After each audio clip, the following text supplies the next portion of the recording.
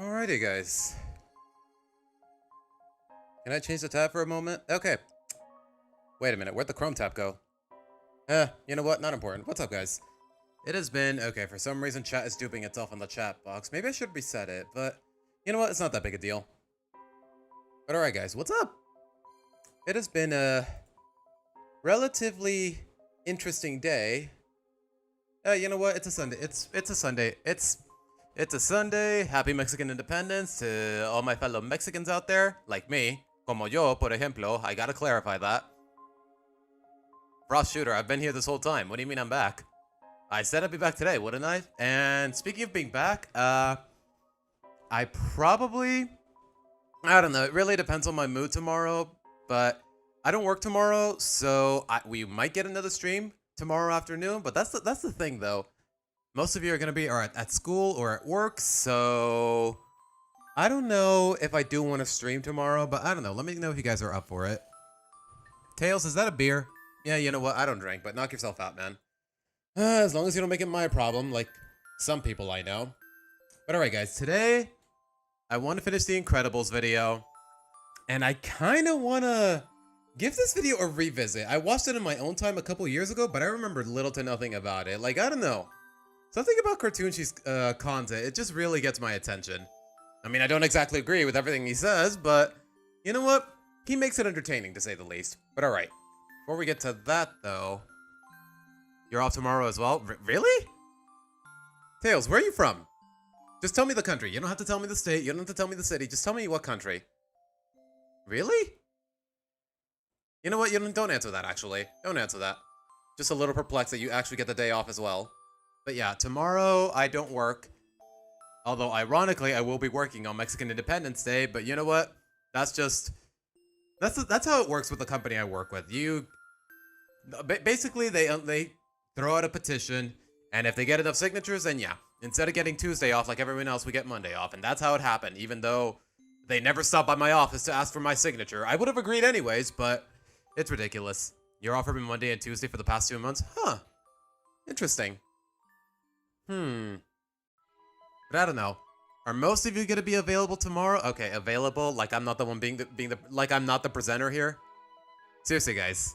I don't know. I do want to stream tomorrow, but at the same time, are people gonna show up? Because otherwise, I really don't see the point. And also, am I gonna be in the mood for it? I kind of just want to enjoy my day off. Although, that's more or less what I do on weekends. I wake up late. Well, not entirely late. Like recently, I've been waking up at like. Instead of usually waking up at like 5 a.m. or 6 p.m. No, always 5:30 a.m. I usually wake up at like, what, 7, 9, 8? Like, I don't know. I take a nap in the middle of the afternoon, which is something I've been doing recently. Like, I don't know. Like, sometimes the obligation to stream, not really an obligation, just the fact that I feel compelled to do it, which I really don't have to anymore. Like, the reason I wanted to go back into streaming in the first place was to get my reactions to my old videos and tie all the loose ends and clarify any misconceptions, more or less, because, well, you know what? Let me show you guys. To my surprise, all of my Loud House videos, for the most part, in terms of like-dislike ratios, like, I'm legitimately surprised. Like, I honestly expected a lot more backlash, but as of right now, okay, y'all can't see it because of chat, but the like-dislike ratio is 94. The like-to-dislike ratio is 94% positive. Okay, you guys can't see it. Chat is not that cluttered in the layout. Yeah, 94%. The Phineas and Ferb one, you know what? That video was not controversial whatsoever, so it doesn't surprise me that that was completely positive. Which does make me want to do more Phineas and Ferb videos, I'm not gonna lie. And one is currently underway. Don't think I've forgotten about that. The best episodes video, only 13 dislikes out of 2, only 95% positive. The worst episodes video, even with that big-ass Sam tangent, still almost 95% positive. Like, I am legitimately surprised. I honestly thought my takes would be a lot more controversial or disagreeable, to say the least. But yeah, the reason I wanted to react to my videos, on streamed at the very least, was just to clarify any misconceptions, discrepancies, or whatever. But now, once I finish reading this, it feels like I got nothing, so what am I gonna do? Am I just gonna keep reacting to whatever people recommend that has something to do with my interests? Like, the only reason we reacted to the Incredibles lore is because John recommended it yesterday. And you know what? I kind of got hooked. Like Pixar movies, a couple Nickelodeon shows, just anything that more or less taps into my childhood or shows that I currently like. That's usually enough to get my attention and get me invested. But the question is, for how long? Only time will tell, but alright. Let's get back to it, shall we? Okay, for some reason it's taking it from the top. Why? And for some reason it's lagging like crazy. Don't tell me my internet crashed. It didn't. Okay, where did we leave off? We did Dynaguy. We saw the Elastigirl. We saw Frozen. We saw Everseer. Gamma Jack we definitely saw. Is the reason we're reacting to the video in the first place. Do you mean a viewer suggestion stream? We pay you to watch stuff? I mean, you don't exactly pay me. Like, nah, don't pay me. Like, if there's something like associated with the Loud House or something I've covered, something I've made content on in the past, and you want me to react to it, then by all means, just blurt it out in chat. You don't have to pay me. You don't have to donate. Like, I still do this for free, more or less. Like, trust me. As far as YouTube monetization is concerned, it's nothing crazy. But anyways. Okay, we did Gazer Beam. So yeah, I think we left off at Hypershock.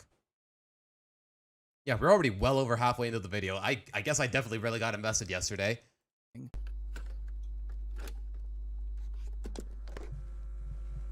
how you doing? I'm Hypershock. So I have seismic wave generation. You know what? Let me read this. Seismic wave generation. Does that mean you can make earthquakes? Like, I don't know. I'm guessing that ability to create earthquake-like disruptions. Okay, I guess I just needed to finish reading before I asked any questions. Which is something a lot of YouTube commenters could really learn. But anyways, dual seismic amplification hammers. Flies using vector thrust fusion rocket rucksack. Okay, that explains the helmet and the jetpack I can see in the background, more or less. Bad temper, requires lots of praise, fondness for drink. Which is ability to Fondness for drink? Don't you mean drinking? Okay, he's an alcoholic. But I guess they just couldn't use the word drinking for whatever reason. PG ratings, man. PG ratings. Create earthquake-like disruptions in the ground to stop the bad guys with my dual seismic amplification hammer. So he's a human Gyarados? Oh god, you're right. He basically is Gyarados. He can learn Earthquake, he's temperamental. If Gyarados was a person, would he be an alcoholic? Probably. Hammers and one on each hand. No, I did not buy them at the hardware store, haha. Fly around with my vector thrust fusion rocket rucksack getting from place to place, and my powers enter effectual and non-solid materials, but if I can get a 6.0 on the Richter scale, I can Okay, stop so whoever's out there. And doesn't work on water, doesn't work on gas. Okay. We gotta talk about this. Hang on. Hey, Irv. Hey. Where's Irv? He doesn't sound very temperamental, but you know what? It's only like a 30-second interview, a minute-long interview. Coffee. Yes, hello. I need some coffee. Very nice. No, I don't want tea. I want coffee and put some aspirin in it or something. Jesus. Okay, I spoke too soon. Coffee made from aspirin. You know, you people, you just don't do your homework. And look at this. What is this? God damn. Cheap. Spend a little money on your gear if you're gonna have a super in here, okay? Yeah, I'm sure it was coffee that he was asking for. Trust me, guys, I more or less have first-hand experience dealing with alcoholics, and this behavior is incredibly similar. So, yeah. But then again, Mr. Incredible drank mimosas in the movie, so why couldn't they just use, you know what, never mind. And you, who are you? I don't know how the FCC works. I could be out solving crime at the very least.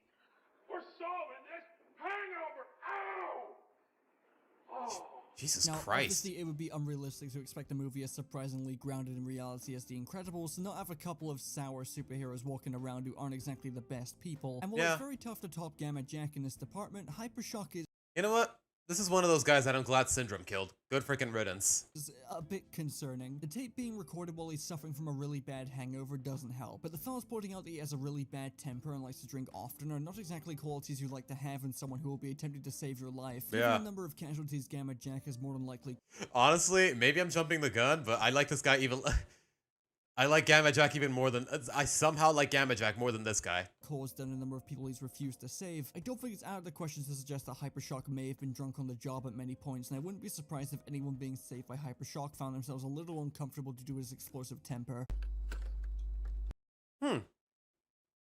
Surprised he didn't mention the alcohol allegory, assuming there was one, but you know what? I guess that's just my own interpretation. Alright, who the heck is Macroburst? Macroburst audio file incomplete. Damage during mission. Oh.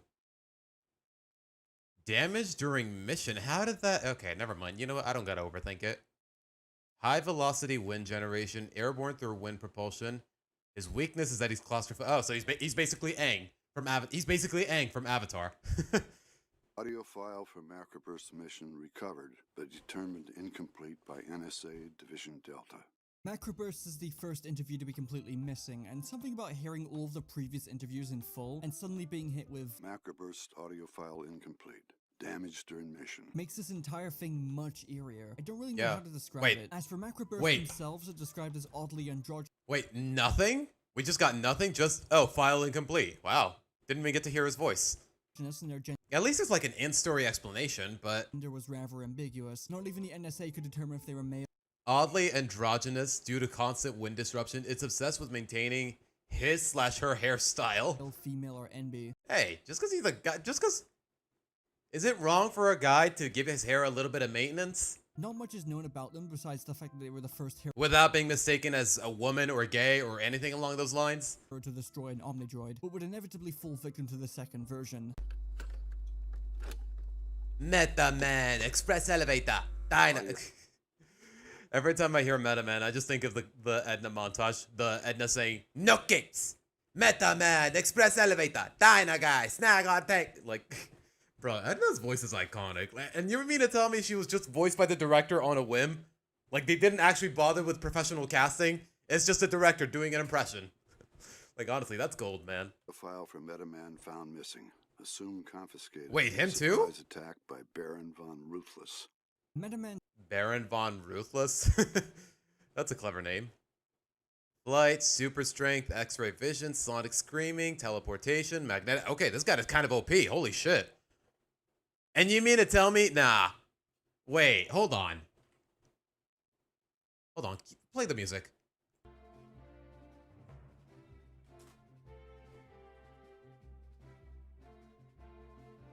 You mean to tell me? You mean to tell me he's that overpowered? And you mean to tell me that he died in Edna's little no capes montage? No way. Hold on. Like, listen closely, guys. Listen closely. April 23rd, 57. Cape caught in a jet turbine.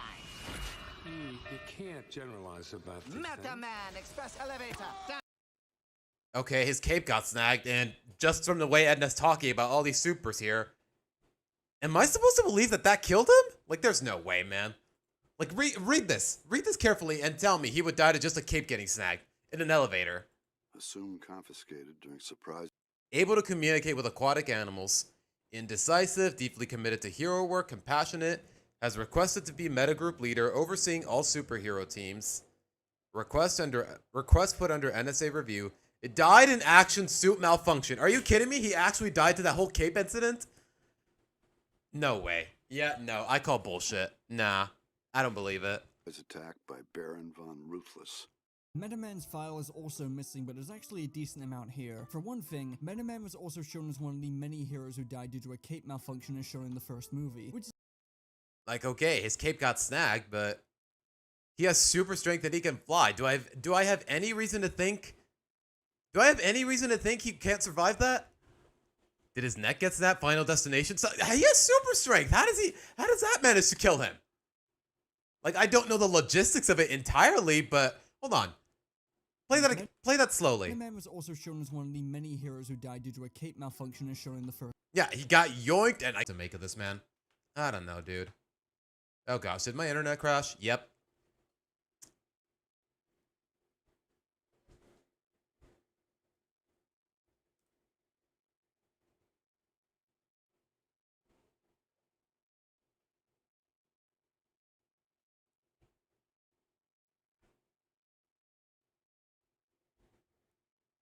Okay, my internet crashed for a moment, guys, but we should be good now. At least I want to believe that. Jeez. Okay, I have got to be careful with my Ethernet cord. It is a little fragile, and I need to invest in a new one.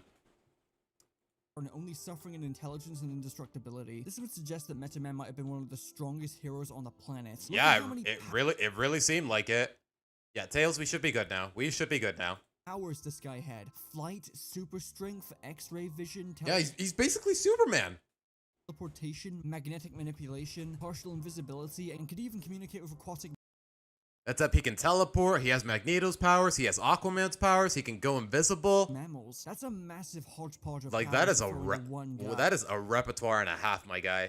He's like a Superman Swiss Army knife. In fact, it's likely he was considered by many to be this universe's equivalent to Superman and seemed to genuinely be committed to hero work. And you mean to tell me he died just because his cape got snagged? Yeah, no, I'm not buying it. Any other hero had asked the NSA if they could oversee all of the current superhero teams, I think they would have been shut down. The fact the NSA were considering it shows just how much they trusted him. The reasoning for the file being missing is that it was apparently stolen by Baron Von Ruthless, a notorious he actually has a design. Huh. supervillain in the world of the Incredibles and the sworn enemy of Metaman. So notorious, in fact, that there was even a time where Frozone got caught by him and managed to escape due to Ruthless's habit of monologuing, which, if you don't remember, is the story Lucius Oh, I remember this. No way. This lore, man. He starts monologuing. He starts monologuing. I mean, the guy has me on a platter and he won't shut up. I think if Metaman had lived beyond his cape malfunction, Syndrome probably would have been cooked, right? Like, I just don't see how he would have died to the Omnidroid. I mean, not the first time.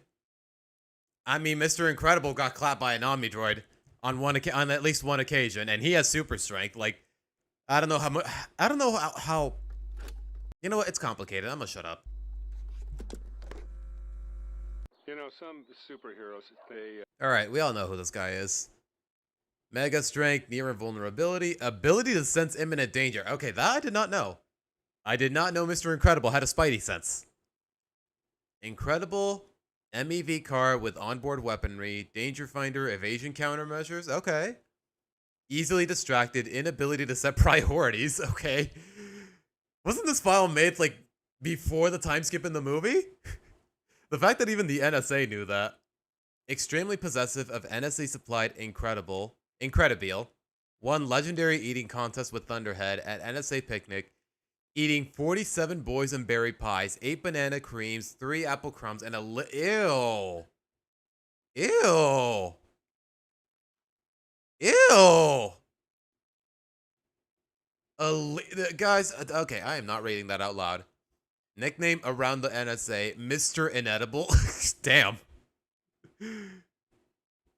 Guys, do me a favor.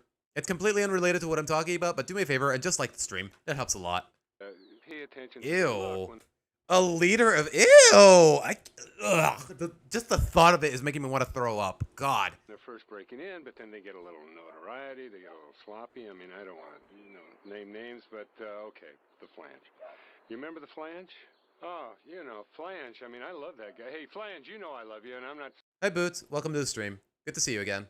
Talking out of school here, but the outfit, come on. I mean, he wore that out. I mean, he didn't even have it cleaned. He had schmutz on it from other battles that he fought, and he actually worked on a signature yodel for a year. I guess, but Metaman didn't have this appetite, and he also has super strength. I don't know. I'm not sure what to make of this. Man, my guy really needed to get in shape, and you know what? He does get in shape in the movie, so. A superhero yodel. If you can grasp that, I mean, yeah, I'd see him occasionally.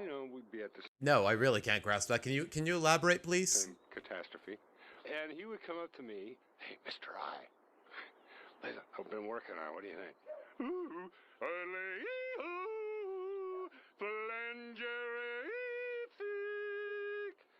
I'm. How is that different from an ordinary yodel-hee-hoo? Like, I don't see the difference. Is that disgusting or what? Pull yourself together, Brother Flange. You're representing something here. It was embarrassing. It was a waste of time. And quite frankly, it was denigrating to the profession. Kids cannot look up to a yodeler. What I find most interesting... I mean, is he wrong, though? A small convention all about webcomics? Huh. Never heard of it. About Mr. Incredible. Like, I get... This file here is not just the acknowledgement from the NSA that he was extremely possessive over the Incredible, something that would become way more obvious in... Yeah, and that does get established in the sequel. Okay. You know what? I'm not too crazy about Incredibles 2, but at the very least, they preserve some continuity. Incredibles 2 when he found out it was being sold at an auction. They said it was... That's my car! But also this little bit of info here. Ability to sense imminent danger. Now, I had no idea this was an actual power Mr. Incredible had until now. I thought he... Yeah.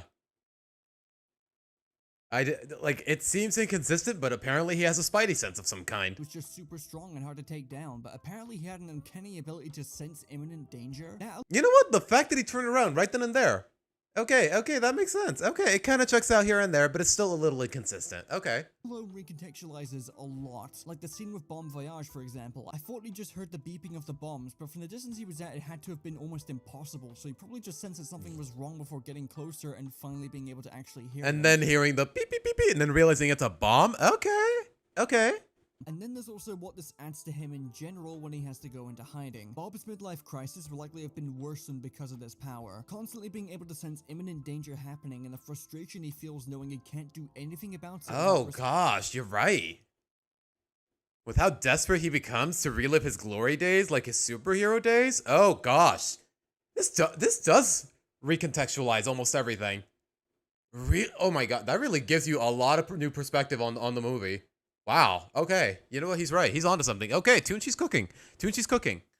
Him or his family's safety and security and breaking the law. If I was given the ability to sense any kind of danger before it happens, and I was forced to do nothing about it for the rest of my life when I know I can... Yeah, in the span of 15 years? Yeah, okay. I get it now. That would drive me crazy. I really wish this was established at some point in the movie, rather than just in some special features. Okay. Wow. That's crazy. This is the second time it's been held? Well, how'd it go, Boots? How'd it go? Be the difference maker would probably I'm not sure what to think of it. I mean, it's just a convention about webcomics. Like, what more can I say, man? It drive me insane. You know, I think, Boot, you're a girl, right? Why do I keep calling you man? Sorry, force of habit. It's no wonder Bob found it hard to settle down like Helen did. He's got a stranger danger whistle going off in his head every time he walks down the street. Christ, what an agonizing 15 years that must have been. Yeah, I'll bet. The Phalange? I'll be happy to answer.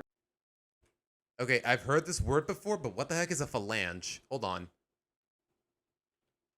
Phalange definition. Okay, it's actually taking me to Google. A non-standard or misspelled form of phalanx or phalange refers to any of the small bones of the fingers and toes. Why would you want that kind of name? Why would you? Okay. Any questions you have? I just, it's kind of off day for me. Sonic field voice projection, transportation, blah, blah, blah.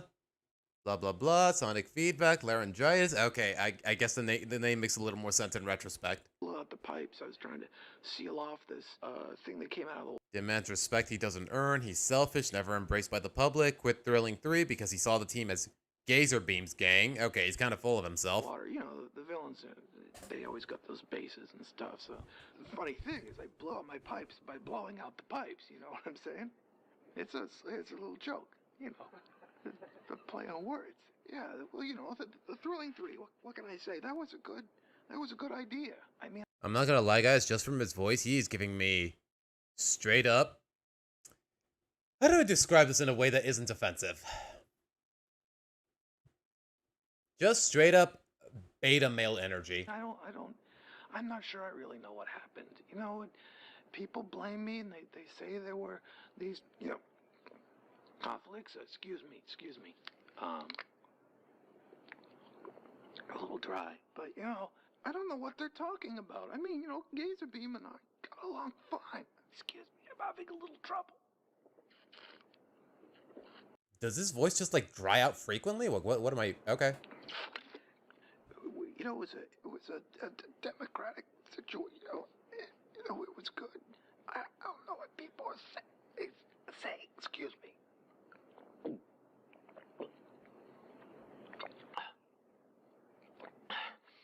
I like Gazer Beam. He was a good guy. Excuse me.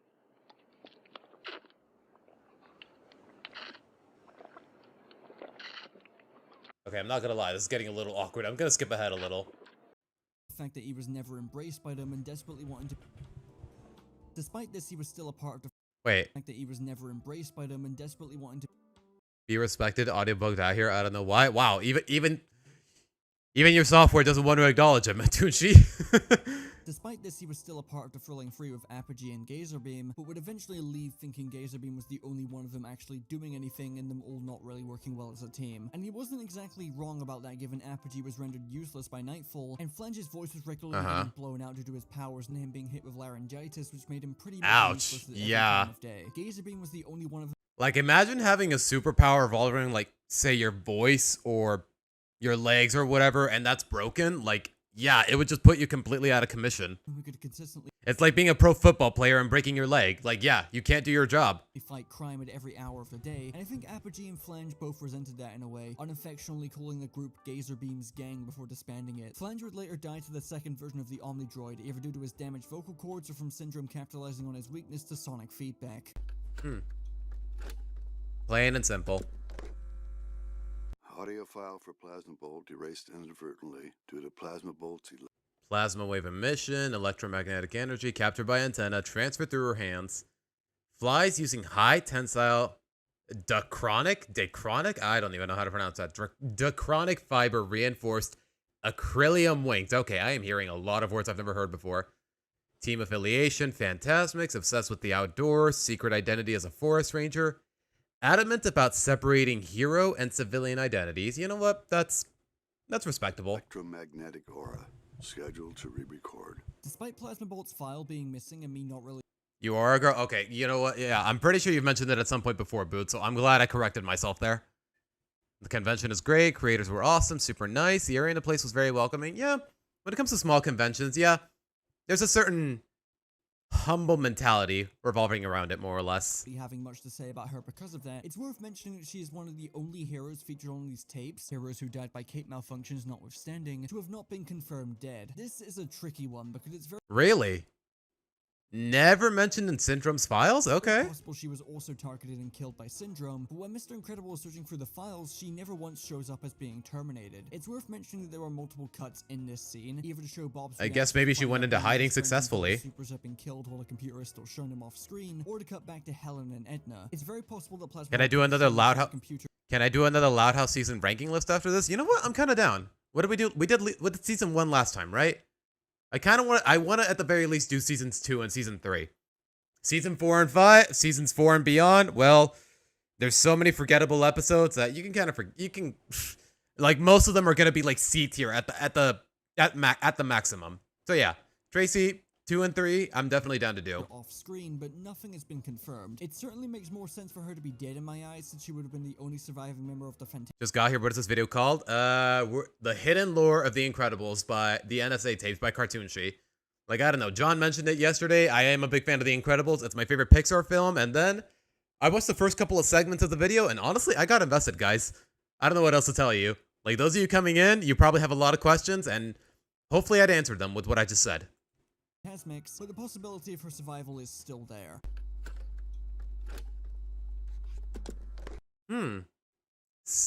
That's interesting, though. A hero that Syndrome didn't kill, or at the very least whose fate was left a mystery. I'm pretty sure that's the only one. Like all the other heroes, either they got killed by Syndrome, or they had an incident with a cape, like Edna mentioned.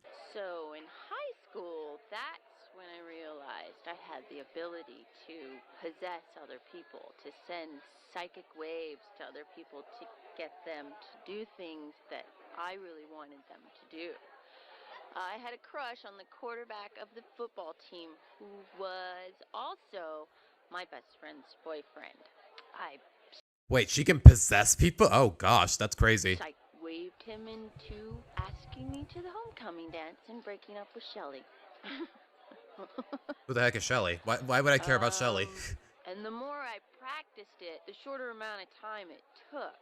You know, I could just sort of look at someone or look at a picture or see them passing by and think this thought or this action or whatever, and Okay. it would just happen. Never really used it to harm people, except for all those girls I made the guys break up with because I wanted to date them. Damn. Okay, she is petty. She is petty. Psychwave is a fucking freak. Yeah. I wasn't kidding earlier when I said there were some pretty disturbing supers in this universe, and Psychwave is definitely one of them. Yeah, I really want to know what a bitch, bro. Limitations of her powers, because she's able to possess anyone she wants through either looking at them or looking at a picture of them. Like, that is just insane to That's me. crazy. Not to mention how gleefully she's talking about how she would just randomly practice possessing other people to do her bidding. Just for the fun of it. Guys to have them break out with their girlfriends simply because she wanted to date them instead, including her best friend's boyfriend, by the way. Psychwave is absolutely unhinged, and the fact that she's paranoid does not surprise me. Good God. Using all of this stuff with a smile and looking back on it while laughing. Yeah, even in her portrait, she is smiling so smugly. You know what? This is another case of, I'm glad Syndrome killed you, because good God. Peak sociopath to me. She is sick in the head. There is some debate as to whether or not she survived the Omnidroid, despite being shown that she was terminated. The official Incredibles wiki states that Syndrome never found her body, but I mean, to be fair, unlike Mr. Incredible, how would she have the means to trick his systems into thinking she was dead? I can't for the life of me find it. Like Mr. Incredible, it was dumb luck that Gazerbeam's corpse was nearby and he was able to trick the sensor, but here? Detail that confirms that. So as far as I know, Nah, she's definitely dead. She is definitely dead. Crazy bitch is dead. Splashdown, sucked into a vortex. No capes. Splashdown audio file irretrievable. Flight, underwater high-speed travel, ability to breathe underwater, communicate with underwater. Okay, he's basically Aquaman, but he can fly. Weakness, must stay intensely hydrated. Fiercely independent, obsessed with finding the lost city of Atlantis. Okay, he's a little crazy too. Oceanographer in his off time, missing in action, suspected suit malfunction. Yeah, we know what happened. His cape got snagged in a tornado, and he presumably died right then and there. Due to water damage. Splashdown's recording is missing, and aside from being another cape victim, I'm good just moving on to the next one. There's not much to say here. Yeah. No capes! There's vapors, kind of gases in the air, and Absorb and emit vapors of various properties. Oh, okay. That sounds very practical. Functions like a sponge. Polarized sonic imaging lenses. Powered by vapor emission. She can fly. Excellent multitasker. Caretaker for ailing uncle. Aw. Graduate student in chemistry. Committed to hero work. Sensitive to criticism. So many of these supers are just so full of themselves, man. I can take them in. I'm kind of like a sponge in that way. I emit them. Times like these, it makes sense why Superman is so humble. He was raised by a family of farmers, man. Like times like these, you really do appreciate his upbringing, at least in canon. However I want. I can emit your oxygen, I can emit carbon dioxide, carbon monoxide, you know, whatever you need. Oh, It gosh. really depends on the situation. Say there's a fire, you know, and I gotta save people or whatever. Basically, I can Why would you even consider carbon monoxide? That is deadly, girl. take the oxygen out of the air, and that stops the fire. On the other hand, if there's a bad guy, I just emit the oxygen, and the fire gets a little crazier, and then, you know, bad guys smoked. It's kind of awesome. You seem to revel a little too much you seem a little sadistic about it. That's all I can tell you, girl. Because Good God. it's all about gas emissions. Yes, I have been the butt of many jokes. Maybe it's just because I'm too... What? Really? Even the interviewer is laughing? Come on. What? Oh, I said butt. I said butt. It's a good time. See, this is exactly what I'm talking about. I've got powers. They involve gases. What do you want? Stormicide seems like one of the cleaner superheroes in this world, honestly. She's a little sassy. Maybe, you know what? Maybe she's just a little sassy. Maybe I'm misconstruing it as sadism. But maybe she's just a little sassy. Could make some juvenile jokes about her powers, but they already did that for me, and they're also just genuinely pretty cool. What I found the most tragic about her, though, was the fact that she was studying chemistry and fighting crime while caring for her ailing uncle. If that uncle was still alive by the time Syndrome found her, then it's likely he was left alone without a caretaker. Oh, you're right. Around to keep him fed or medicated, which is genuinely pretty heart-shattering. Oh, that's so sad. Yeah, she's a grown woman. I'm willing to bet her uncle is already well past middle age, so... And the fact that we know for a fact Syndrome killed her. Ugh. Stratogale. April. I forgot how the line went. Mission audio file deemed incomprehensible. Suspect either faulty record. Yeah, we all know she died from her cape getting snagged. Damn, imagine how guilty Edna feels about all this. All the superheroes that died because she kept putting capes on the superhero design, on their superhero costumes. Fly, super strength, communicating with birds, fluent in 6 dialects of 10 species. Her weakness... weakness, teenager. Just teenager. Just being a teenager is a weakness. Equipment or a high level of ambient wind noise. Damn, she was just a teenager when she died, though. Gosh. Today I found out that Stratogale was a teenager. You know, the character in The Incredibles that got caught by her cape and sucked into a jet turbine. God damn. Literally shredded to death. Yet she was just a teenager. Good God. Apparently, which, Jesus. God, how did a Pixar film, Disney, Pixar, how did they get away with so much gore, man? So much euphemized gore, man. Like, Jesus Christ, bro. It still doesn't feel, 21 years after this film dropped, it still doesn't feel real. Right. It is harder when you read her file and realize that she was genuinely a really sweet person. She communicated with birds, for God's sake. Okay, yeah. She basically was Snow White. The girl's death stuck with Edna the most out of all of the heroes who died from cape malfunctions. It's very easy to view Edna as the funny and tactless character that she is, but as funny as her whole no cape spiel is, it's clear she's vehemently against capes for a damn good reason. Yeah, I really understand why she was so insistent on not having a cape on Mr. Incredible's new suit. Like, you can make all the no capes jokes all you want, but you know what? From Edna's perspective, I can see why she takes it seriously. 90s and 2000s Disney was just different and better. Yeah, in a lot of ways, and this is one of them. The suit I designed resulted in the death of a teenager. I would also be kinda shaken up by that fact and never design a suit with a cape attached to it ever again. By the way, I think it's obvious by this point that whatever timeline The Incredibles does have, it isn't exactly delicately written. Stratogale was apparently a friend of Mr. Incredible and Elastigirl. Wait, you're right. Showing up at their wedding along with a bunch of other heroes. Her appearance... She's a teenager, though. That was 15 years ago in the timeline. Yeah, she should not have been born yet if she's still a high schooler. Or she should be like a toddler. Okay, the timeline's a little inconsistent, but hey. This does not look any different to the time she died. Okay, or maybe she died at that. Maybe that's the point in time where she died. I don't know. Okay, never mind. I take it back. Signs point towards The Incredibles being set in the early 1960s, placing the years Bob and Helen got married and Supers being banned around 1947. The exact date Edna gives for Stratogale's death is April 23rd, 1957. So she died 10 years after. 10 years after Supers were banned. Not only does not really make much sense why... Okay, never mind. It doesn't add up. Okay, bring back what I said. High-profile super activity going on 10 years after it was outlawed, but Stratogale is apparently supposed to have still been a teenager here, which I don't believe makes much sense. Either the NSA files haven't been properly updated since 1947 and were only updated to mark her death in 19... Or maybe they got updated when she died, yeah. 57, or this entire timeline wasn't thought out that well. Sorry to be annoying about it, but it's been bugging me for a while. It's a minor inconsistency. It's not that big a deal. Do you remember Thunderhead? Thunderhead PSA, stay in school, take one. Hello kids, this is Thunderhead. I wasn't always a superhero, but now I am. I'm getting some serious Patrick Warburton vibes out of this voice actor, but is it just me? I didn't... Easily controlled by his emotions, loves kids, adopted single father of 5 children, raising them with the help of his roommate Scott. Died in action, suit malfunction. Okay, so, yeah, the cape actually killed him as well. Graduate. I thought I was trying to tell him to graduate, wasn't I? Hello, kids, this is Thunderhead. Please stay... Okay, why does he talk like a stoner? ...in school, otherwise you'll wind up like me. That's not right.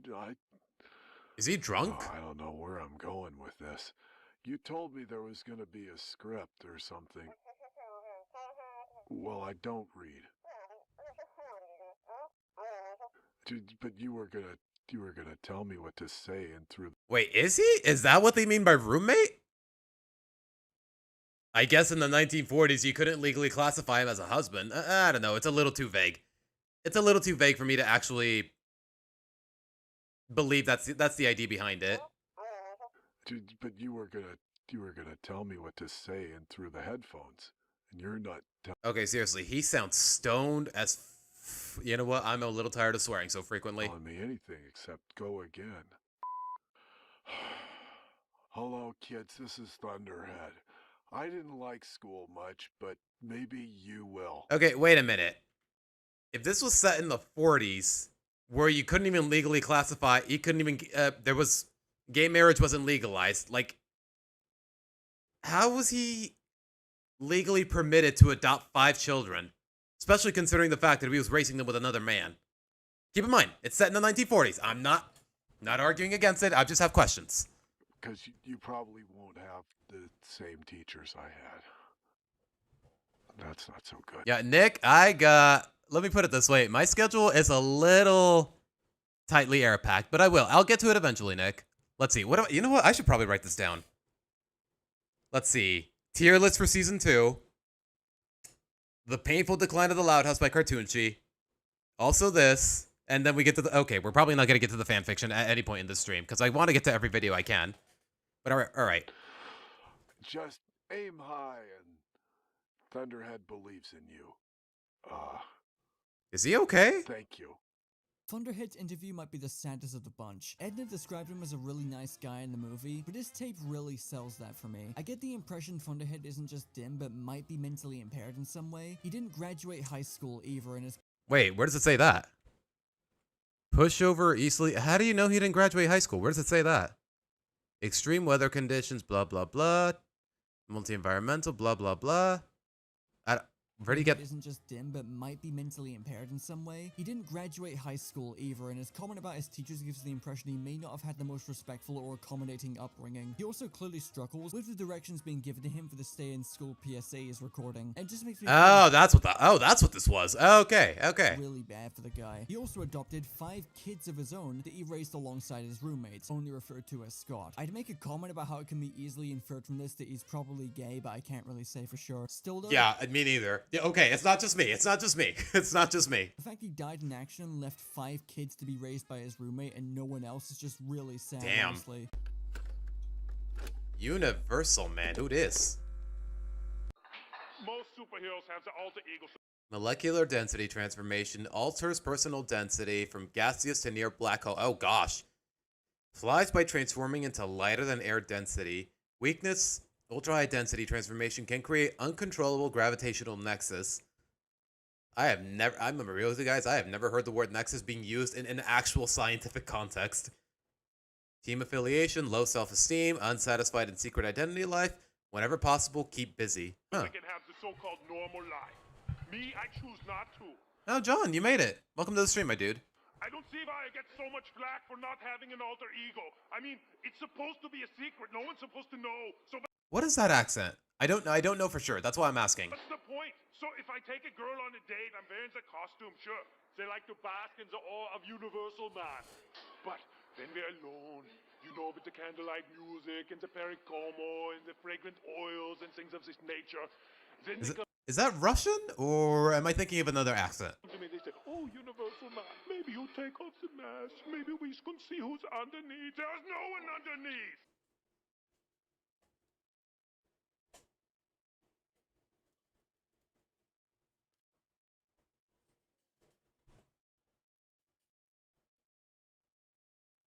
No, Austrian. Okay, Austrian, not German, not Russian, Austrian. Okay, yeah, it's Arnold Schwarzenegger, Boots. Okay, why did that even occur to? How did that not even occur to me? It's freaking Arnold Schwarzenegger. Terminator 2 is one of my favorite action films ever. How did I not identify the accent? You know what? Whatever. Oh my gosh, I'm a fake fan, guys. I am a fake fan. And the shattering bottles and the things of this nature, and the redistribution of the assets, and the Did the stream crash again? Okay, no, it's just buffering. Now it's just buffering. Okay. Jeez, man. We should be good. It's not me, it's Yeah, you. that is. It's not you, it's me. Okay, it's Austrian. It's either Austrian or German, one or the other. Universal Man is just really funny to listen to. He's incredibly unstable, but I don't get Yeah, the same level of it disgust shows. I get from hearing him speak like I do with Gamma Jack and Psychwave. I'd say he's far more redeemable at least. It's clear he has incredibly low self-esteem, being one of the few superheroes to not have a secret identity whatsoever. What I want to know is how the hell he died to the first Omnidroid. He was the first superhero targeted by syndrome and the very first hero to die to the Omnidroid, despite his power. But then again, yeah, he can make a black hole and just wreck it right then and there. Absolutely cracked. He may not be the strongest hero ever, but he's nigh on indestructible and can increase his Yeah. molecular density to make him even tougher to take. And you mean to tell me he died to the first prototype of the Omnidroid?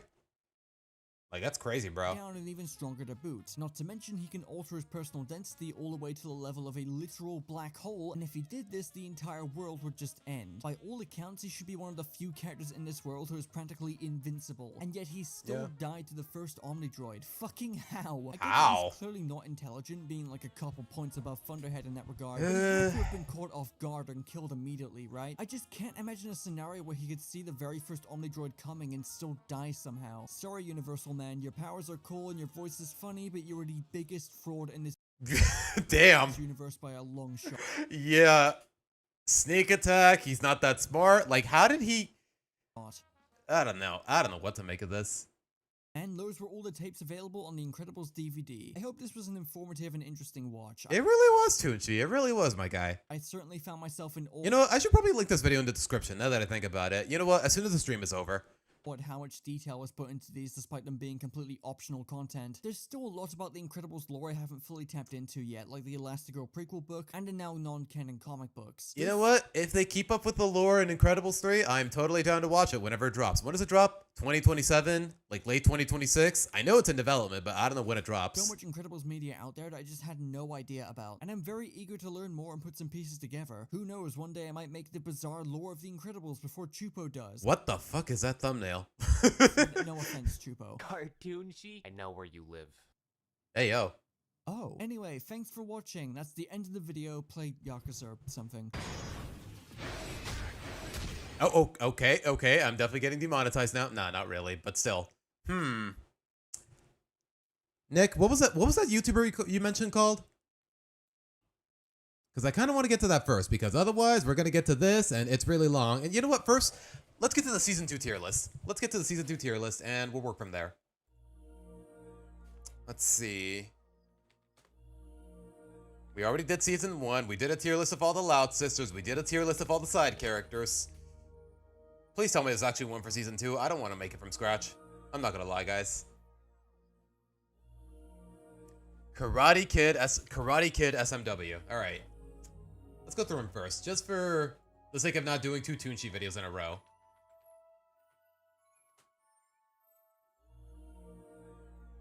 My guy only has 400 subscribers, and he did... Okay, this guy deserves a little more. You know what? Let's watch his videos first, and then I'll decide. Fine, I'll turn off the ad block. Fine. Happy now? Like, I'm trying to stream. Like, the reason ad block is on is just so that the music doesn't get interrupted by ads, but here we are. Ugh. Let's see. Please tell me someone already set it up.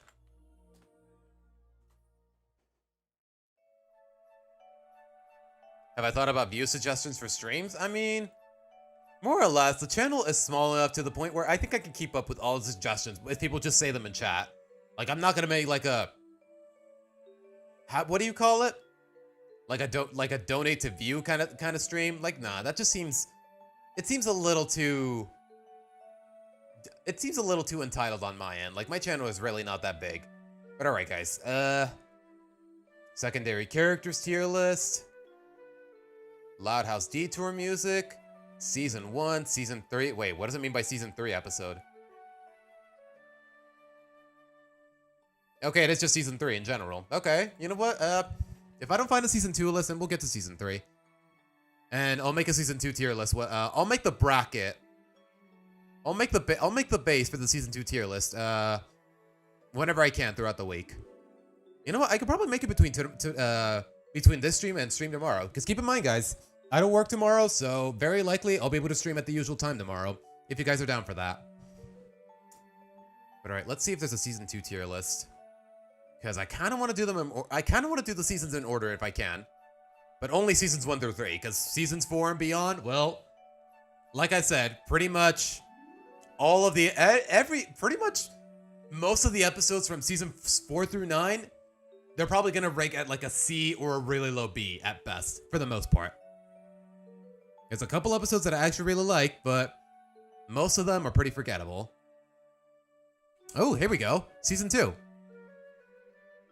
Yeah, there's a Seasons 1 through 3, but I want to do all the seasons in... I want to do the first 3 seasons individually, Tails. But alright. Okay, is this in chronological order? I don't think it is. Alright. Friend or foe? Okay, I definitely... If I didn't know any... This is definitely... I want to say... It's the one where Lisa meets Darcy and becomes her friend. Like, I've talked about this in my videos before. At the minimum... Like, I don't know, it's just a really sweet episode. It gives Lisa a lot of character development, which is something I rarely expect out of her. And this is really the episode that made me where she won me over, because before this episode and before Snowboard, I was more or less of the mentality of, oh, Lisa's just a stereotypical nerd trope. Like the lisp, the way she talks, her design. Like, I wasn't crazy. I wasn't a fan of Lisa. She was definitely a low tier Loud Sister for me until this episode. So I want to say high A or a low S. But alright. Not allowed. Which episode is this? Lisa and Darcy's really cutest friend. Yeah, Darcy is really adorable. Definitely. Like, sometimes Hollywood and the animation industry in general, like the animation industry and Hollywood in general, they just can't write a kid for the life of them. Like like in this case, a 5-year-old. But this is one of the few times they really do nail it. So yeah, I want to say high A, maybe a low S. Like, I don't know. I want to get to the rest of the episodes first. All right.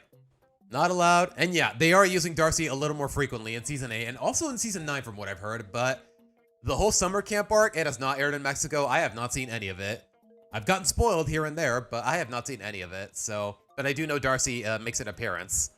All right, not allowed. This is the episode where Lincoln needs to make a report about his birth story, but then his parents are keeping it a secret. Then he starts investigating. Then it turns out his parents fess up and they're like, oh, you were delivered by the First Lady of the United States, but you can't tell anyone. It's top secret. It's classified. Like, I don't know. It's just a really innocent episode. So yeah, I'm going to give it, at the minimum, a low A. Okay, I'm not going to lie. Season 2 is filled with a lot of bangers. So yeah, there's not a lot of episodes I dislike, with very few exceptions. I just realized. No Such Luck is here. Any other bad episode is here that... You know what? Let's get the bad episodes out of the way first. Let's see. And yes, I did put Alice for Love in F. Fight me. I've been over it time and again. It would be a decent episode if it weren't for all the crap with Luna and Sam. But alright. I'll leave it at that because honestly, I am tired of arguing. Let's see. Any other bad episode here? Let's see. Back in Black, Legends, The Whole Picture, Frog Wild, Mall of Duty, The Crying Dame, Fantastic Voyage. I don't remember this one. Change of Hearts, Snow Way Out, Cheater by the Dozen, Intern for the Worst, no spoilers. The Old and the Restless, Shell Shock, 11 Lads a Leaping, Snow Way Down, Read Aloud. Okay, Read Aloud, that's one of my favorite. That's in my top 11. So, and I do remember it vividly. Okay, you know what? Let's talk about it before I place it in the rankings. If it's a bad episode, then just go. If you guys want an explanation for why I put the bad episodes where I put them, just go watch my videos. That's all I can tell you because I am a little tired of discussing it. As for the good episodes that I'm more or less talking about, I'm more than happy to talk about them again. Just because, hey, where's the harm in promoting a little optimism, to say the least? So, anyways. Like, other than those two, I can't think of a single bad episode from Season 2. Or at least episode where I'm like, oh, this episode is so forgettable, it's so bad. Like, I don't know. Season 2 had a lot of bangers, to say the least. Like, I don't know, man. But alright, let's get to them in the order they're presented. You can see the episodes of the fandom to see what the episode is about if you don't know. I probably do remember more or less. Back in Black, Lucy is crushing on Rocky's little brother. Like, she tries to change her appearance. Her sister's catch on to what she's doing, so... And since Lincoln is Rocky's project partner, he has to stay at the whole... They pretty much find any excuse to keep Rusty and Rocky in the house so Lucy can spend time with him. Or at the very least make a move. And then they realize, hey, Rocky is actually into the goth. Is actually into the whole goth style, more or less. And it was more or less relatively easy for Lucy to just be herself and win him over anyways. If only we ever actually saw them again at some point. It's a decent episode. It shows good character progression for Lucy, so... But at the same time, they kind of neglected the pairing. But then again, it's a pair of 8-year-olds. I don't expect too much out of it, so... I'm going to give it either a high B or a low A. Legends. Lincoln and Lynn Sr. sign up for Legends of the Hidden Temple, and you know what? I watched a lot of that show growing up. I watched a lot of Legends of the Hidden Temple growing up. Heck, I could probably... Hold on.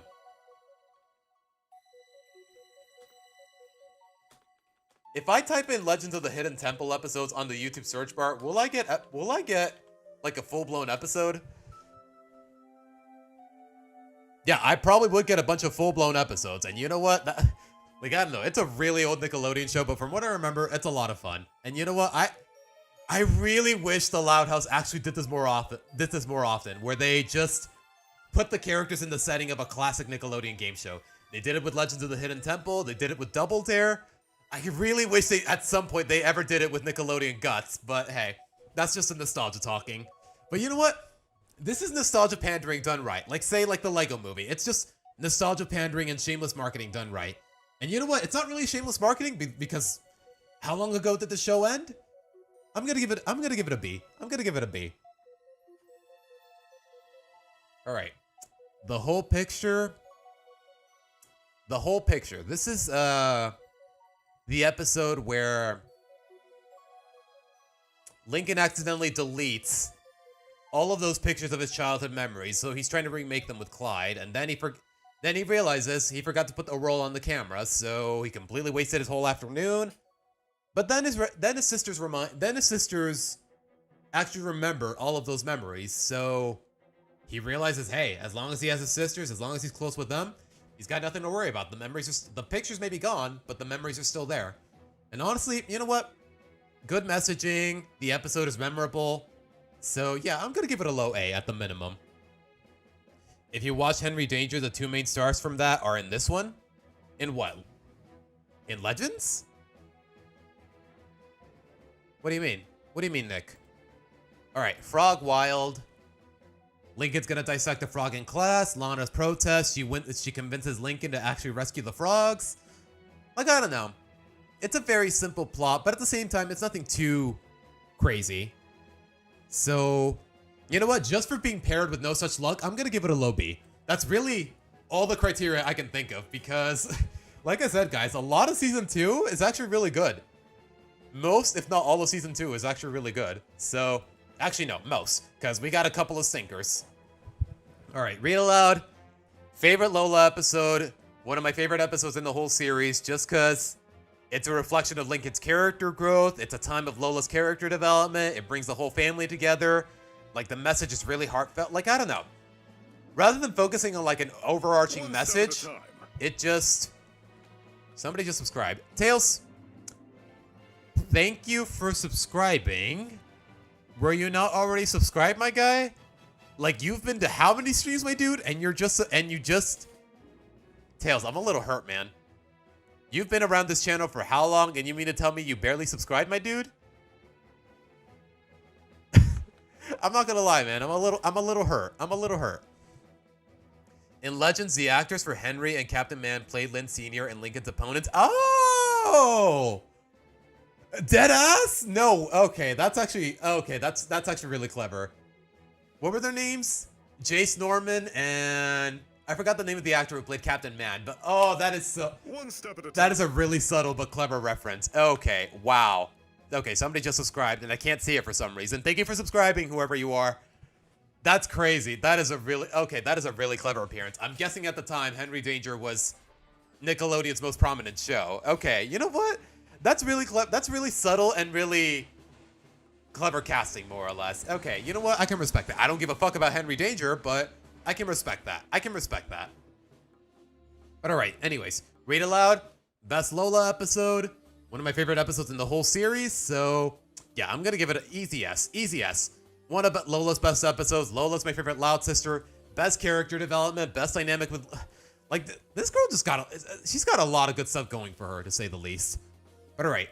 But like I said, this episode, it doesn't really focus on an overarching message by any means. It just focuses on the bond between Lincoln and one of his sisters. In this case, it's Lola. And honestly, most of it is just really sweet. It's really funny. You know what? Let me just show you guys.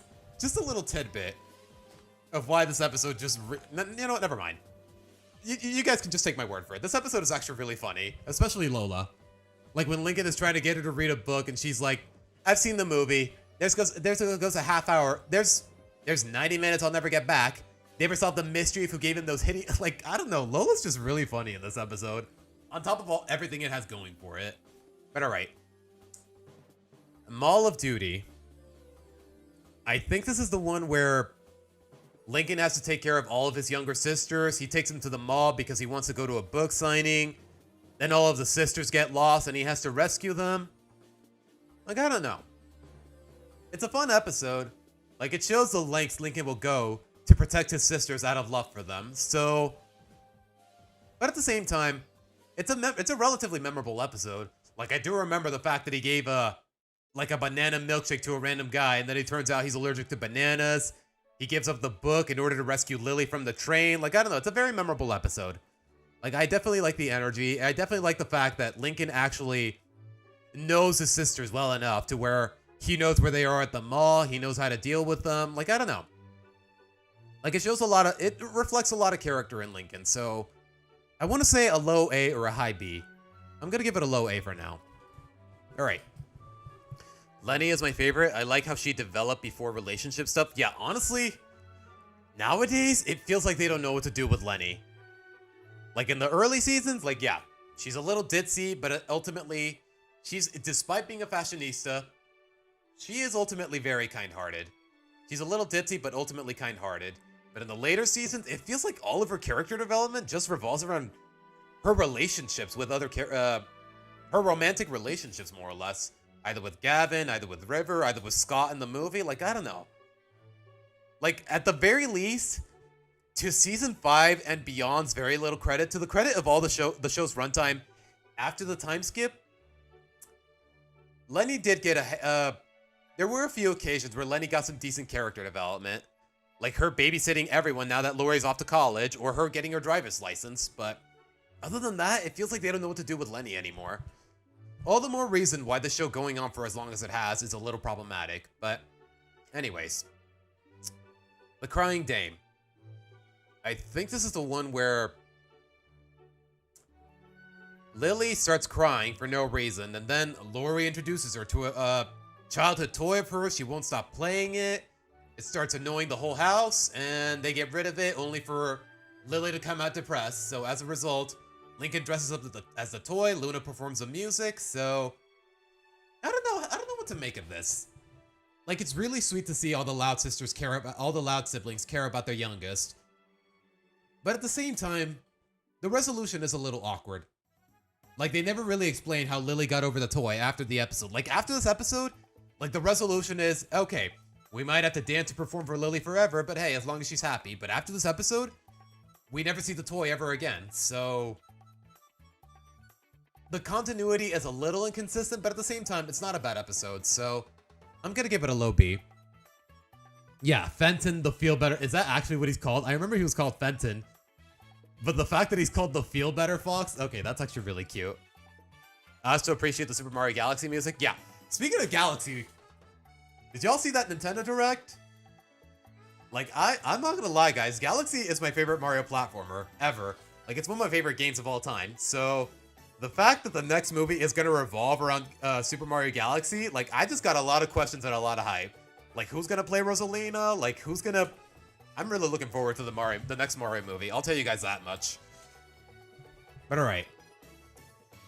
Fantastic Voyage. Is this the one where...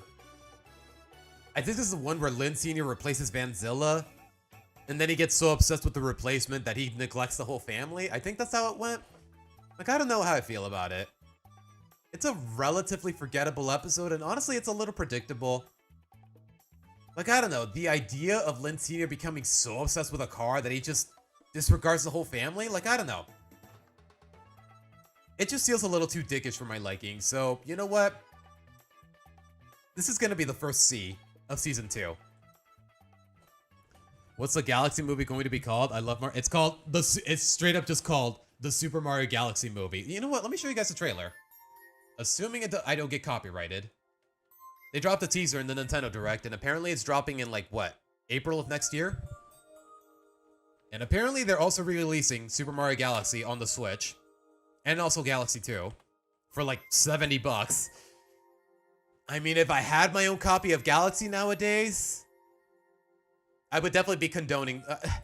like, I don't know. That is just ridiculous. $70 for 2 games that dropped, like, what? 15 years ago?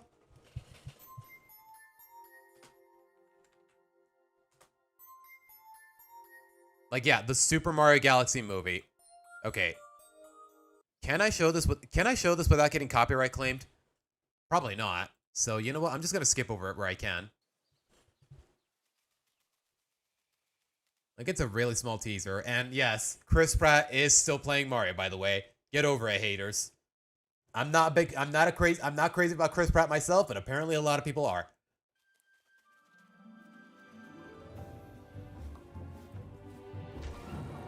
Bro, the fact that they just listen closely. Da da da da da da da da Bro, the fact that they led with Super Mario World music just to tell us, surprise, it's a Galaxy movie, like, that is such good misdirection. I dig it. Seriously though, who the hell is gonna play Rosalina? Because as far as Mario girls, as far as Mario princesses are concerned, Rosalina takes the cake for me. She is best girl for me.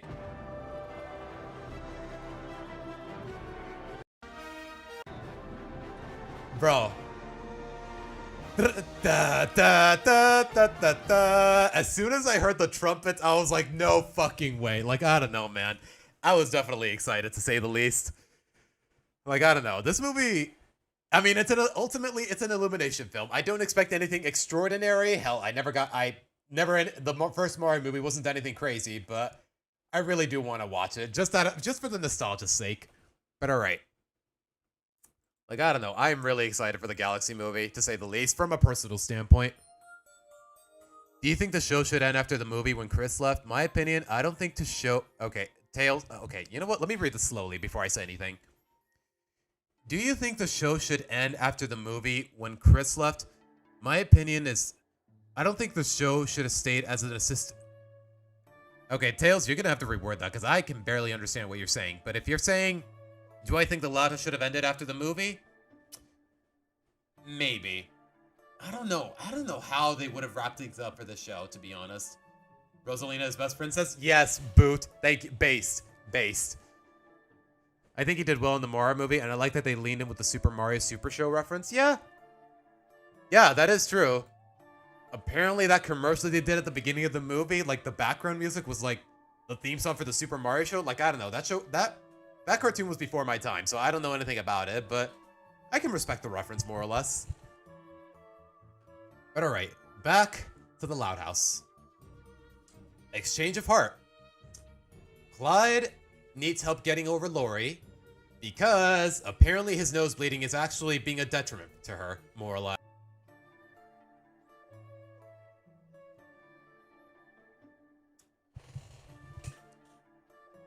Okay, the stream had a hiccup. We should be fine now, guys. Hopefully we are. You know what? I'm gonna refresh the page just to be safe.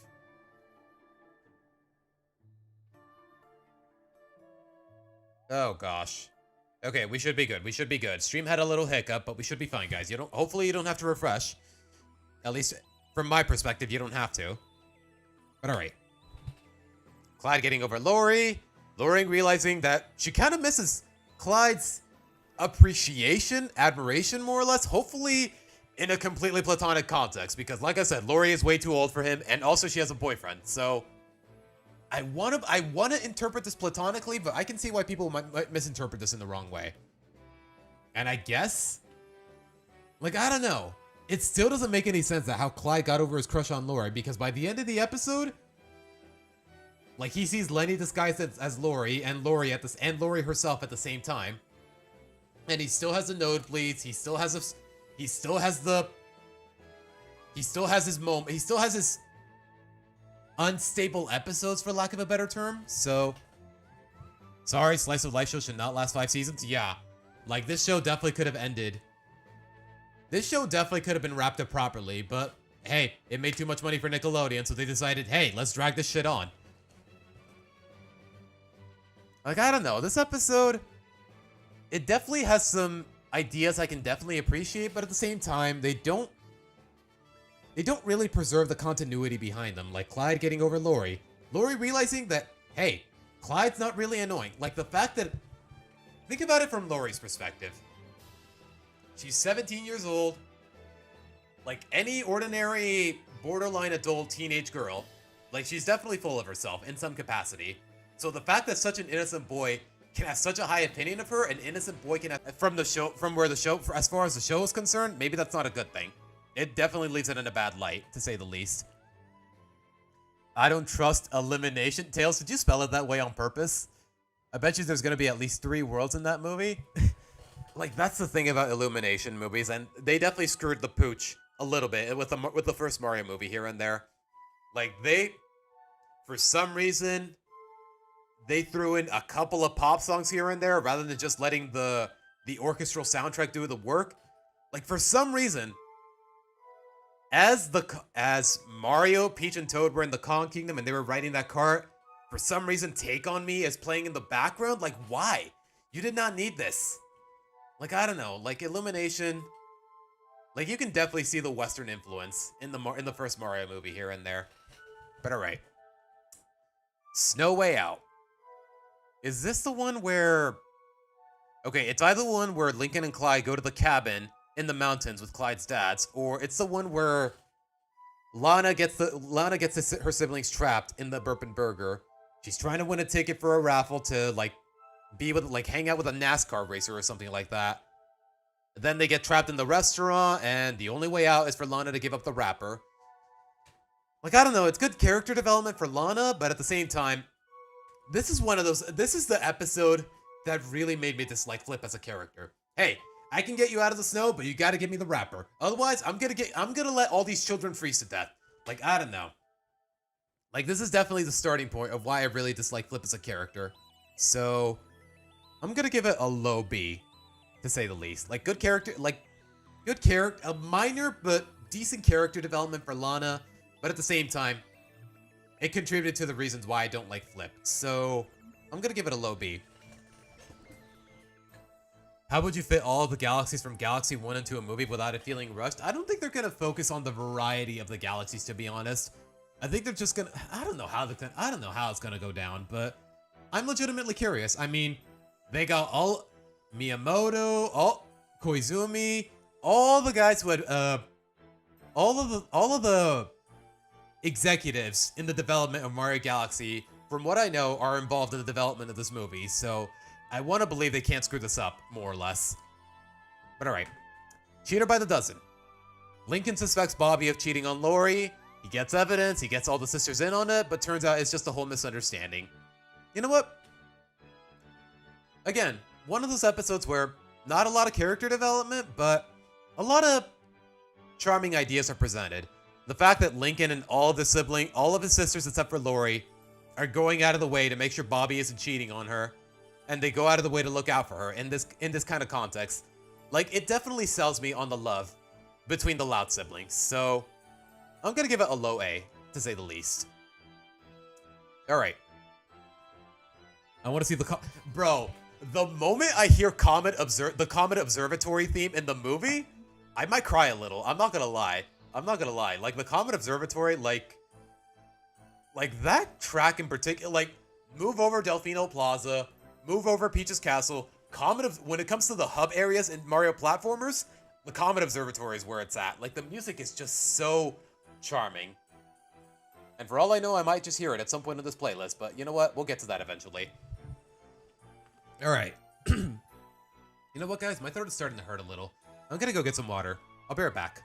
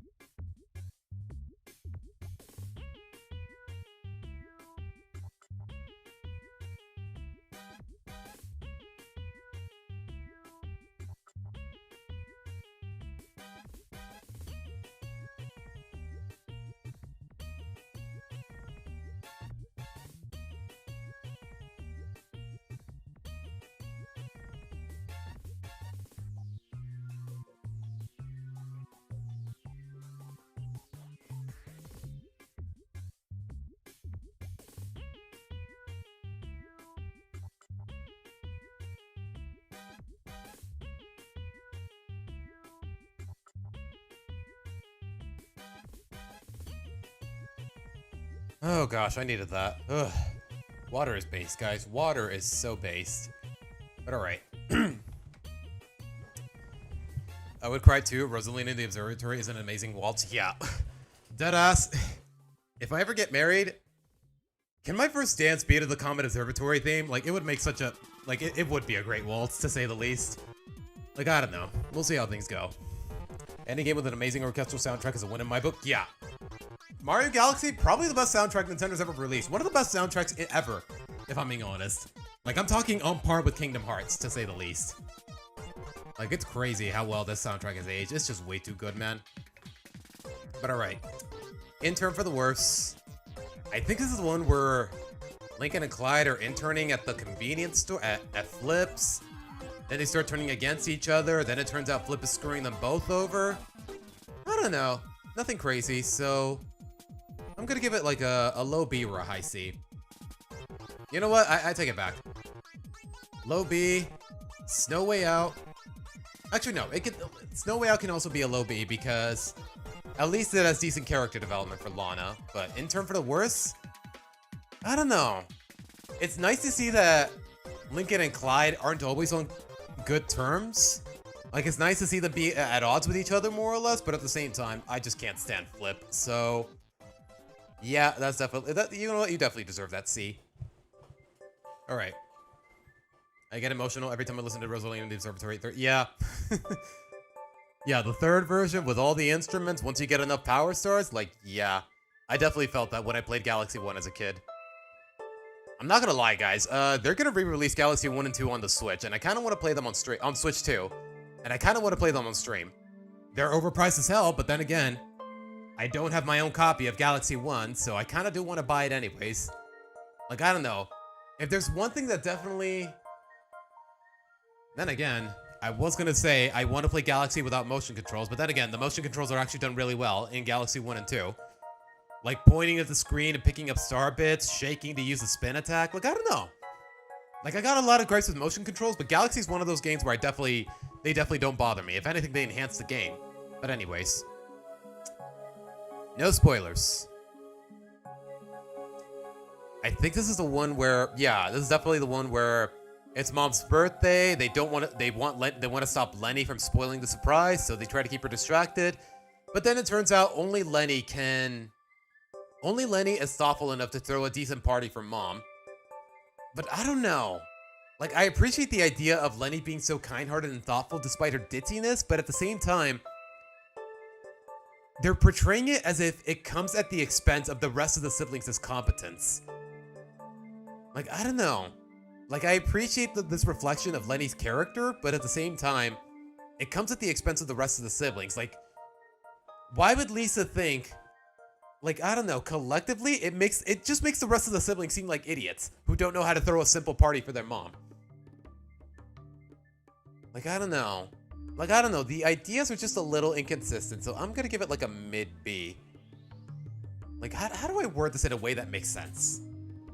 Like, the premise is, okay, Mom's birthday is coming up, and Lenny has a tendency to spoil the surprise, so we gotta keep her distracted until the party is ready. And by the time the party is ready, turns out everything sucks. Lola was in charge of the cake is too sugary. Lynn in charge of the food, it's all spicy sandwiches that no one's gonna like. Lisa's in charge of inviting guests, and she invites a bunch of people that Mom hardly cares about. Like her boss, and Flip, and their neighbor Mr. Grouse. Like, it just makes all the siblings seem so incompetent, just to make Lenny look good, and I don't know, I don't like that idea. Like, it just makes all the siblings seem like idiots, except, ironically, the actual idiot. So, I don't know. It's out on Switch. Yeah, Mario 3D All-Stars, it's been discontinued, more or less. It's no longer available neither in the eShop or in the frickin'... and not on retail. Like, for some reason, it got discontinued off retail a couple years back. So, yeah, I still never got the chance to play the Galaxy 1 on the Switch. Yeah, Daffodil. That was the code word, John. Alright, The Old and the Restless. Lincoln just spending the day with his grandpa, getting him out of the retirement home for a change. His grandpa gets a little too uppity. He almost gets kicked out of the retirement home. But then it turns out he left such a lasting impression in public that all of the other residents of the retirement home are willing to stick up for him. Like, I don't know. like I said, I'm a big fan of Fred Willard's work. I really like the character of Pop Pop. The episode's a lot of fun. It's definitely very memorable. So, but it's nothing crazy. So I'm gonna give it a low A. All right, Shell Shock. Probably the start of Ronnie Anne's character arc, which I discussed in my best episodes video. Like, Lincoln gets partnered with Ronnie Anne for a class project of taking care of an egg for the whole day. But then, obviously, for obvious reasons, Lincoln doesn't trust Ronnie Anne with the egg whatsoever, so he tries to come up with every excuse to not give it to her. Then he makes a fake egg to give to her. He accidentally gives her the real one, and then he goes into his house. He goes into her house and realizes that she's not all that meets the eye. Like, he doesn't know her the way he thinks she does. And you know what? I can respect that kind of messaging just because it's more or less subtle about it. Like, she may be brooding and abrasive and a little, okay, no, definitely abusive. She was definitely his bully at a certain point, more or less. At least before this episode. I can understand why Lincoln underestimates her in certain ways, or really overestimates her. I understand Ronnie Anne's upbringing, especially when you take an episode which we'll definitely get to later. Wait.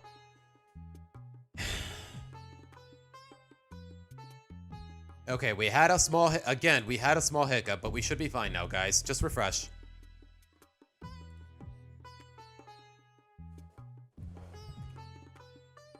We should be good now. At least I hope we are.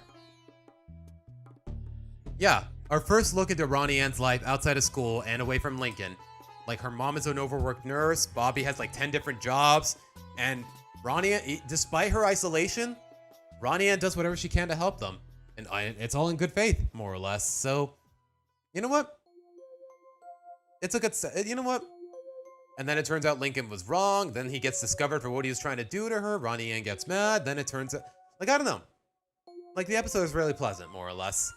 Like, a lot of good character development, to say the least. Or at the very least, not development, just good ideas, more or less.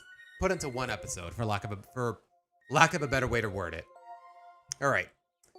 11 Lads A-Leaping, the first Christmas special, the first time they showed Rita and Lindsay Near's face, for whatever reason. Like, honestly, I don't know. I guess they just gave up on the idea of keeping their faces hidden. I think this is the first time they ever did a half-hour special. Like, all the kids are getting ready for Christmas. Mr. Grouse confiscates Lincoln's sled. Lincoln learns about the fact that he had a family of his own, but he can't afford to visit them. But then, I don't know. Wasn't really too sold on Mr. Grouse's character arc. Like, I understand the contrast between Lincoln's family and his. Like, the fact that Lincoln has this big family, meanwhile Mr. Grouse has access to none of his. Like, I understand the sympathy and whatnot, but it has a really hard the episode really struggles with selling me on Mr. Grouse's character. Just, oh, my family's not, I can't visit my family, so suddenly I'm a grouchy asshole. So, I don't know. I'm not really too sold. At least at the very end, like, I more or less appreciate the idea that Mr. Grouse gave all of the kids their belongings back. But at the same time, like, I don't know, he just comes off as too much of an asshole at first, to the point where it's a little uncompelling. Like, for some reason, for a lot of people, this is a really good episode, but at the same time, for me, it's really nothing too impressive. Like, it's a charming Christmas special in its own right, but that's really all I can think of it, so I'm gonna give it a high B.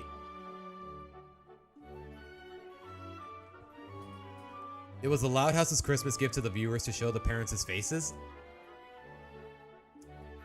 You know what? I doubt that's a really nice way of putting it, Boo, but I doubt, something tells me that wasn't really the writers' intentions. Wait, or unless they actually clarified that. Like, seriously, Boo, if you can back that up with a source, then you know what? Forget it. I'll just take your word for it. That's a really nice way of putting it, Boo. I mean, I kind of doubt it, but that's a really sweet way of putting it.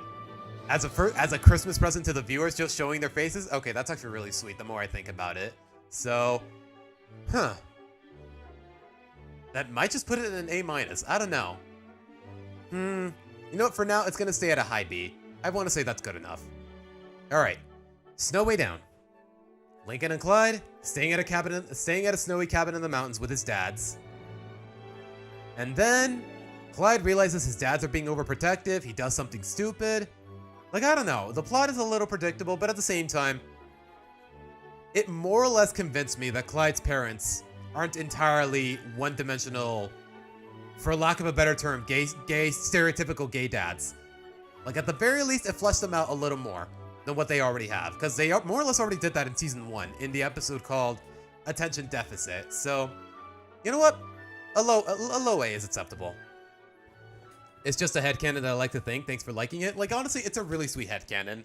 So, it definitely gives the episode a few more points, because you don't miss out on anything by interpreting it any other way. Like, you don't lose anything by interpreting that headcanon.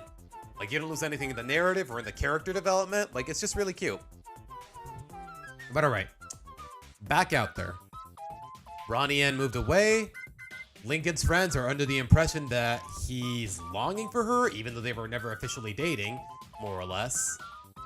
So, and for some reason, he just tried to keep him distracted at all costs in hopes that he gets over her.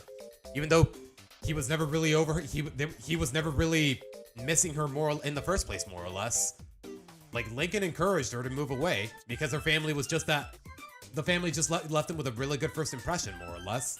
So, the premise and the narrative is a little inconsistent, but at the same time, it shows that Lincoln's friends really do care about him, like real bros. So, I'm gonna give it like a high B, maybe a low A. The one thing that does bother me though, like just the end of the episode. Like, at the end of the episode, Lincoln gets a package from Ronnie Ann, which is literally just a pie to the face. And then Lincoln says, wow, I really do miss her. And there's just a lot of romantic connotations that they have no business being there, considering the direction they went with Ronnie Ann. Like, first season of the Casa Grandes, Ronnie Ann straight up admits she doesn't like Lincoln romantically. So, really?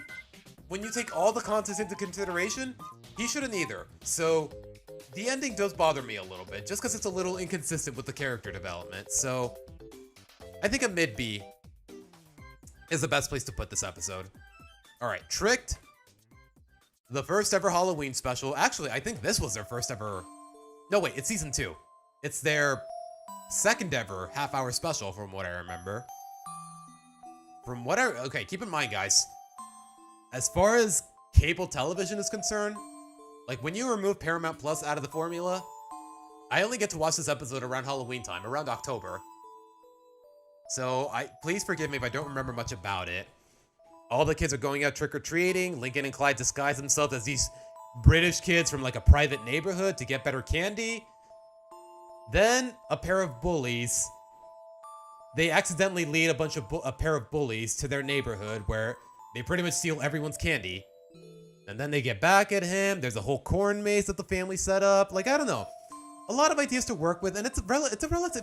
Despite the fact that I only get to watch this episode, like, around Halloween season, like, it's still surprisingly memorable. Like, the music is fun. A lot of the lines, from what I remember, are actually really funny. Like, I don't know. It's got a lot of good ideas rolling for it. Like, it's visual. Like, it's very colorful. Like, there's a good narrative. Like, there's not necessarily a lot of character development. It's just a fun time. It's just a very good, feel-good episode. So I'm gonna give it an A-. Like, I really wish I had talked about it in my best episodes video, but I kind of overlooked it for the reasons like I said. Ronnie Ann and Lincoln have a janky relationship. Sometimes they show that they only see each other as friends, and other times they show each other blush. Like, nowadays, it's definitely more so, definitely a platonic relationship. I have no reason to believe otherwise, because any romantic connotations they get nowadays, it would just feel like a step backwards for the character development, because... Stream crashed again, didn't it? Okay, no, it's just buffering. It's just buffering from my perspective. Okay. Like I said, like I've said in my videos, it feels like the reason Ronnie Ann approached Lincoln in the first place, started picking on him, is because, well, we saw how physically and mentally isolated she was. Like, the best conjecture I can think of is the reason she started picking on Lincoln was because she saw how happy Bobby was with the Loud sister, so she thought she would be happy being romantically involved with the Loud brother. But considering how mentally isolated she was, and that gives good implications for her social incapabilities. Okay, you know what? I need to word this a little better. TLDR, Ronnie Ann tries to get with Lincoln just to be able to imitate Bobby's behavior with Lori, more or less. Just because she sees how happy he is with Lori, so she thought she'd be happy with Lincoln. And considering how how much of a... She has a reputation as a bully. She's socially inept, more or less. So it makes sense why she picks on him instead of just trying to befriend him directly. So, and the fact that she grows, like, through the company of her family, her growth in the Casa Grandes, her growth in relative chaos, like, I don't know, there's just a lot of good character development, both on Ronnie Ann and Lincoln's end, that definitely contradicts and undermines any romantic implications. So, yeah. That's all the more reason I ship Lincoln with Stella, but I've said enough about that in my videos, so I'm not going to discuss that any further here. Alright. Room with a feud. I'm not gonna lie, what episode was this? I almost forgot. What episode was this again? She didn't have friends back in... Yeah, she didn't have any friends. Her mom was overworked. Her brother had a lot of jobs, and when he wasn't there, and when he wasn't working, he was presumably with Lori. Like, yeah, there's just a lot of subtext in Ronnie Ann's character that really make me appreciate it. Especially her development. But alright. Room with a feud. I think this is the one where Lincoln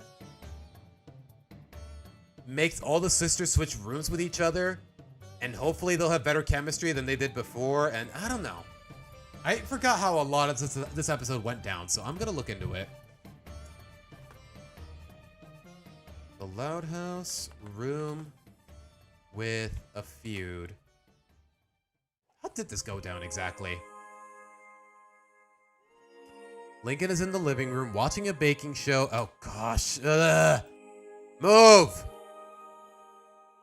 Every time he tries to see which of the two contestants would win, his sisters would arrive, pause the video, and complain about their roommates giving them trouble. Like Lola saying that Lana is ruining all of her dolls by cutting their hair, Lane saying that Lucy's pet bat bit her, Lenny saying that Lori ruined one of her hairpins. Okay, I remember the premise. And then Lincoln, as they begin talking, Clyde overhears from Lincoln's side of the call of a loud noise, which blah blah blah.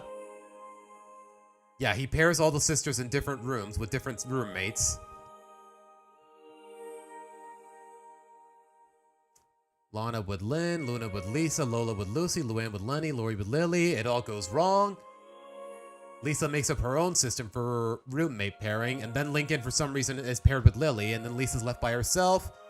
But then Lincoln sees that all of his sisters are happy with their new roommates, so he bites the bullet and stays in the new room with Lily. But then all the sisters realize, hey, if Lincoln can learn to get along with Lily, if he's willing to bite the bullet for us, then maybe we can bite the bullet and move back with our old roommates. Like, I don't know. The ideas are a little too vague, but at the same time, it's nothing too crazy, but at the same time, it's nothing too bad. So I'm going to put it at a mid-B, just because I don't remember much about it. At the very least, the episode is relatively forgettable, so I don't know. I'm not sure what to make of this episode, other than just a mid-B, to say the least. But alright. Baby steps. Clyde overhears that his dads are adopting another baby, so he wants to get some practice in for being a big brother. And during that time, Lincoln trains him. He fumbles a little bit, but then Lincoln pays off his sisters to actually boost Clyde's confidence. Clyde catches on. Like, I don't know. It's a really memorable episode, to say the least. Then it turns out Clyde's dads were just adopting another cat, not another baby. So, like, I don't know. Nothing too crazy, but at the same time, nothing egregious by any means. Like, I don't know. It's a relatively charming episode, and it shows that Lincoln actually takes his responsibility as a big brother seriously. So I'm going to give it either a low A or a high B. You know what? I think low A is acceptable. All right. Making the grade. Lisa is so smart, she gets transferred to Lincoln's classroom. But then she is so smart that she starts pissing everybody off. So Lincoln's friends start antagonizing him because they just dislike Lisa that much. So Lincoln tells Lisa to take it down a notch, and then Lisa becomes so incompetent that it's actually a detriment to the whole school. Apparently all the kindergartners contract polio, and Lisa's the only one that can cure them. Something along those lines. I forgot how it went down. I don't think it was polio. It was some sort of serious illness, more or less. But then Lincoln realizes, hey, maybe I should appreciate Lisa for who she is, instead of whatever, even if it comes at my expense, more or less. Like, I don't know. It's just a really nice dynamic between Lincoln and Lisa, so I'm gonna give it a high B. All right. Kick the bucket list. Lincoln and Clyde want to fulfill a bucket. They have a list of activities to do for spring break, but then Clyde's dad surprised him with a trip to Hawaii, so they can't do any of it together until after the end of the week. Like, I don't know. I don't remember exactly how this episode went down, but from what I remember, it was charming. It was charming and funny enough. Like Lincoln basically carrying a whole rock around just because, like, I don't know. It was strep throat. Okay, strep throat, not polio. Why did I think it was polio of all things? What is going on in my head that I thought it was polio? Yeah, strep throat. I think it was in the kindergarten. Why did I think it was polio of all things? That is like a terminal, long-term illness. Like, why did I think it was polio? All right, kick the bucket list. Lincoln and Clyde want to, as the title implies, Lincoln and Clyde want to do a bucket list together. And then it turns out it's a lot more, even if they didn't actually get to fulfill the list, whatever they do, it's a lot more fun when they're doing it together. That's the realization that they come to at the end of the episode, from what I remember. So, episodes with Clyde's dads are actually really good. Later seasons, maybe not so much. Yeah, the episodes with Clyde's dads, they're actually really solid in the early seasons. After, like, what, season 4, season 5, they're, well, just like a majority of the show, they definitely do fall flat. Or at the very least, they're very forgettable. But yeah, you know what? From what I remember, this episode's message is really good, and I like a lot of the ideas, and it adds a new layer to Lincoln and Clyde's bond. So, you know what? This is either a high B or a low A. Alright. Arg, you for real. I think this is the episode where, you know what? Come to think of it, we haven't really used D that much, so I'm just going to delete the whole row. And I'll make this D tier. But alright. Wait, I just realized Brawl in the Family is here. Yeah, y'all already know how I feel about that episode. Also, D tier. Unquestionably. Unquestionably the lowest tier. But alright. Argue for real. Clyde realizes that the reality show he and Lincoln watch, I think it's just called ARG, turns out it's all staged. There's no such thing as ghost. The protagonist is a con artist, for lack of a better term. But then Clyde realizes that maybe there's a little, like, and Clyde goes into a whole depression. Like, his dads are concerned. They consult Lincoln, and then, like, the lead actor is like, okay, Clyde, only you can help me with this sort of thing. Like, I don't know. It felt a little too silly for comfort, so it's either a low B or a high C for me. Like, it's not a very memorable episode, to say the least. All right. Lock and Loud. This is the episode where Lynn Sr. gets upset because none of the 11 kids bother locking the door when he and his wife go out at night. Then there's been cases of a burglary. Then Lynn pretends that their neighbor got robbed so that the kids will actually take locking the door seriously. But then they go overboard. They set up a whole surveillance system. They set up like a whole gate around the house's borders. Then all of their booby traps accidentally hurt their father. Like, I don't know. Has a lot of good ideas. It's very memorable. Like the moments at the end, they definitely sell me on the sweetness of the bond in the family. So I'm gonna give it a low A or a high B.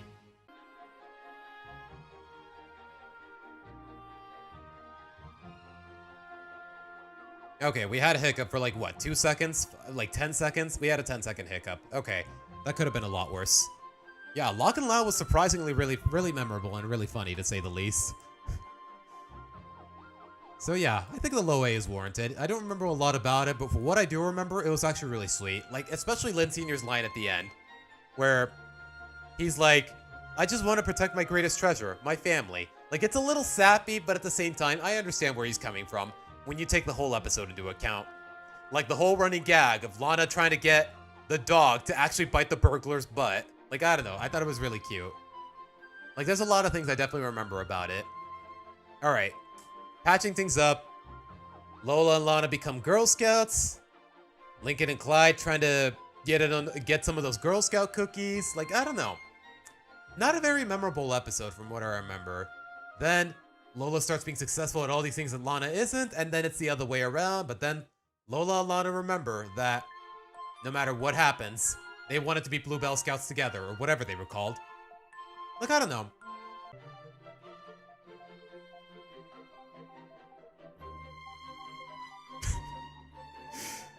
John, bro. Why you gotta taunt me with that little loading button, that little loading screen, bro?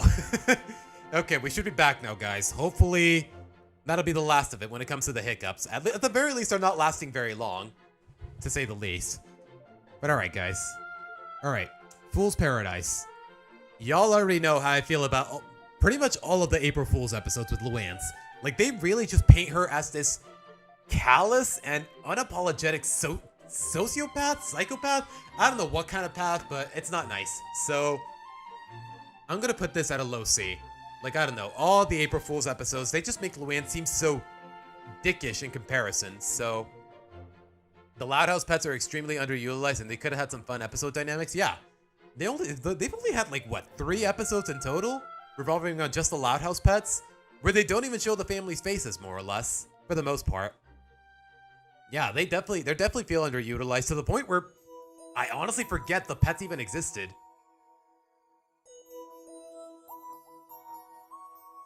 Yeah. Like, yeah, honestly, if it weren't for the April Fool's episodes, Luann would be in my top 3 favorite Loud sisters. Like, number 1 is Lola. Luna, if it weren't for all her disaster of her relationship with Sam, she would definitely be number 1. But even then, I'm comfortable with my rankings. Which I did do, like, what, 2 streams ago? I don't know. You guys can look back at it. I'm not going to look into it myself. All right. Fed Up.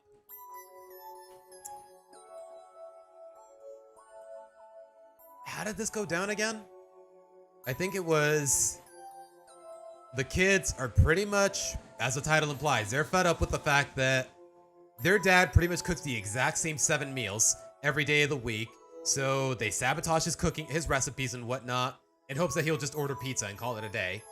And it works at first, but then they realize they volunteer to make dinner for a change, just to change things up a little. It goes horribly wrong for them, and then they learn to appreciate the effort their dad goes into cooking their meals.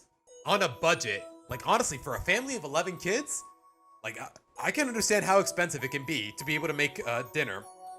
Like, if I didn't know any better, I would not hold it against my dad. Like, if my dad had 11 kids at this age, I would not hold it against him for making the exact same 7 meals every day, because being on a budget, like being able to come up with new foods, like, it's definitely a lot of work. So I will say that much. So what did I rank it? Did I rank it a low A? You know what? I think that's fair. But all right, future tense. New neighbors move in. Lynn and Rita, they get a little jealous of how successful their kids are in comparison to theirs, so they start making the Loud kids do all these crazy and activities that are more or less contrasting to their characters, such as making Lucy join a basketball team, making Lori and Lenny do SAT prep. But then the parents realize, you know what? We're being a little too hard on these kids. They need to learn to have fun every once in a while. We're so caught up with their future that, like, Rita put it best at the end of the episode. We were so caught up with worrying about your futures that we forgot about your present. And you know what? It has really good messaging. It has good character development for the parents, so I'm gonna give it a low A. It loses a few points because for some reason we never see the neighbor family ever again. And keep in mind, we're in season 9 now. 7 seasons later, we never see the neighbor family ever again. And I feel like that's a waste of potential. So I come from a family of 8, so that is relatable, especially for my mom. Yeah, I'll bet. I only ever had one of the siblings, so I can't possibly understand, but I can definitely empathize. All right, job insecurity. Okay, this is actually one of the very few times. Actually, that's not entirely true. One of the times where an episode written by Kevin Sullivan I can genuinely respect. The kids find out that their dad is no longer working where he is, so they think it's their fault, so they try to get him a new job. But then it turns out their dad quit and is working as a dishwasher at a restaurant willingly because he's aspiring to be a chef. Then it turns out it was a whole misunderstanding, and then it turns out then their dad gets promoted because thanks to the kids, and then the dad says, like, I forgot exactly how it went down, but I remember it being a very heartfelt episode. So I'm gonna give it a low A. Like, I don't know. I don't know how to word it exactly, but I remember this being a very charming episode.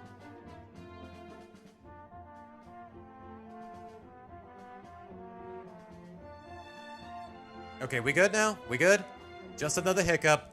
At the very least, stream hasn't crashed. I haven't had to reset anything. We should be good now. I pop in the stream and I see no such luck in bottom tier. I know I'm in for a good time. Yeah, Erica, I did not even need to think about it. The moment I opened this window, the moment I saw no such luck, instantly D tier. Like, I didn't even have to think about it.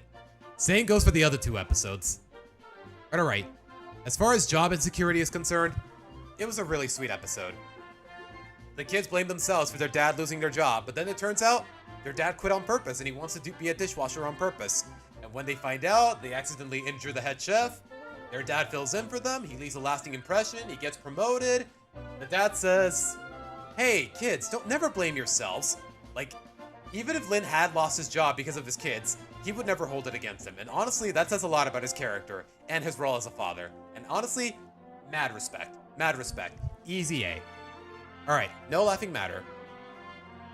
Luann gets a little too uppity with her pranking and her sense of humor to the point where their family's like, ugh, she's annoying, she's not funny. Luann gets sad. She considers quitting comedy, or she's more or less committed to it. But then all the siblings try to help her realize, hey, Luann, I'm sorry if we were being mean to you, but you actually really are funny every now and again. Or consistently, more or less. They try to cheer her up, but then it turns out Luann goes through something of a character arc. It feels a little neglected. I feel like there's not enough background on it. Like, up until the point of this episode, every time Luann made a pun or pulled a prank or something along those lines, it really seems like the siblings hated it all the time. Like, not once can I remember before this episode, like, the siblings ever laughing at whatever puns or something along those lines. So it's a little uncompelling, but I can appreciate what it's going for. So I'm gonna give it a high B, to say the least. So much for one of the better seasons in the show. Then again, SpongeBob Season 3 has Party Pooper Pants and ugh. And Season 2 has I'm Was Stupid. Yeah. I will say, guys, I'm Was Stupid does make me laugh a couple of times, but it is definitely my least favorite episode of the classic SpongeBob seasons, to say the least. Yeah. If there's any one episode I dislike of the classic SpongeBob seasons, it's definitely I'm Was Stupid, looking back at it. As a kid, I laughed at it, but as an adult, I can understand why people dislike it, and I can definitely understand why I would dislike it myself.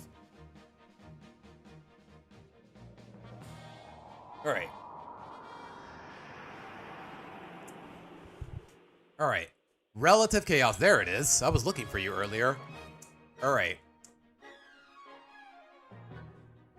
Well, I've more or less made my thoughts clear in my best episodes video. There's a reason I placed this at number 4 in my best episodes rankings. Like, it's really not owed to the ideas of the episode itself. It's just really, it's probably the most pivotal step in Ronnie Ann's character progression. Like, we know how lonely she is. We know. You know what? I'm just gonna show that one clip from my video, and you guys can draw your own conclusions, because I don't know. Like, it took me a while for me to get my thoughts together about this episode. So I'm just gonna let my video speak for itself, just for the sake of avoiding redundancy, more or less. How do you say taco in Spanish? Just listen. Taco. Loudest mission. Relative chaos. Is it cheating if I put one too many double-length episodes on this listing? Most of them are just that good, even if they get twice the screen time to try. I made it vividly clear that I adore what Ronnie Ann's character grew into, and this is kind of where it all began. Even with how bad the Casagrandes was more often than not, sometimes really bad. I will say this. As much as boring and as much as I dislike the Casagrandes as a show, as for the most part, it started off really well with his backdoor pilot. I will say that. Okay, never mind the stereotypical plot lines, the overrated Mexican actors. Not you, Danny Trejo, you're cool. And Spanish shoehorned into every other sentence. Bro, okay, this has nothing to do with why I like the episode, so I'm gonna skip ahead a little. Surprisingly happy working at his grandfather's mercado, while Ronnie Ann is essentially miserable. Only to find out that their mom wants all 3 of them to live there permanently. After seeing how many different jobs Bobby had in Royal Woods in the span of Come to think of it, yeah, I completely forgot about the fact that Bobby also goes through some semblance of character progression in this episode. Not even 2 seasons at this point. No frickin' wonder he loves working there. He knows what he's doing, he's making his family happy, he keeps his financial stability. which I don't doubt his girlfriend would appreciate. And with that first bit of knowledge, it's safe to assume that he won't get fired anytime soon, unlike presumably all those other jobs. Well, at least permanently. That might seem contrived, but then you remember that boss. Okay, I'm gonna skip ahead a little because Ronnie Ann space, since she feels out. Well, the reason I like this episode a lot is just because, you know what? I don't know why I bothered showing this whole segment. TLDR, a lot of good. Basically, would I say the peak of Ronnie Ann's character development? Like, through her interactions with her family, through all of the circumstances presented in this episode, more or less, it shows that, well, Ronnie Ann comes to certain realizations, and they're more or less implied. Or at the like, ultimately, it might feel like headcanon, but at the same time, like, there's just a lot of evidence supporting it to the point where I think you could more or less pass it off as good character growth. Like, Ronnie Ann comes to visit her family. They're a little overbearing at first, and then she hears that she might move in there permanently. Turns out she doesn't like it. Her mom is like, okay, honey, if you're not happy here, then we won't move. But then she comes to the realization that maybe she's better off here. Like in Royal Woods, her only friend was Lincoln, her mom was working all the time, her brother was with her girlfriend. Like at the very least here, she'll have her family to keep her company, and she realizes that she doesn't need to be with Lincoln consistently just to keep herself happy, like she originally intended. Like, there's just a lot of subtext to work with. So, and this episode is where those ideas are most prominent. So, yeah, I'm definitely gonna give this a high A. Alright, Potty Mouth. I feel like the only reason people remember this episode is because of the ending, but overall, it's a really funny episode. Like, the family is under the impression that Lily accidentally said a swear word, but then it turns out she's just saying donut. Like, they try to spur her into... They try to, more or less try to convince her, like, be a good influence on her before, the principal of a kindergarten shows up to interview her. And honestly, the process is really funny. Like, I don't know, it's a very memorable episode, especially because of the ending. It shows a lot, it shows that, again, it's another instance where all of the Loud siblings really show that they care about their youngest sister. And I mean that in the best of ways. And also, it's just a really funny episode overall, so definitely a high A. Alright. Garage Band. All I remember when I caught the Casa Grandes on TV was thinking Sid looked pretty cute. I don't remember much else from the few episodes I saw. Yeah, it's... You didn't miss out on much, Erica. It's a very forgettable series. Sid, no. Definitely... If you're not counting Ronnie Ann, then yeah, Sid is definitely one of the most memorable characters. Like, she's definitely a very charming character, to say the least. The dashing through the joke kind of really wore really fast for me in Potty Mouth. Yeah, they definitely overdid it, but it's only like, what, 2 or 3 instances? Like, I don't know. Like, all of the siblings, when they're trying to show they're trying to present themselves as a good influence to Lily, they're all like, Dad! And then they come up with different words. Like, Lola says, Daniel Day-Lewis is a pretty fun actor, right? Like, I don't know. It was really innocent. Yeah, honestly, I'm really gonna miss Sid. She was definitely a very memorable, the only memorable character in the Casa Grandes is, ironically, not even a Casa Grande. Like, bro, the Casa Grandes was such a mess, man. I really do hope we get to see Sid again at some point, but yeah. We haven't seen her since the Casa Grandes movie, and that was almost 2 years ago, man. Like... where is this show going? Where is this franchise going, man? It's honestly really sad. Alright, Garage Band. Lori gets fed up with dealing with all of her siblings, so she moves into the garage. Then it turns out she doesn't like it, she really misses her siblings, she realizes she's better off there, like, I don't know. Nothing too crazy, so I'm gonna give it, like, a mid-B, to say the least. You know what? Close to a low B. Like, definitely below... Better than Argue for Real, but definitely not better than Snow Way Out. Alright, party down. Lori's hosting a party in the basement. She tries to make it sophisticated, but then it turns out... Yeah, she's better off doing what her siblings were trying to do. Just have fun at the party, man. Like, this is... Like, their parents put it best at the end of the episode. Like, this is exactly the kind of party a 17-year-old should be having. Like, bouncy seats, like a chocolate fountain, a fortune teller. Like, bruh. You're hosting a party at your house with all your high school friends. Like, just have fun with it. Obviously, they can't include alcohol for obvious reasons, which is typically what a high school party seems like, but that's a little besides the point. Like, honestly, it was a really fun episode. So I'm gonna give it like a mid-A, to say the least. Sid got Thanos sent from assistance when the Casa Grandes got canceled.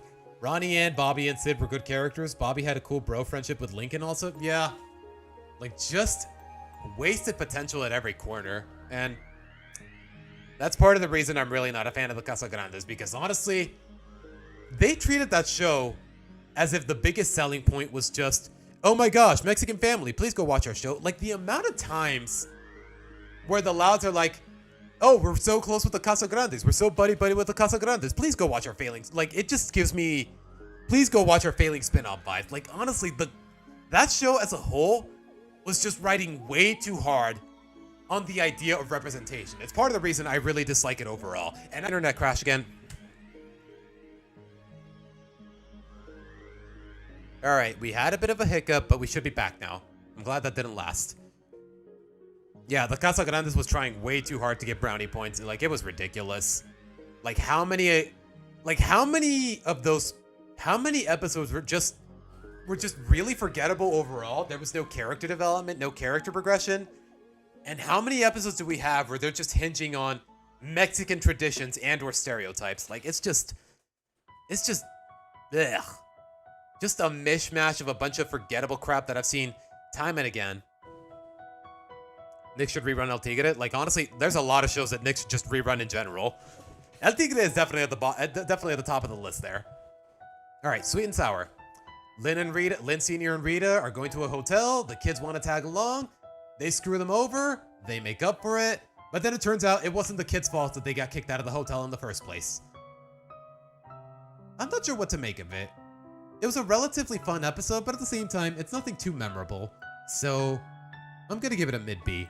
Although I will say, the ending, I definitely do remember it. The reason they got kicked out of the hotel in the first place is because the parents were skinny dipping in the middle of the night. Like, I don't know. That's definitely really bold for a kid show. That's definitely a really bold idea for a kid show, and they get away with it. Hold on, guys. I'll be right back. Someone's knocking. Somebody is at my door. I'll be right back.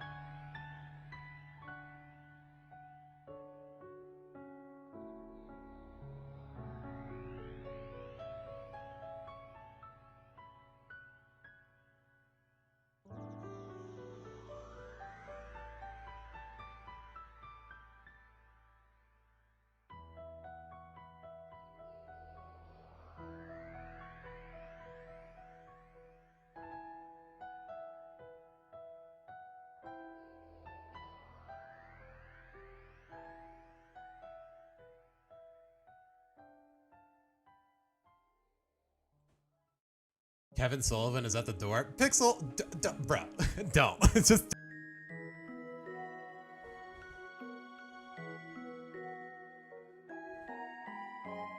Okay, we had another hiccup, but at the very least, they're not lasting. They're still annoying, but at the very least, they're not lasting.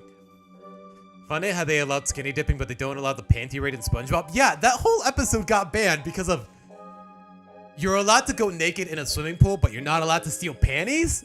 I guess the panty raid is a little more graphic in that regard. Like, the whole skinny dipping, it happened off screen, but I guess I don't know what to make of this, man. Like, whoever's in charge of censoring and whatnot, I want to say the FCC, like, they're just so inconsistent with their policies, man. It's ridiculous. Anyways. All right, where was I? All right, spell it out. The family keeps walking all over Lucy, so she casts a spell on them where they literally none of them can speak. But then it turns out the spell never did anything. Lucy starts missing her family, being able to talk and whatnot. Turns out she's really screwing them over, so she wants to fix things. And then she thinks she can make a spell that'll make her mute instead of her family by passing the spell on over to herself. Like, I don't know.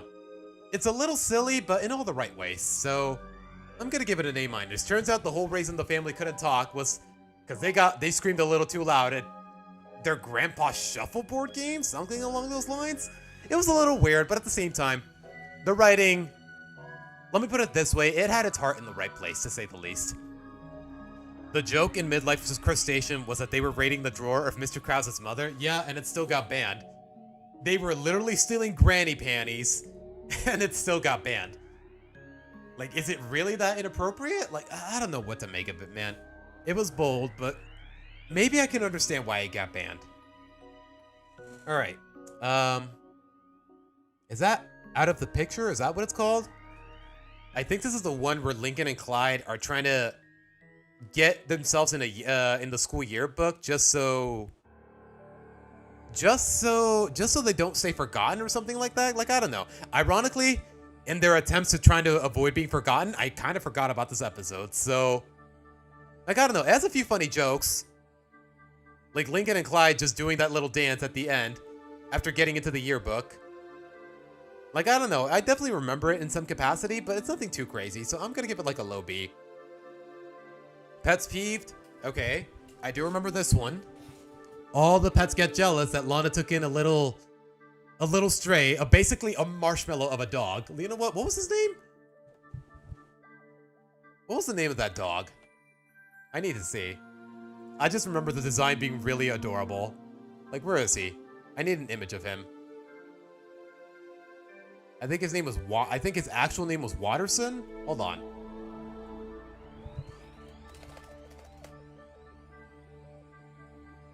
Alright, hold on. Let me keep scrolling. Where the heck is it? Okay, are they not even going to mention the name? You know what? Whatever. The loud kids get a new pet. The old pets get jealous. They get the old pet kidnapped. They get themselves kidnapped by a dog napper or something. Not a dog napper. A dog pounder, more or less. They have to make it back. Like, I don't know. It's classic cartoon slapstick. Watterson. Yeah. Like, honestly, he was adorable. Okay, why is he not showing up on the wiki, though? Is it because I misspelled it? Yeah, okay, it's spelled with 2 T's. That's why.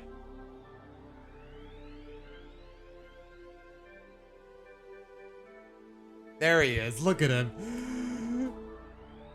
Literally just a fur ball with legs. Like, look at the design on this little guy. It's so fucking adorable. I can understand why he was so cute to the point where the Louds were distracted by him while neglecting their own pets. Like, honestly, look at the design of this little dude. He's just a marshmallow with legs. I could stuff him into my mouth and eat him. He's just that adorable. Look at him. Like, I don't know. In terms of the design, like, the plot is a little too simple, but at the same time, it's very memorable. Just because the dialogue is so minimal. Like, every now and again, the loud kids are speaking, but the pets have absolutely no dialogue. It's all just gestures and pantomiming, and I mean that in the best of ways. So, I want to give this a low A, but at the same time, that feels a little too generous. So, I'm going to give it a high B. Alright. Yes, man. An episode that I definitely did not talk about enough in my best episodes video. Lincoln, he wants to go to a Smooch concert, but then Luna barges in. She consults him because she wants to convince her parents to give her money to buy a shirt at an auction. And then all the sisters try to consult Lincoln in hopes of convincing them to giving them money, of lending them money, more or less. But then when it's Lincoln's turn, the parents refuse because they already gave all their money away to the sisters. So then the sisters realize it, they make up for it, and Luna, somehow, in some way, it feels really contrived that she managed to get Smooch to perform a private concert to Lincoln to make up for it. But at the same time, like, this episode is just, it's really sweet in all the right ways. It's really funny. The running gag with Lincoln trying to convince his parents to lend him money, it got a little annoying, but at the same time, like, it's just a really charming episode, so I'm gonna give it a high A. You know what? Hold on. Let me change this a little. Relative Chaos and Yes Man, those are S. Those are an S for me, to say the least. Most forgettable Loud House episode? Like, I don't know, man. There's a lot of them, especially in the later seasons. But for now, we're just focusing on season 2. Also, Jesse, welcome. Hello. Welcome to the stream. Yeah, a sweaty t-shirt for some reason. You know what? The idea is a little uncomfortable, but at the same time, it's nothing problematic. Alright. Winner takes all. Lynn gets a little too uppity with winning games of any kind with her family, and she just brags about it a little too much to the point where the family wants to humble her. And when they actually succeed, Lynn gets annoying. She gets overly competitive at virtually everything to the point where she's still annoying. So the family tries to lose on purpose. Lynn catches on, and turns out that's what it took to humble her. I don't know.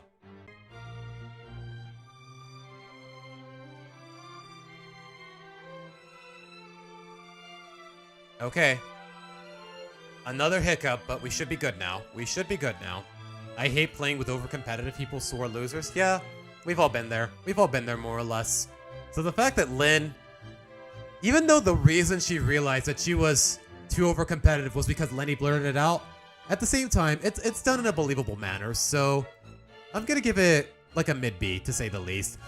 Nothing too crazy, but at the same time, it's nothing too bad. All right, hold on, guys. Someone's at my door again. I'll be right back.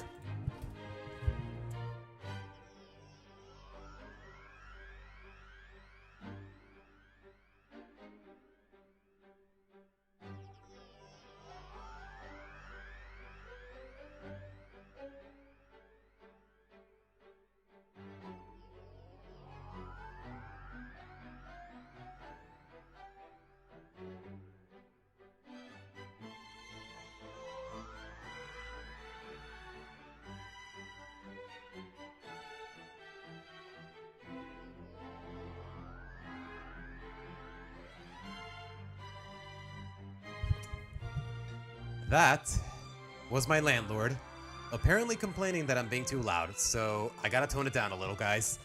Hopefully you guys can still hear me well enough. Gotta remind myself that... yeah, okay, that's on me. You know what? I guess I am running my mouth a little too aggressively, so to speak. I hate playing with okay, I already read that. It's Lynn Jr. at the door. Yeah, she heard me talking shit, John. You're totally right. You're totally onto something.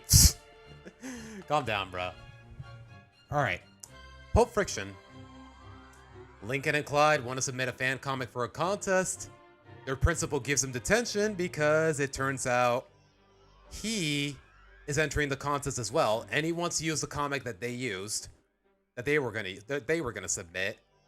The sisters help him out because apparently the characters in this fan comic are based off of Lincoln's sisters, and it's a chance to make them famous, so they're more than happy to help him here. Like, I don't know. There's a lot of fun moments, but it does bother me that the principal more or less goes unpunished at the end of the episode. Like, yeah, you have this whole backstory of, oh, I had no friends growing up, but I like comics too. Like, it's not fair. Like, I don't know. Like, you gave them detention for no good reason. Like, if anything, the superintendent should have fired you, who that might be. So, it's between a low A and a high B. You didn't sound that loud, but best to play it safe? Yep. Apparently, I'm too loud for my own... Apparently, I was being too loud. I don't know. Alright. Antisocial. You know, from what I remember, I actually really like this episode. The family's too obsessed with using their phones. Lynn tries to discourage them, but then the family pulls a 180 on him and try to get him... they try to help him understand why cell phones are so practical and useful. Then Lynn gets addicted, but then the whole family realizes that, hey, maybe we all need to work on laying off our phones more often than not, to say the least. And honestly, it's a really heartfelt message. It has really heartfelt messaging and character interactions, so I'm gonna give it a high A. I want to say, yeah, definitely higher than Not Allowed. Narrowly beating Not Allowed. Alright. Health Kicked. This is the one where Lincoln and the family are trying to get their parents in shape just so that they can watch them grow up. Hypothetically, they live long enough to watch them grow up. And honestly, that's a really sweet premise. But then the parents get too obsessed with getting fit. They drag the kids along with their whole getting in shape program. They dislike it, but I don't know. I don't remember a lot of the details, but from what I do remember, it was a very charming episode, so I'm gonna give it like a low A, to say the least. I want to say After Fed Up. But alright, guys. And that is my tier list for Season 2 of The Loud House. Read aloud, Come to think of it, I placed Relative Chaos over Read Aloud in my best rankings episode, so I guess this is a little more accurate. So, honestly, I don't hate it. Like I said, guys, Season 2 doesn't have a lot of stinkers, to say the least. It definitely has some. It has my least favorite episode in the whole series, and 2 other ones of my top 8. But other than that, it's a mostly solid season. There isn't a lot of episodes that I can think of where I'm, ugh, I never want to watch this ever again. That is such a bad episode. Like Season 2, solid for the most part. That's all I can really say. But alright, let's save the image, and maybe I could... Okay, I did say I would publish the other ones on Twitter, but at the end of the day, I didn't. I don't know, where should I publish this? The kids had realistic and good intentions in Health Kick, which makes that one of my favorite Season 2 episodes. Yeah, I can respect it for what it is, the premise, and the character interactions. But alright, it's saved. You know what, maybe I can publish these in my community post, just to spark some discussion, at least outside of streams. I don't know. We'll see. Maybe my community post on my YouTube channel. We'll see. But alright, guys. As far as... Okay, how long have I been streaming? Now that I think about it. I've been streaming for almost 2.5 hours, so... I think for the rest of the stream, we're gonna get into the Toonchi video. And then, Nick, I don't know if you're still there, man, but... I think the retrospective videos, at the very least the first one, is gonna wait until either tomorrow or next weekend. Because keep in mind, guys, tomorrow I don't work, so I'm probably gonna be streaming in the afternoon again. Like, at the very least, if I'm in the mood for it. We'll have to wait and see, though. But alright, guys.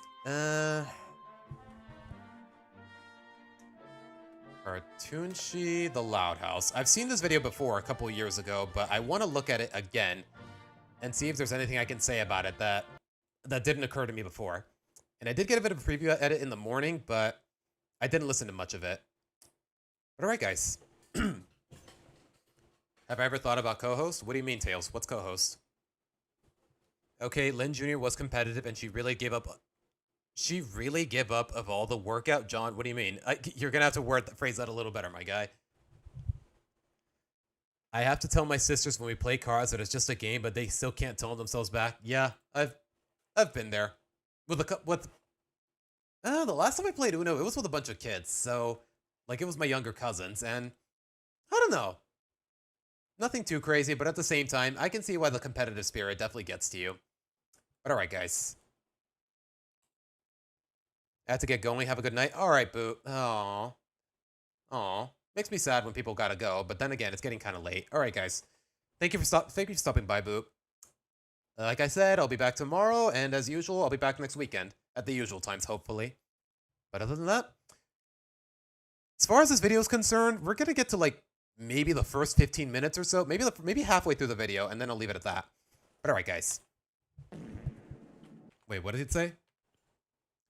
This is an edited re-upload of a video that was uploaded on March 12, 2021. Wait, when was this re-uploaded? March 31st, 2021. Okay, not that far off. Okay, only like 19 days apart. The original video was falsely taken down for violating community guidelines. This re-upload aims to have anything that could have triggered this edited out. Really? What did the original say that actually got him like a community guidelines strike? Huh.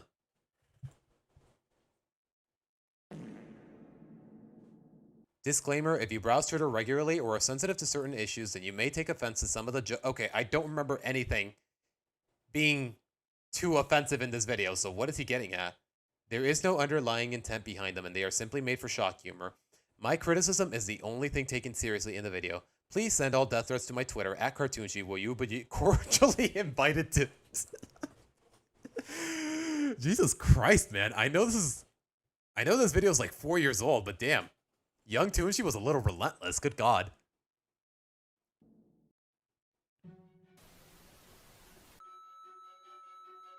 I love The Loud House. I think that it's the best cartoon currently airing on Nickelodeon at the moment. Is that Mr. Enter? Huh. The best cartoon currently airing on Nickelodeon. It is starting to seem like I get the feeling some of those were made into like 2016 or 2017. Nickelodeon has been actually So what are the Halloween season plans? What do you mean, Aura? What Halloween season? listening to everyone's complaints. Truly enjoy the episodes, then in my opinion, based off of the consistency see with execution, you would love many of the Loud House episodes. Bro, it's crazy how good the Loud House had it in its early seasons. Like, they really fumbled the bag, man. Nickelodeon is back with a vengeance. Oh, Phantom Strider. Shout out to Phantom Strider. He is just a very wholesome guy. Is proceeding as I have foreseen.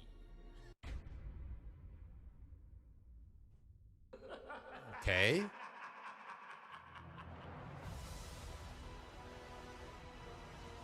Okay. God fucking what is this editing, man? You know, I'm noticing a complete lack of balls in this room.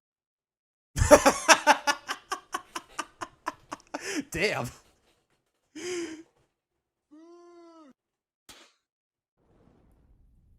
Well, it appears I'm still alive, unfortunately. Are you still alive? You are joking! Although you draw a completely different conclusion if you saw how YouTube's been treating me recently. Okay, I do not know how I was treating you in 2021, my guy.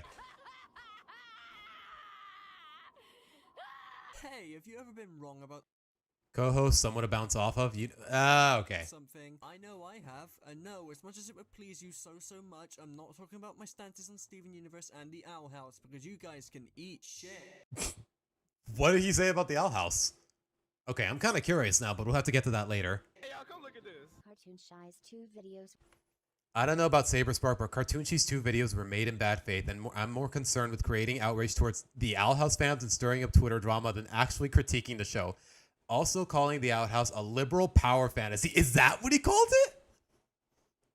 Okay, I really want to watch it now because I would agree. The Owl House really is a liberal power fantasy because it has a handful of queer characters and the extremely basic message of no one should be ashamed of who they are. It's just comic. What? Okay, I really want to know what he's.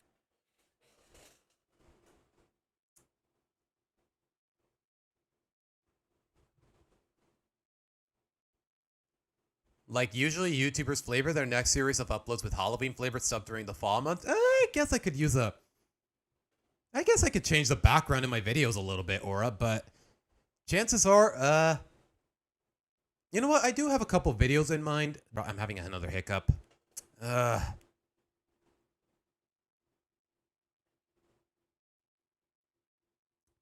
Take your time, YouTube. Take your time, Ethernet. Take your time.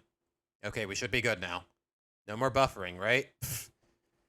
Anyways, as I was saying, of course the Owl House fan can't grasp why people hold no respect for his show. Twitter drama than actually critiquing the show. Remember guys, bad faith only applies when the criticism is mostly negative. Speaking of shows with the word I don't know. I was mostly negative in my current state of the Loud House video, but is that really, can that really be considered bad faith? Nah. Oh, thank goodness. I was thinking that too. I've been rewatching the Owl House, and now that I'm more aware of it, yeah, the stuff sticks out. Yeah, I kind of delved into it a little bit in my Amphibia review. That's a really old video, by the way, like from like a year and a half ago. If y'all want to check that out. it's the and how. Like a character, yeah. Like I saw the first part of the finale, like a character having their pronouns, like, okay, yeah, I can see where your priorities lie, Dana. I distinctly remember a certain show getting a lot of hype and Some clips will look like this in order to avoid copyright, courtesy of the fucks over flag. Bro, younger Toonshi was definitely relentless. Good God. praise back in 2016. I wonder how it's doing. Bro, the shot of Ed. Ah, great, it's spreading. Hey, it's spreading! Stolen Area 7 joke? My guy, if you hadn't told me, I wouldn't know any better, so. There's no feeling quite like watching a previous force be reckoned with in the animation scene slowly crumble to pieces over corporate greed. They're always so upfront and bubbly though. Yeah, Lou's wearing the whole bisexual colors pin, like, bro. So proud of your sexuality, you gotta remind the audience 24/7. Yeah. Like I said, guys, the opposite of humility. Like I said in my video, guys, the opposite of humility. Corporations will take care of your creative vision, we promise. Many have tried to speak out about it, but freedom of speech. CH Greenblatt not thrilled with Nick's treatment of Harvey Beaks. Yeah, a lot of creators definitely got the short end of the stick from Nickelodeon. It just ain't welcome when it's the opposing side. People just haven't grasped that yet. Will we get a new episode of Mudkip Takes Off the Internet with an Owl House video? Maybe, Erica. Maybe. Maybe. I've definitely delved into the idea in the past. I've definitely considered it, but for that to happen, I need to watch the Owl House in its entirety, and I don't think I can stomach that. We'll see. Was this before or after Chris got kicked out? It was in 2021, so it's definitely after. Around the time of Season 5. No, Cartoonshi, I don't see abuse of power. I see a private company. Whatever you say, pal. Maybe these private companies should do something about their rampant Nah. Tucci's cooking. Let him let him cook, man. Let him cook. Oh, I'm sorry. Matt. Nah, don't feel sorry, man. Don't sugarcoat it. Call them for what they are. Okay, is he not allowed to say it because of community guidelines? You know what? I don't care. Go off. Almost got cancelled there. It's almost like Hollywood and corporations don't have people's best interests at heart. That is not true. Well, in any case, Nickelodeon as a corporation has been on the decline in terms of quality. Not in money by any chance. They know what they're doing as a business, and I gotta hand it to them. They do know how to swindle people into working for them. I guess. By no small estimation, one of the best. Who's this? The culture here really is fantastic. Nick has been getting a little frustrating with their treatment of other cartoons, though. Most of the time not giving them a single chance to walk before smothering them in broad daylight. The naive will say that Nick is Okay, what is with a shot of Luann in the background? competent, that they're doing this because they're evil and don't know how to run a good business. I see it as the exact opposite. They already have a sustainable business, needing to experiment with just... I remember when the Owl House came out, everyone was linking it to the same universe as Gravity Falls, because apparently all three of those shows do take place in the same universe, but Amphibia and Gravity Falls, they walk all over the Loud House. Like, the Owl House, you can just tell it is riding way too hard on Gravity Falls' coattails. Like, hey guys, did you know our character is Stan's ex-wife? Please go watch our show. Like, I don't know. Like, the Owl House, it definitely... It's one of those shows, I don't know how to describe it better in this particular context. It's one of those shows that's trying way too hard. Writing too hard on other identities rather than the show's own identity. Know what I mean? But you know what? We're not here to talk about that right now. Be a waste of money. Also, I don't know about you, but making sure Little Legend of Korra can't be seen on live television was secretly a favor. What did you say, nigga? Am I allowed to show that on camera? Am I allowed to show that on stream?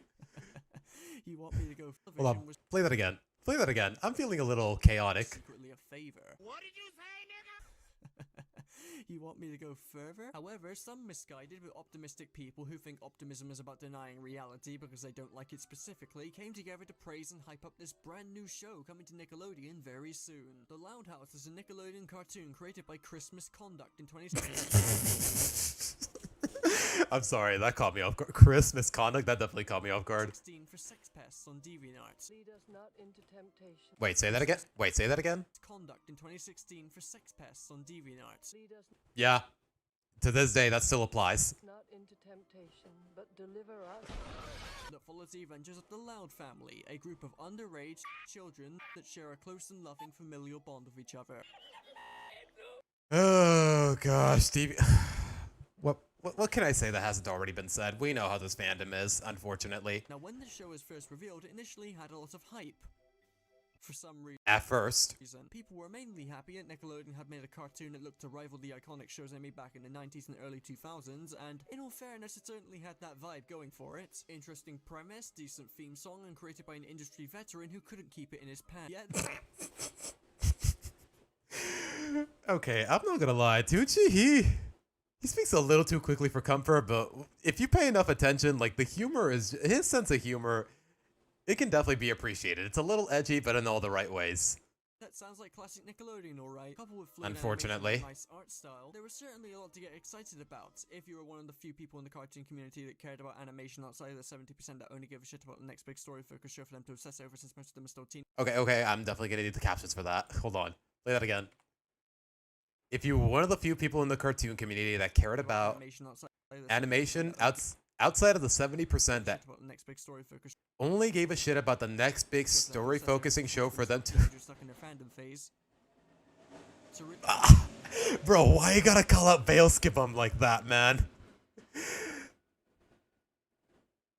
Why you gotta call out Veil Skip? I mean, I don't disagree, but why you gotta call him out like that, bro?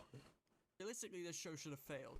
fucking thing sucks! So there was The Loud House, scheduled for May 2016, and then it finally aired, and I don't think anyone could have predicted how insanely popular the show got within its first few months of... For better or worse, but I guess the reason it got popular in the first place is because, like he said, a show that more or less resembles classic that gives that classic Nickelodeon vibe. And maybe because at the time, the bar was just that low for decent Nickelodeon shows.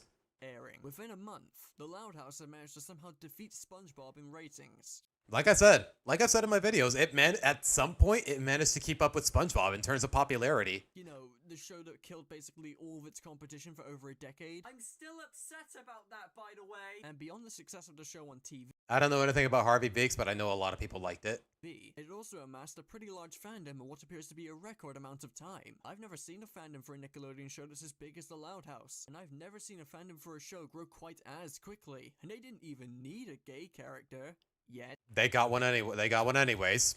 The blandest character in the whole show, but anyways. Where'd he get that Sam render, by the way?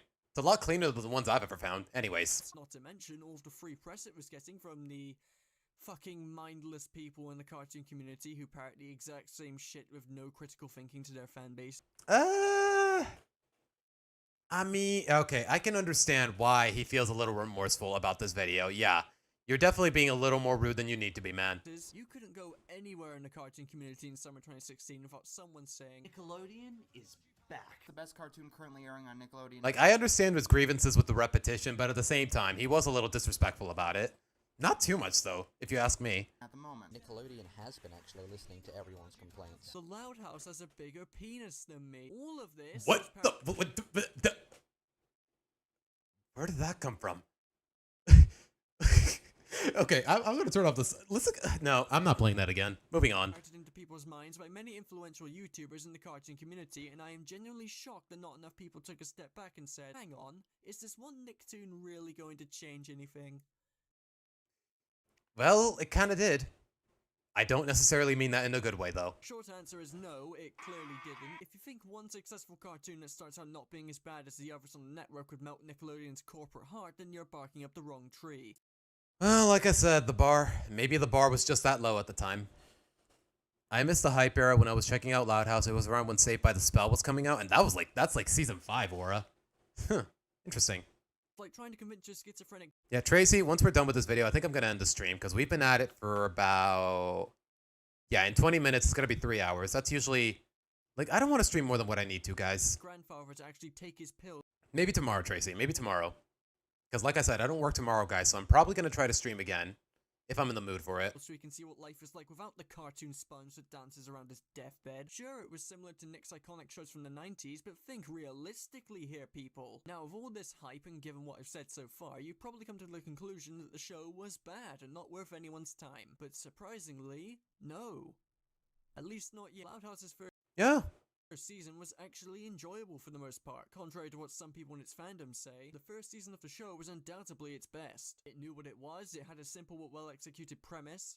I mean, I don't think he's being entirely fair. Seasons 2 and 3 they definitely have a handful of gems, at least in my opinion, and a lot of people would agree, to say the least. Didn't fully rely on the lowest common denominator to laugh at toilet. By the way, guys, do me a favor.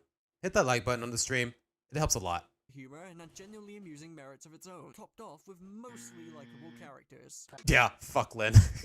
Don't get me wrong. Least favorite Loud sister by a long shot, even to this day. It was overhyped as fuck, but the show was of a quality that I've been missing from Nickelodeon for a while. Now, yeah. There were a few episodes, so yeah, both things can be true. It was actually decent, but at the same time, it was definitely a little overhyped. But like I said, it's because the bar for Nickelodeon in 2016 was just that low. That were...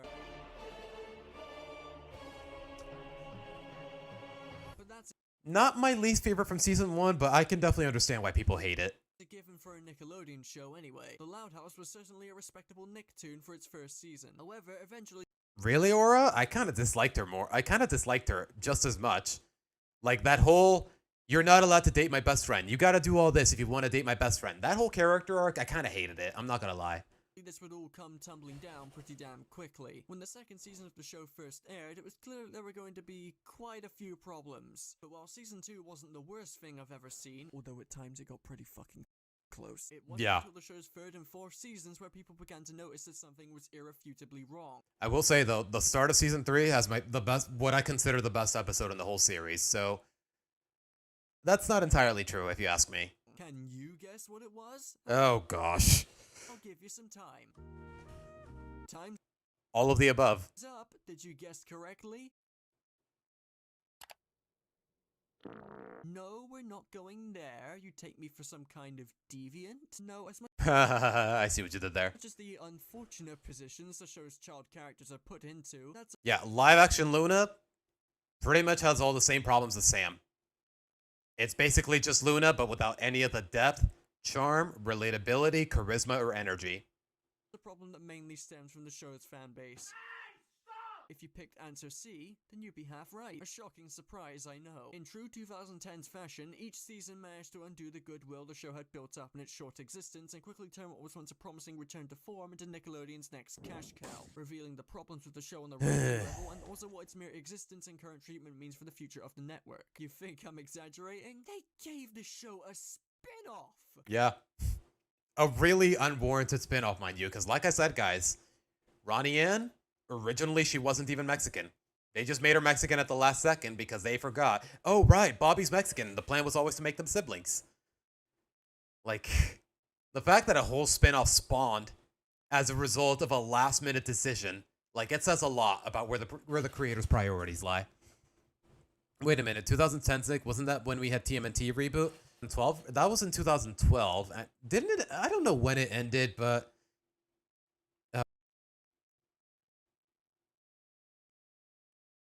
okay, we had a bit of a hiccup. As I was saying, TMNT, it was definitely solid from what people tell me, but maybe my theory is that as far as ratings are concerned, it wasn't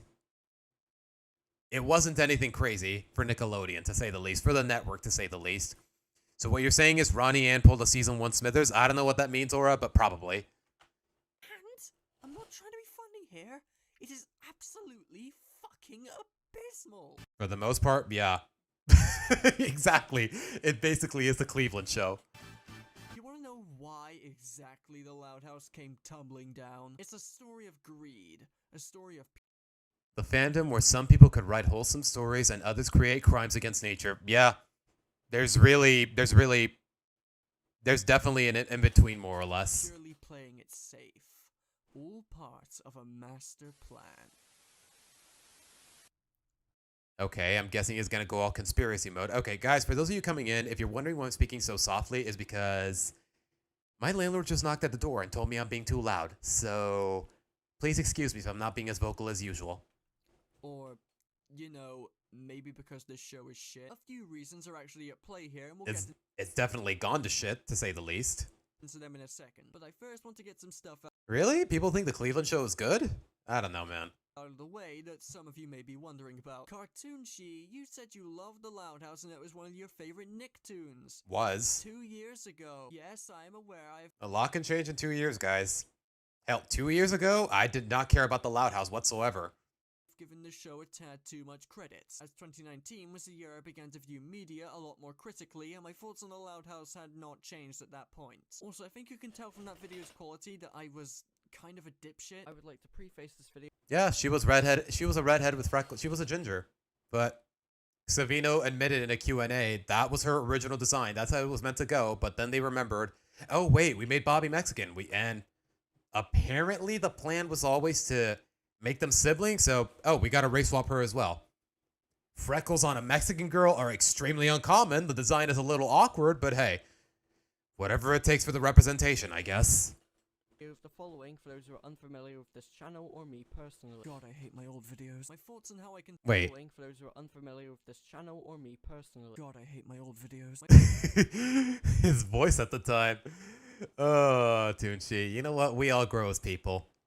And hopefully in the best of ways. Thoughts on how I can. We all look back at our old videos and think to ourselves, what the fuck were we doing, man? Consume media have changed since the far off days. At least for him, because he was like, wait, I think he wasn't even an adult at the time of those videos. Like, I know he's a really young guy. He's like, what, 22 as of right now?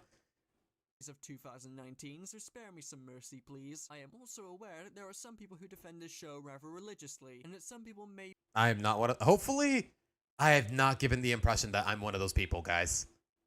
I appreciate the good episodes of The Loud House. It definitely gives me a lot to talk about, but by no means would I consider myself like a hardcore fan of the franchise or anything like that.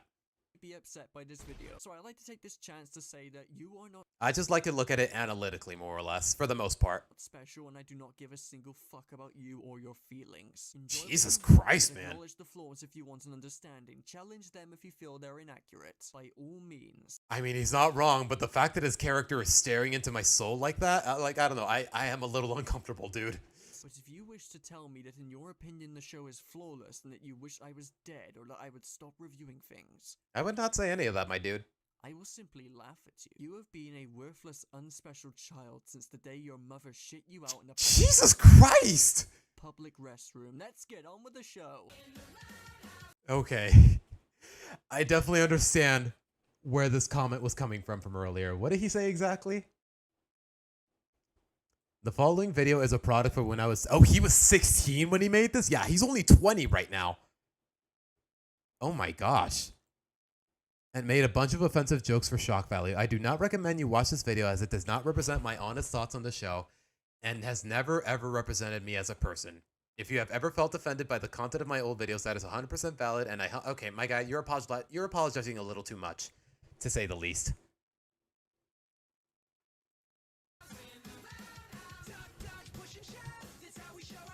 Honestly, if there's any line that should have been cut for community guidelines, it's definitely that whole shitting you in a public restroom line. That's all I'm saying, bro.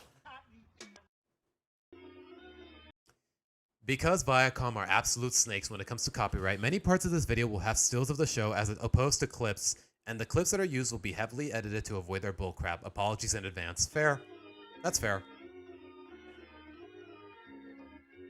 Starting off with an explanation because I need to be more aware of the IQ of the people watching my video.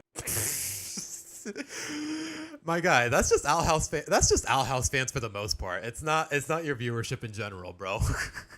Seasonal rot is a term used to describe an installment in any long-running series that is widely held to be of a notably poorer quality than the other installments. Often titled a dislike of a specific arc, but can also befall episodes. 2 years ago, I had an HBO Max account to have access to the Warner Bros. Animated back catalog before it became an empty lot. Yeah. I want to say they used to have all the episodes of Justice League and Justice League Unlimited. Like, I would have been down. Like, if the timing were ideal, I would definitely get an HBO Max membership or whatever just to watch Justice League Unlimited. Just because it's so expansive, it's so filled with content, and from what I've heard, the show is really decent, from what the internet has told me. Shows. In other words, Star Versus. Okay, if anyone deserves to not have their criticisms taken back, it's probably Steven Universe. Yes, that was a particularly easy target, but you get what I'm saying. Seasonal rot? Yeah, that's right, you deaf cunt. In a shocking turn of events. Damn! Oh, Jesus, man. It's a modern cartoon from the 2010s that's in its late season, begins a sharp decline in quality, or in some cases gets even worse than it originally was. Yeah. Before you type your next paragraph filled without except for season 3 of Korra, that was actually pretty decent. homonyms, because I said Adventure Time has been bad since season 5 again. I mean, just imagine the state Reddit would be in the next time I upload if they didn't rely on them.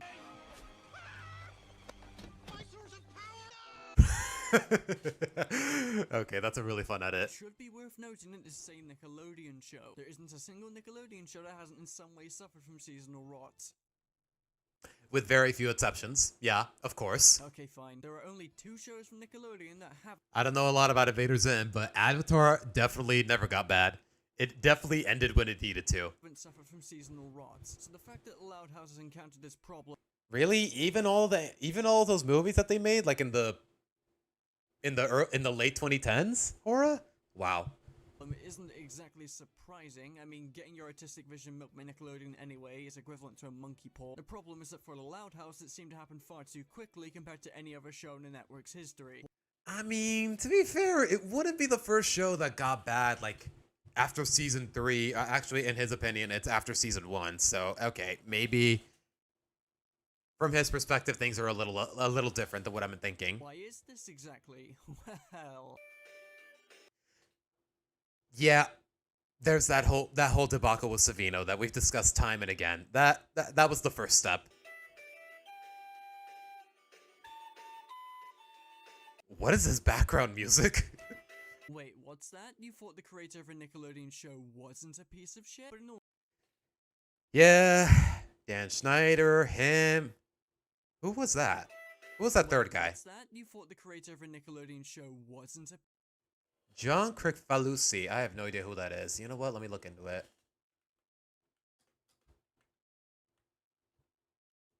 Canadian blogger and animator. Who did he create? Oh, right. The creator of Ren and Stimpy. Yeah, okay. Yeah. I have heard some stories.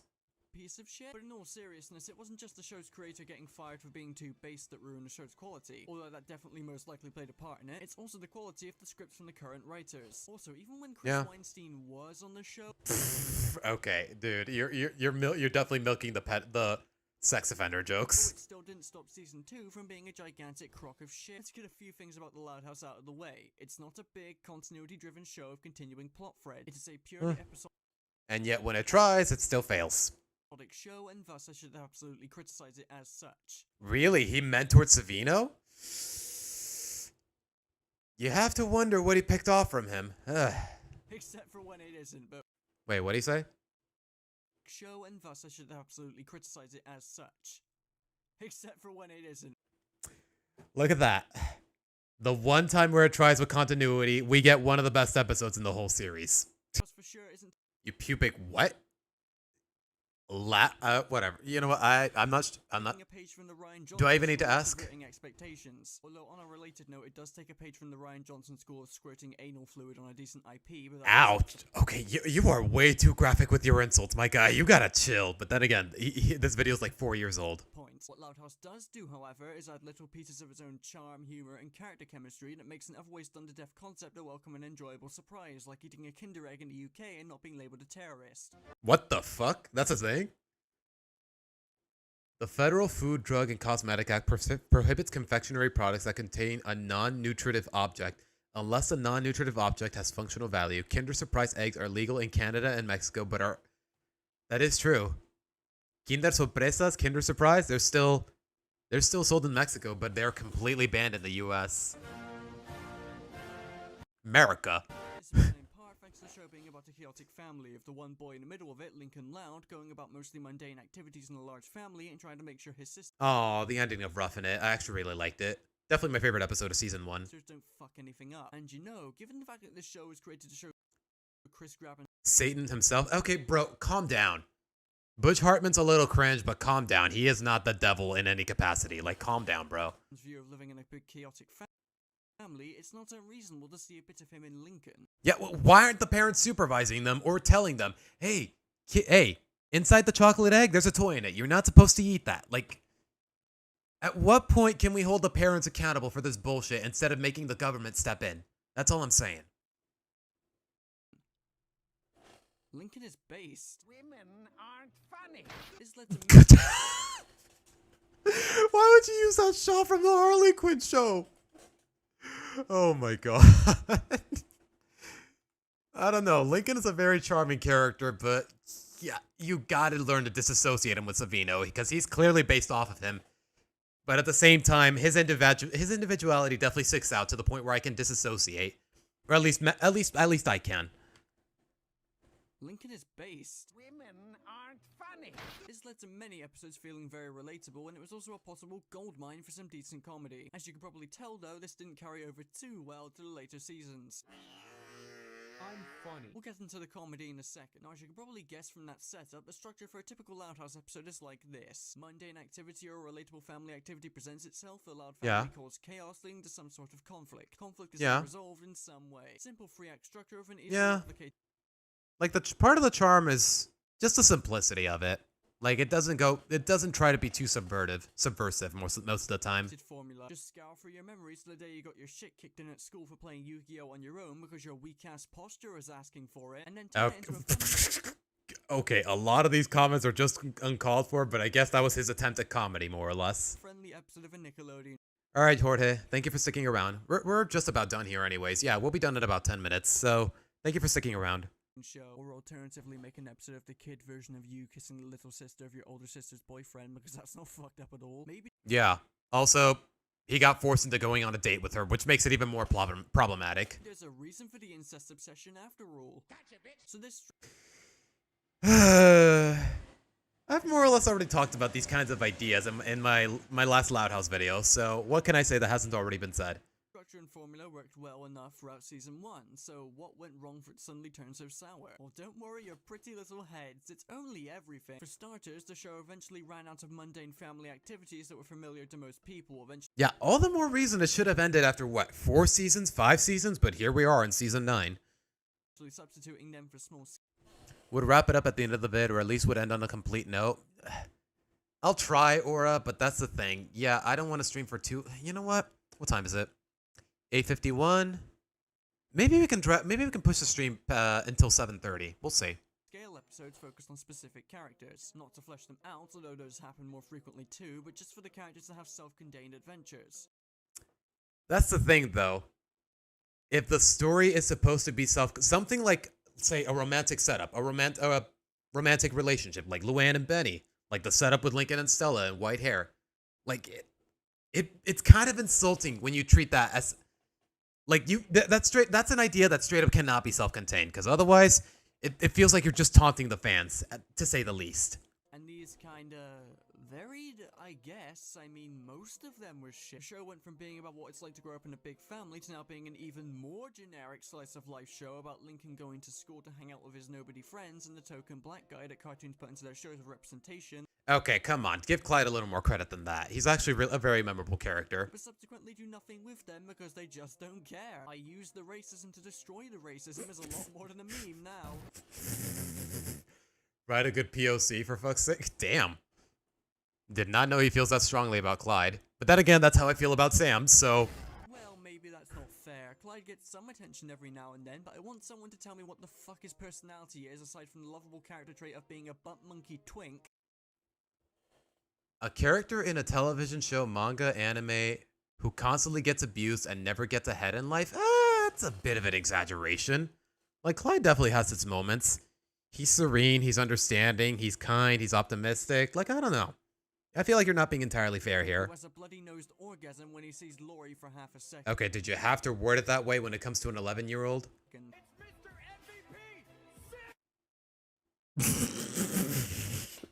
There is no way that's what it took for the video to go down. Then again, a while back, they were... For some reason, Twitch and YouTube were actually enforcing community guidelines for anyone who used that word. For whatever reason, but anyways. This one Yakuza meme, it always gets to me. I honestly can't stand how I honestly overuse the word simpis, and its original meaning is pretty offensive. Like, sure. Jesus, man. This editing. He gained some independence from his parents at one point, but aside from that, he really is just there so Chris Grabham can score some easy brownie points. I mean, to be fair, he makes for really nice emotional support for Lincoln, if nothing else. Like, I don't know. I would talk about it, but that's not what I'm here for today. Season 9, can we trade those for seasons of other shows? I'll take more Wolverine than the X-Men. It was really a Marvel show on Nickelodeon? That's rare.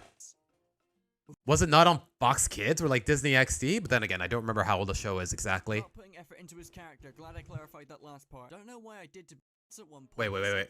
What did that tweet say? Hold on. Without putting effort into his character, glad I... Praising Amity while dismissing Luce, Willow, and Gus's character smell like white favoritism, but you didn't hear it from me. Hear me out. They all suck. Gus is not funny. Willow's forgettable. Luce, I already got problems with Luce. Her character development is completely backwards, and Amity, like, her feelings for Luce are completely uncompelling, to say the least. And she's basically just a rehash of Pacifica. Clarified that last part. Don't know why I did, to be honest. It's not like elaborating matters to people. It's not like Wait. Hey, quick warning. Please be careful if you see this in your YouTube recommendations. It's a critique of the Owl House, but the guy who made it is very able... Shut up! You know, the people who jam one finger up their ass and use the other to mindlessly point at black characters in media and clap as if they're fucking zoo animals who just shit out a clean peanut. Remind me who the racist one is again? Especially when it's clear... Damn. He's not being very kind about it, but he's got a point. The company really doesn't care at all. I think not demanding standards for black representation other than the funny friend is a little worse than me pointing it out. I mean, Clyde has never really come off as like that typical charismatic black guy trope. Never really got that vibe out of Clyde. But I'm not going to judge. Out loud. Just a reminder that John Boyega deserves so much better. Yeah.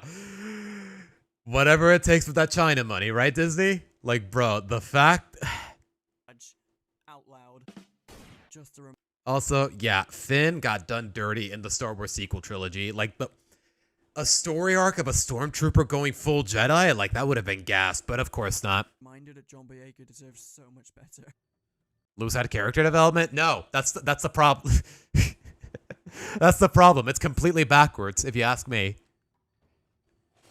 Like, at the beginning of the series, she was, oh, I'm quirky but misunderstood. And then at the end of the series, I just want to be understood. Like, that's not character development. That's just stroking your own ego. And you know what? I expect no less out of Dana Terrace. I'm honestly, hot take, but I'm really glad it got canned after 2 seasons. And their 3rd season had to be cut short. Aside from that, the sisters get episodes to themselves too. But, and this is going to be shocking, don't care. And neither did the writers. Wait, say that again? Aside from that, the sisters get episodes to themselves too. But, and this is going to be shocking, don't care. And neither did the writers. Out of all the ones I've seen, you'd have to stump trying to find any that were truly exceptional. Although answers may vary depending on what fan of the show you ask. Hey, why? Okay, look, I get it. Nickelodeon's got a bit of a stigma with feet because of freaking Dan Schneider, but just because they show feet on camera, that's not really problematic. It's very common for people to walk around barefoot in their own house. But yeah, these kind of weirdos, they definitely had a field day with it. I will say that much, unfortunately. Like, I'll give praise to the show in a second for the episodes where they decide to actually flesh the characters. Yeah, telling me don't watch a video from this guy, it just makes me want to watch the video from said guy. Out, but there are so many episodes where it's just one of the Loud siblings doing something with no actual substance. Yeah, Deep Cuts was definitely a very forgettable episode, and that says a lot coming from season 4. It's just uninteresting and not particularly entertaining. And on self-defeating too, the show is called The Loud House. It's about growing up in a large family and the chaos that ensues, so creating so many of these episodes with the main characters doing things and hanging out with characters we don't know or care about might... It definitely does get stale after a while. And I understand that. Just be a huge fucking handicap. An element that makes typical Loud House episodes flow well is the show's fast pace. Now, unlike a story-driven show, which needs to give you plenty of understandable details about the story at a certain pace to not overwhelm or confuse people, you, yes, you, pay attention, you'll be examined on this shortly. Wait, this was in 2021. Did the Owl House end by that point? Pace to not overwhelm or confuse people. You, yes, you, pay attention, you'll be examined. Okay, season 2 was barely underway. It's on this shortly. The Loud House is a cartoon that solely relies on its speed to work. The first season is full of energy and frenetic action. Like, the pacing is definitely very energetic in the first couple of seasons. And with a really fast soundtrack mostly comprised of rock or any other genre but just sped up so that it matches the scene. I mean, the show's theme song is genuinely fantastic and captures the spirit of what the show if y'all have heard the extended version, it's actually really sweet. was supposed to be rather. I would play it on stream, but then I would get copyrighted, so. In the Loud House, jump, dodge, push, and shove. Yeah. Same problem as me. Copyright's a bitch. The fact that he showed Senator Armstrong, though. Like, what a based villain, man. Loud House just simply works at its best with a fast pace. Much akin to another popular cartoon that suffered a similar fate, the Powerpuff Girls. Huh. No, not that one. Thank you. Original 90s Powerpuff Girls. This was a fast-paced show that was never written or made in any way that allowed for. Okay, you know what most people say canceled. Yeah, negotiating a quick wrap-up season, something along those lines. Point is, it more or less got cut short. There was meant to be a whole season 3, but I guess Disney wouldn't allow it for whatever reason. For a slow pace. If the show had a slow pace, hardly any of it would work, and it would simply become, well, slow. Downright boring to most. This is exactly what happened towards the end of the show's run, where the episode runtime was extended to 20 minutes from the usual 10 for some ass backwards. Really? That I did not know. Like, honestly, guys, my knowledge on the classic Powerpuff Girls, it's a little cursory. Like, I remember watching a handful of episodes growing up, but I don't remember anything about the sort of stuff behind the scenes or what happens in later seasons. For crying out loud, like, I just watched whatever I could on Canal 5. Like, shout out to my Mexican homies who know what Canal 5 is, but it basically just weird classic Cartoon Network and Nickelodeon shows at random. Like, there wasn't like a fixed order or anything like that. It just aired it for the sake of airing it, whatever they got their hands on. And you gave this show 20 minutes, but not Steven Universe. Are you fucking with my soul? No. Yeah, Steven Universe definitely suffered from the fact that most of their episodes had to be 10 minutes long. This shouldn't be a problem normally. You can write fast-paced episodes for a 20-minute cartoon. It's just that the Powerpuff Girls was never going to work in such a way. Yeah, so they say, Aura, but honestly, Digital Circus, it feels like they caught lightning in a jar.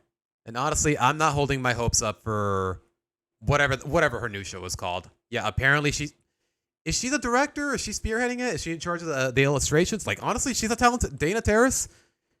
In terms of writing, I'm not a fan, but artistically, she's very respectable. Like, she's very talented, to say the least. Then left us with many notorious scenes like this.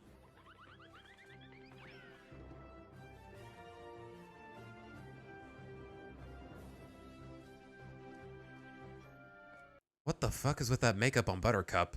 It's so uncomfortable. What was that? No, tell me, what the fuck was that? That was pure unmitigated bum fluff that caused all the impact the joke had to disintegrate. It wasn't a particularly... Did you have to show the melting face from Raiders, man? Oh gosh, I still hate that visual, by the way. Clever joke, but just look at how easily this could have been fixed. Take your time, John. We're probably gonna be here until 7:30.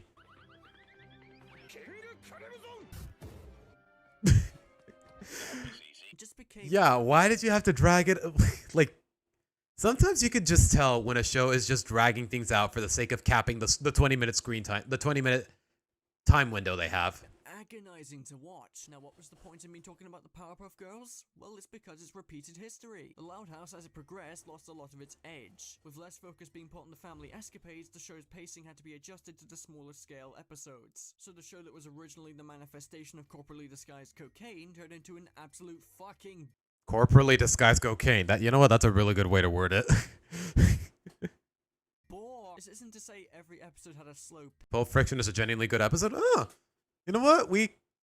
I can agree with that, more or less. But it was definitely extremely noticeable that without the energy of the Louds constantly bouncing off each other, there was something missing from the show. And this problem is further highlighted largely thanks to the Season 3 episode of Fridge Too Far, which harkened way back to the style of the first season, being about the Louds battling over each other's labeled leftovers in the fridge. Uh-huh. You know what? I never gave a Fridge Too Far enough credit. It was actually a really funny episode. It's an otherwise mundane F's in the chat. episode concept amped up to an absurd level due to the show's frenetic chaos that comes naturally when the Louds are actually fulfilling the purpose of the show. It was also pretty damn funny, and it was clear this is the kind of scenario the show works best with because, oh, I don't know, it's the reason it was made. It's just frustrating because the show can evidently still be good, but it never does. So much the show's...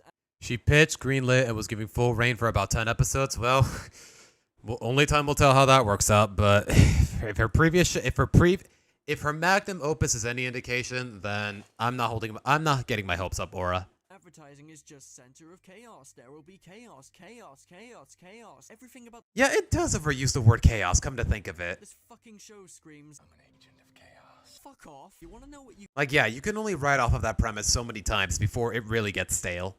Get when you show that you're capable of bringing your show back to its glory days, but fail to see just how different the stuff you continue to do is? You get Voltron, Legendary Defender. You get what you fucking deserve. That's funny, Arthur. That's the kind of humor we do on this show. Yeah, just as funny as Lance's character progression. Who's Lance? Oh, Voltron. Yeah, I don't know anything about Voltron, guys. I'm sorry. Ever joke about Voltron? No, I think we've had enough of your jokes. Okay, I'm sorry. The pacing and structure both work together here, along with the loss of the show's identity, to create a show that is basically unrecognizable when compared to the first season. What doesn't help is without either of these things, as well as the show's... I feel like he's putting a little too much weight on the idea that every episode has got to hinge on a dynamic between Lincoln and all of his sisters or one of his sisters. Like, I don't know. I get it. It's more or less the spirit of the show, but at the same time, it's nice to explore character dynamics between other characters and every now and again. Originally funny writing gone, the predictability of the episodes becomes unbearable. You can see everything coming from a mile away, like George Bush on September 11, and it just makes for one of... Okay, that line was not necessary, my dude. Nickelodeon's most bland shows. Another thing I should probably add is that the show tended to get a bit carried away when it came to its mean spirits. Yeah. Disgusting. Now he's Some kind of furry. Yeah. He was just petting a dog and giving it kisses on the head, and for some reason the writing goes off I wish it was the way it did. that bad because that would be hilarious, but instead the show settles for locking children out of houses. So obviously Yeah. someone on the writing team has disdain towards their partner for not buying good enough protection. Speaking Ouch. I mean, what a segue into a joke, bro. of Loud House and protection, here's a thumbnail I found. Please seek some help. Okay, so Why is that a... Okay, I'm not gonna think about it too hard, but that is why. to be honest, mean spirit doesn't really do it justice. What I actually mean is that as the show progressed, it suddenly lost control of its basic humanity, leading to episodes like No Such Luck. Yep. By people who most likely gain pleasure by kicking random puppies in the middle of the street. Damn. Oh, why you gotta show Dio kicking? Oh, gosh. No Such Luck are fucking infamous and are one of the Yeah. only aspects of the show you'll find most Loud House fans absolutely despise. For good reason. Yeah, everyone. I can't think of a single person who legitimately likes this episode. In good faith. Two, given that whoever wrote it probably tortures pigs on the dark web. Then again, torturing pigs behind closed doors is standard fare in this industry. No, Ouch. Not all women are pigs, silly. Not every woman's a celebrity. I mean, Okay, my guy, you're pushing it. You don't gotta elaborate to this degree, man. maybe brain damage was caused behind closed scenes as well. Maybe that could explain the room temperature IQ takes I keep seeing from these motherfuckers. Like you dead ass Jeez. are on that pack. Like come on. I ate a woman for the first time in my life. And I'm having fun. Back to no luck fuck. It's literally child No luck fuck. I'm gonna call it that from here on out. No luck fuck. Yeah, it's straight up just child abuse. Played for a laugh. Like Chris, my man, I know times were tough or pleasurable, I don't give a fuck, but Ah, dude! This guy is relentless. Holy shit! This guy's relentless when it comes to the edgy humor. Most of the time it works, but every now and again, yeah, I get it. You could tone it. He could tone it down a little. abuse played for a laugh. Like Chris, my man, I know Like, yeah. times were tough or pleasurable. This episode the worst episode in the whole series, even to this day, was dropped under his direction and his jurisdiction. Like, you really have to wonder what was going on behind the scenes to publish an episode like this. I don't give a fuck, but am I supposed to find this funny? An episode where Lynn loses one game and then begins a downward spiral of ruining Lincoln's life because that's a great character. Like, sure, Lincoln brought it upon himself by using bad luck as an excuse to get out of doing shit, the crafty bugger. But if you think I'm still going to laugh at him being locked out of the house and given breakfast through the fucking cat flap, then I'm going to question why you're so happy laughing at it in the writer's room while sitting on your throne made out of your own shit and piss. And Yeah. while we're on the topic of casual Hollywood Satanism. Wow. He really summed up my criticisms of No Such Luck. Like, keep in mind, when I was talking about No Such Luck myself, I was going on for like, what, 10 minutes? And he did it in like 30 seconds. My mean-spiritedness, it should be worth mentioning that the first season was obviously not immune to some of this. Yeah. On a limo has Out on a limo, one of the boys. It's really just those two now that I think about it. But yeah. Lincoln become friends with some fat prick and then suddenly turns into a Tory for the rest of the episode. Which, as you could probably guess, was fun in the same way scrolling through Twitter is stimulating for your brain cells. Okay, he got me there. Okay, he got me there. Because I definitely use Twitter a little more than what I like to admit. Being mean-spirited and is scrolling through Twitter is stimulating for your brain cells, or fuck it, life expectancy. But fuck me, did the rest of the seasons go overboard at times? While Yeah. It isn't simply being mean-spirited and is simply one of the characters uncharacteristically acting like a total gibbon for 10 minutes. You know what? We did talk about this earlier. Yeah, Fantastic Voyage. A lot of Lynn Sr.'s behavior was definitely out of character. These character inconsistencies, along with mean-spiritedness, don't give me a very positive view of the show's writer's room. Comparing season 1 to the later seasons are probably not helpful in this regard, as they both have the same fucking problem. It's just that season 1 had considerably They do have the same writers, though. less of it. And if we're going to dive deep into character inconsistencies, despite all Yeah. Oof. If you look no further than all the April Fool's episodes with Luann, those are definitely some of the worst examples. their fair share of development for Also, Ellis for Love for Luna, but that's a bit of a hot take. I'll leave that for later. show, which I'll get into later, it's retroactively fucking meaningless, as they'll be smiling and treating everyone fairly like a saint, and then the next day will be conjuring the souls of hell to ravage the nearest sibling because someone ate all the fucking Oreo thins again. There's no Yeah. Honestly, the resolutions in most of these episodes, they definitely do feel redundant. It all just ends with a, I'm sorry, everything's good, and then by the next episode, they're just fighting again for whatever reason. point disappointing character development if they're going to then 180 back into being a senseless ninny again after the next 24 hours. I'll go more in depth about that soon, but it is strange how the show is able to make me like and sympathize with a character one episode and then make me pull out a fucking crucifix the next time. Yeah, Lori is definitely... She definitely loves flip-flopping the most when it comes to these ideas. Like, on one hand, yeah, she's getting nervous. Like, in one episode. Like, yeah. She's getting nervous because she's got a big golf tournament coming up. A recruiter from a university is going to be watching. And if she screws up, she ruins her whole future. And then another episode, she's forcing Lincoln to go on a date with her for reasons that have nothing to do with him. Like, yeah, Lori definitely flip-flops the most when it comes to this kind of inconsistency. On screen. It's like once every season, one of the Loud siblings gets a chance to be Hitler for an episode. You just have to endure it until they eventually learn their forced lesson towards the end with the stock sad piano track followed by a, "Oh, I'm so sorry, if only I knew what effect I was having on this current situation, I wouldn't have." Fuck off with the Logan Paul apology shit. What's with the... What is that? Okay, I don't know what that has to do with Logan Paul, but that's a really fun edit. Play it again. I was having on this current situation, I wouldn't have. Fuck off with the Logan Paul apology shit. Yeah, I said it once, I'll say it again. Linda's my least favorite Loud sister. This isn't writing. It's radioactive sewage stained onto a sheet of paper. It isn't compelling. Your show's writing is equivalent to a Volvo XC90. It's fucking lame. That's a really specific... Oh, okay. I was about to say, that is a really specific car model to hate. Like, what gives? And, okay. Least reliable model. It's barely holding itself together. What we can understandably get from this is that the absolute... The Loud House has a weird consistency when it comes to quality. Season 1 isn't great, but yet seasons 2 and 3 are good, but season 4 isn't good. Like, what is the golden age of the Loud House at this point? Like, I don't know. I guess just season 1 more or less, and most of season 2, a good chunk of season 3, but then we just kept getting, with each new season, we just kept letting less and less more good episodes. I would say. That's just my theory. Handling of heartfelt moments and ending lessons makes for moments where one would dare to facepalm, but that would be giving the show more effort in emoting how bad it is rather than simply talking about it, so here we are. Oh my god. I get having sibling rivalry, that's a relatable aspect of the show and one that I'm not against in the slightest. It's just when you make a character fucking insufferable towards Lincoln for no clearly justified reason, it doesn't give me much of a reason to care about. Yeah, especially in Save the Date. Like, I'm honestly surprised I didn't talk about it more in my worst episodes listing than I did. But there's really not much to say the more I think about it. Lincoln stands up to his bully, talks shit about her, and then she leaves him alone, but then it turns out his bully is related to his sister's boyfriend, so in order for them to get back together, they have to get along and go on a date with them. Like, that is such a... Like, I don't know, morally... Like, I'd say the moral ramifications are the least of this episode's concerns.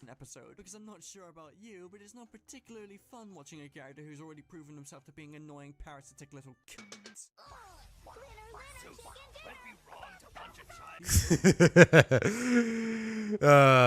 Grunkle Stan.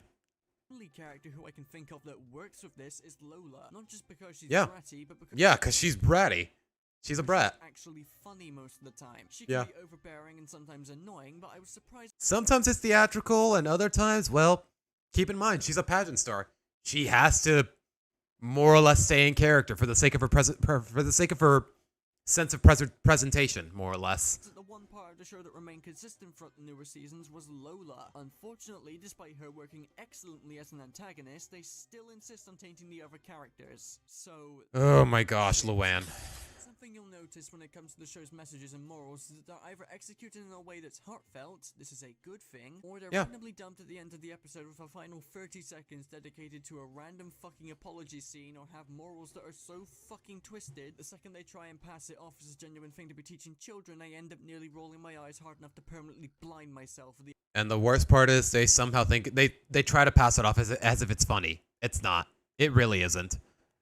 I'm back, and as I saw right there, most had a character. Okay, John, I have no idea what you mean, man. Yet the stupidity unfolding before me. This was also a season 1 problem that has sadly gotten even worse with later seasons. Once again, no such luck as the king of animated child abuse. It's like the show's equivalent to Arnold portrays Iggy just without the possible kink baiting for potential pit maps. Hey, yo. Once again, I thank you. Or then there's prematurely Okay, I've heard every now and again Arnold betrays Iggy is the equivalent of no such luck, but I have no idea what it's about, so I'm a little lost in the context there.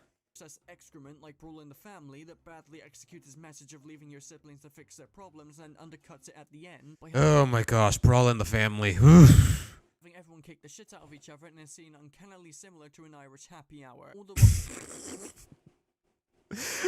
What a way to describe it, man. I'm telling you, man. This guy's mind, it works in so many fascinating ways. Treating Lincoln like complete shit. Yeah. He didn't do himself many favors, admittedly. Then there's the case where the episode is completely rotten to the fucking core, even without its morals, like the absolutely...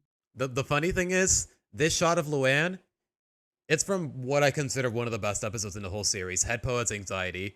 So the fact that he's using it in the background, it feels a little ironic. Oops, I did not mean to skip. Kings of the Con, an episode that... Yeah, Kings of the...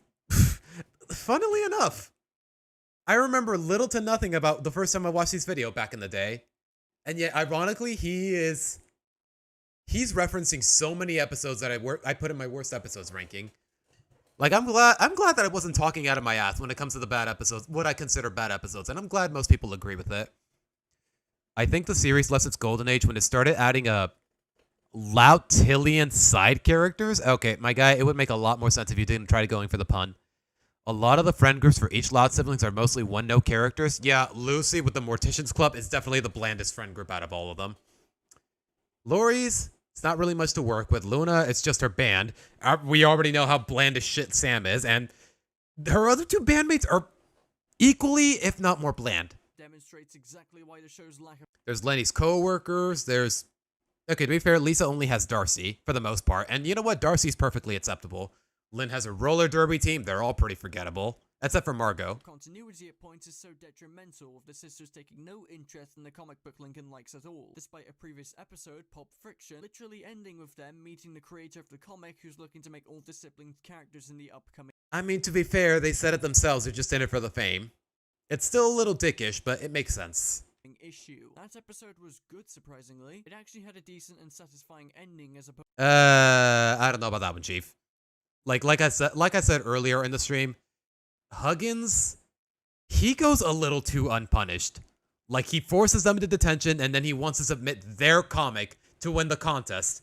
Like, he's cheating in the contest. He forced two kids to go into detention without real reason, and apparently we're supposed to feel bad because apparently he had no friends growing up and he liked comics too. Like, nah. Like, for the most part, the episode's fine, but the resolution is definitely a little flimsy, in my opinion. Most of the cheap jokes, cynical bullshit the show pulls out from under the rug nowadays. In Kings of the Con, they have no fucking interest whatsoever besides fame, and then after 20 minutes of excruciating agony, not too dissimilar to the crippling depression I used to have, the girls get all the fame and get to star in a movie, while Lincoln and Clyde are left in the background to shovel shit. Lincoln and Clyde were still... You know what? Let me put it this way. Still jerks in this episode, but so was everyone else, so them getting punished felt unjustified. I don't know about that one. I came across Toonsheep because we shared a Loud House server at the time, and now it's weird seeing him with a larger platform. Good for him. I don't know. How many subscribers did he have at the time? Like, back in 2021, when he uploaded this video. Like, right now, yeah, he has 276,000. Like, good on him.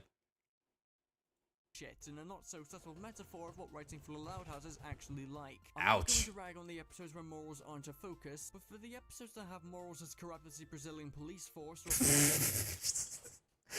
Morals as corrupt as a Brazilian police force. You know what? Try it. Mexican police force. Like, yeah, the cops in my country, ay, bola de pendejos. Or as rotten as Kings of the Con, if you think these subpar mazes of ejaculated STD tomfuckery that you've gotten the Dark Lord to summon into an... What is it with him and all these overly graphic adjectives, man? Good God. An actual script are acceptable for children, think it's about high time you got out the writer's room for some fresh air. Touch some fucking grass for all I care. You're my bitch. I feel like I'm watching a family member slowly die of Alzheimer's due to the fact that thanks to the previous 4 seasons, this show's foundation now has more holes than John Lennon's corpse. Jesus. Oh my God, Toonshi. When making a children's show that aims to have episodes where lessons are... Okay, I get where he's coming from when he said he took it a little too far sometimes, but... Other than the occasional edgy joke, you don't have a lot to apologize for, man. Like, I know I'm saying Jesus and oh my goodness a lot, but at the same time, that's just a shock value. Taught you better be damn sure you teach them properly or actually teach your... That's really just a shock factor. It's not necessarily anything controversial or problematic. good moral because one awful season is enough to breed a generation of sociopaths. I've made a severe... Okay, that's a massive overreaction for comedy's sake. We just don't need another Yeah, he is so out of pocket in this video. It's kind of crazy. And honestly, I'm kind of enjoying myself just listening to it. Just stop with this dark-hearted, I'm running out of synonyms for shit here. Not every kid show needs to have good morals. That is completely retarded. I don't remember being taught about the dangers of climate change by Wile E. Coyote when I was 5, or the uprising of the Okay, that's a really good analogy. Right by Walt Disney when I was 7. Oh wait, never mind. But Loudhouse is clearly aiming to do this with certain episodes, so it's worth mentioning. Okay, why does he keep showing the shot of Luna and Sam? I also just want to call out the Lincoln torture porn, because despite him being a total jerk-ass at times, it's never pleasant to watch. Yeah, and most of the time he really doesn't deserve it. Unless it's rightfully deserved, like with Out in a Limo. Fucking Tory cunt. But that's not all. Let's finally talk about the big inflated Luann in the room. Is the Loudhouse funny? The answer is yes. And no. No. That is not funny. No, I'm not gonna act like the Loudhouse season. It does get a couple laughs out of me every now and again, but it's not comedy gold. Like, it's not like Gravity Falls levels of comedy gold. One was the holy messiah of comedy. It wasn't. But it had more effort placed into its writing than whatever the hell. I mean, if the Loudhouse's first season wasn't funny whatsoever, then we wouldn't have this masterpiece of a line. You know, I'm noticing a complete lack of balls in this room. Obviously, Hey, I'm yo. not the best person to listen to when it comes to comedy, but Classic cartoon-y videos, my beloved. Yeah. No, nowadays he's still got a good thing going. I don't agree with a couple of things he says every now and again, but he's got a good rhythm going. Like, good on him for actually being able to do this for a living. Something that can't be afforded to a lot of people. it's a purely subjective thing, and I'm about as funny as a helicopter crash. There was supposed to be a helicopter visual here. I swear I had that downloaded somewhere. Wait, what is that noise? Oh my god! Oh, it's something I can criticize is the type of comedy the show does and how it presents it. Season 1 of The Loud House had a decent balance of slapstick so the little kiddie winks don't ask their parents to switch the channel, along with well-written humor so that the parents don't think about why they should have pulled out 6 years ago. This is something plenty of shows do in order to appeal to the whole family. However, there is a single problem that often... Yeah. Trivial ass toilet humor. Like I can think of 1 or 2 occasions where it actually feels like it's contributing to the narrative, but most of the time, yeah. Even though ironically Savino said, hey, if we're gonna make fart jokes, we're at least gonna make them good fart jokes, but I really haven't felt that. Like 95% of the time, I really haven't felt that. Season 1 had its toilet humor and gross out humor at times, but it never really defined the show's comedy. However, it was a problem that would only get worse as the show went on, as it went from being a show that anyone of any age could enjoy into being strictly for children. Which, when you look at its fan base, I'd say that's fairly accurate. I mean, have you seen how many grown men are a fan of the show? Like, unironically, passionately, like, hardcore. You're a fucking sicko, and I'm surprised your parents actually even raised you. Now, in case you were I have no idea who this is. wondering, no, I am not brain. Dion Garth is a known psycho in the Loud House fandom, and his behavior is borderline disgusting. I do not care that he's a small channel. Damn. Damaged, and second of all, despite this man's looks, he is mentally a child. As you could probably tell from his imperfect facial structure, I don't think he... Okay, bro, you don't gotta roast him like that. But you know what? If he's as dickish as he claims he is, then you know what? I'm not stopping you. Actually finished breastfeeding yet. I'd call him an actual... Yeah, nowadays he says the Owl House is great, and no, I feel like he just caved in. Yeah, I feel like he just caved into peer pressure, more or less. Child or a man-child if I could, but I think he's probably a danger to both. Just had to do like a little talk on this adorable episode because it has all boys in it, plus says I'm into guys. You know, why not? Not to mention they can... What? Look at it, call it adorable in their undies. Stop. Wait, what? Okay, yeah, okay. He's as crazy as he was saying. He was making him out to be. That's one of your biggest observations? The fact that the 12-year-old is in his underwear? Yeah, no. Someone call CPS. A children's story that can only be enjoyed by children is not a good children's story in the slightest. Yeah.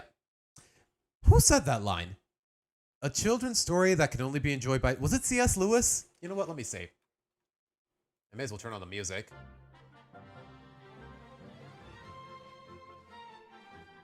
A children's story that can only be enjoyed... Who said this? Okay, it was C.S. Lewis. You know what? Based author. Even though... Guy literally lived throughout the 19th century, and you know what? most of what he does is still incredibly based. And if you sideline your originally funny and Like the author of the Screw Tape Letters, the author of Narnia, like holy crap, C.S. Lewis, his work has definitely stood the test of time. Like this, I'm just going to assume you stopped trying. Now that might be a little harsh, but I personally think it would be ruder of me to say that they were trying, because if that's the case, then...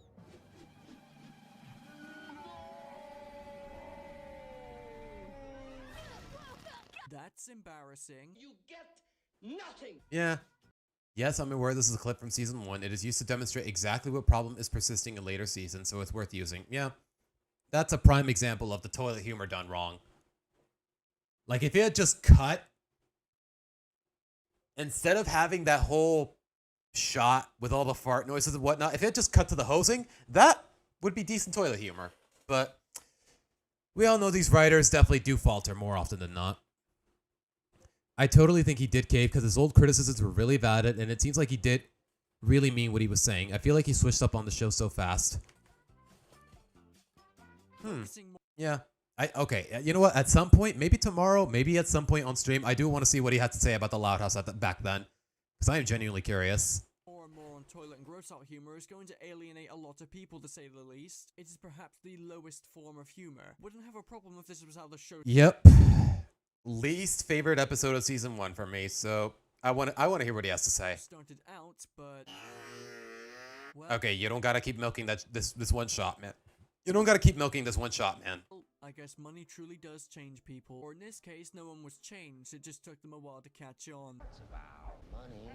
Okay, one thing about the show that I'll give some honest-to-God praise for is that at the tail end of Season 1 and going into Season 2, it began to start fleshing out its characters. Now, truthfully, I don't hate a single character in the Loud House. Except for Len. That's not Yeah, that's not true. You lose. Good day, sir. But these episodes did certainly give them a few more layers. Specifically, my favorite character is Luna, because they've given her the most attention out of every character, even back in the show's first season, so it's a little unfair. But yeah, really loud music, still one of the best episodes. Very one-note got their fair share of development. For example, Luann was probably the most one-note character on the show. She told shitty jokes and pranked people. That's literally all there was to her. She had the collective character depth of a limp teaspoon and was extremely flat. Ironically, and make of it what you will, but I feel like she didn't, outside of... I think her character development was definitely at its peak when it came to her relationship with Benny.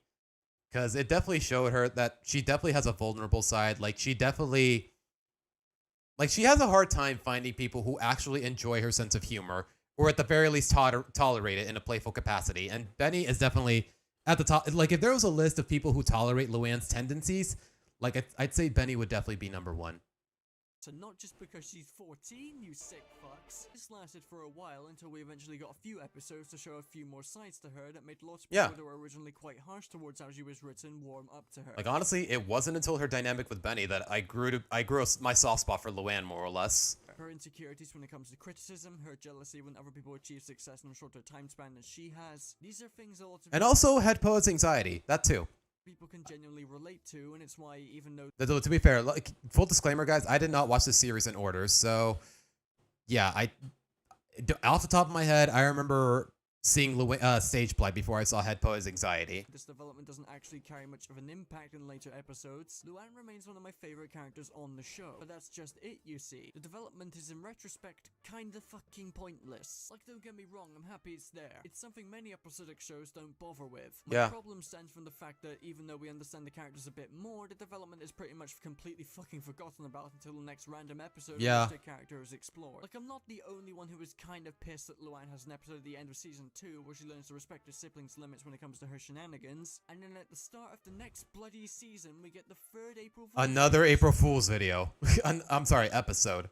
As if we didn't already have 2 of them in the span of 2 different years. Where she goes absolutely fucking feral and ruins her entire family's reputation with stunt doubles because they're funny. No, it's not funny. It's not funny. Who's the flamboyant pillar who looked at that and went, yeah, that's fine, that's a good job? Like, no, it isn't a good job. Look, hold on, say that again. Pillar who looked at that and went, yeah, that's fine, that's a good job. Like, no, it isn't a good The way he says no there, he's like, no. Good job, Sammy. You done fucked it up. Back on topic. I don't really understand why we're supposed to care about these characters developing when their development has little to no bearing on anything. Yeah, or I already knew about the Mega Evolutions being locked behind like a... Wait. I thought it was just DLC. You need a Switch Online account? There's no way. Oh, gosh. Okay, Hora, I gotta look into that later. Cry, boo-hoo, it doesn't excuse her acting like a complete cock. And before you ask why I have such a deep-rooted hatred for this character, well, don't take my word for it. Take the character's own words for it, as well as her actions, because my lord... What did they say exactly? The worst sport imaginable, shows little respect towards anyone, little to no character development, that is true. Selfish, naughty word. Jumps to conclusions constantly, nearly ruined Lincoln's life, is violent towards anyone in her way. Literally assaulted a goat at one point, that is true. Turns everything into a competition, blames everyone but herself. Her episodes are some of the worst. Yep. It doesn't matter if a character is given a really good arc in one episode, that progress is completely sidelined as a result of the show being episodic, so... Yeah. A lot of it is just either really redundant or just a complete step backwards, like in the case of Luann that he just presented earlier. This also ties into my previous point on Like I said time and again, I'm really not a fan of any of the April Fool's episodes. how the show started to focus more and more on character-focused episodes.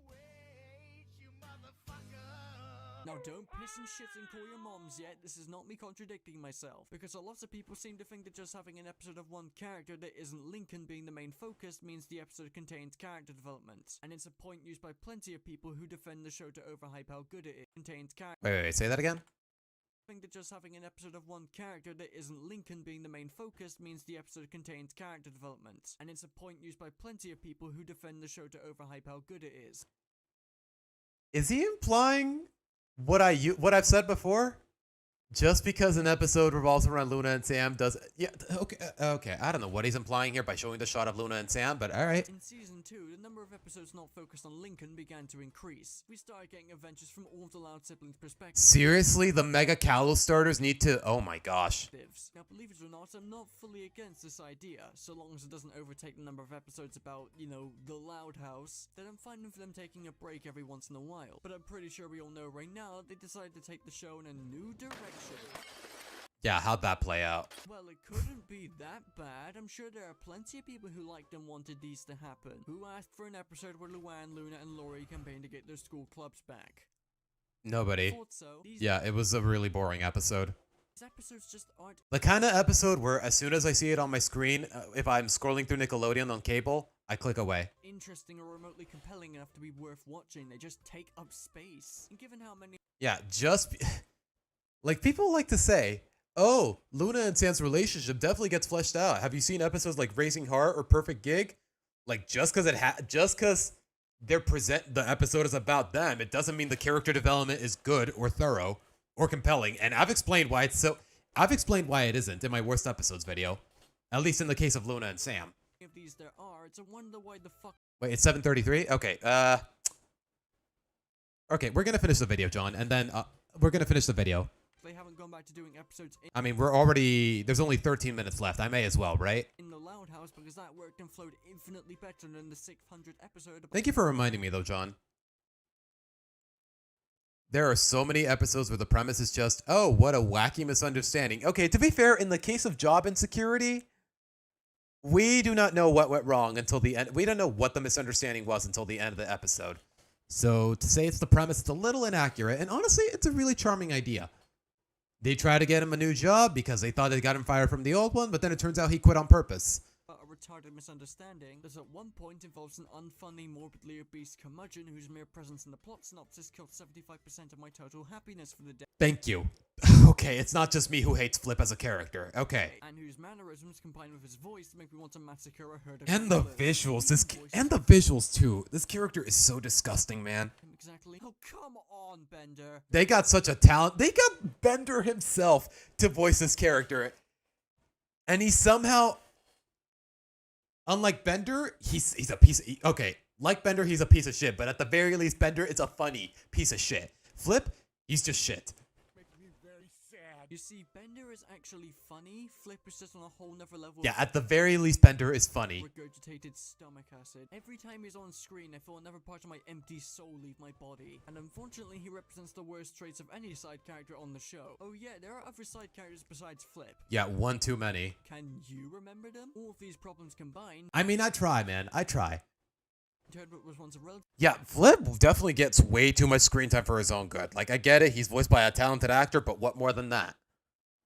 Entertaining show into one of the most like he got a whole Christmas special where he's parodying Ebenezer Scrooge. Like, he has so many episodes like revolving around him. Like, who is gassing up this awful character? Dead ass. Painfully unoriginal and bland things I've ever seen come out of Nickelodeon. It's not on the same level of terrible or something like Pig, Goat, Banana. What the fuck? Who? Pig, Goat, Banana. What? Why is that fucking thing? But it no longer. This was a thing? Okay. It does anything to stick out, and good episodes are few and far between. What about seasons 4 and 5? Wait, what's wrong with Cowpie Kid?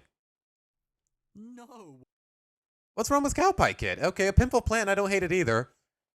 As for the rest of them, boring, really bad, boring and really bad, boring and really bad, really bad messaging, really bad, kind of forgettable, but I don't hate it. These two are fine though. But yeah, for the most part, yeah. Season 4 is definitely, you can see the decline in quality, because that's more or less after Sabino left, with no drafting, no pre-production of any kind with his influence. At least that's my theory. The quality of the show really started to tank, kicking off season 4 of a whopping 9 episodes dedicated to advertising the Casagrandes. Network money-making scheme.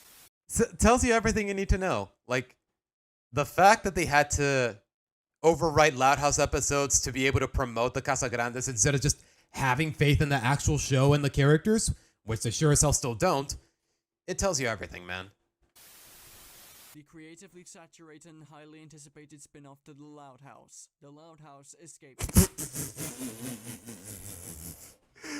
He said it, not me. You know what? I'm Mexican, and you know what? I'm laughing. I'm laughing. School is the episode that caused so many people to drop the series. Yeah, I can see why.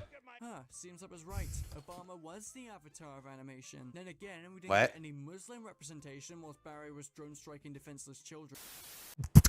Dude! Okay, goddamn. Bro, I mean, nothing too wrong with what he said, but damn, it is so out of pocket.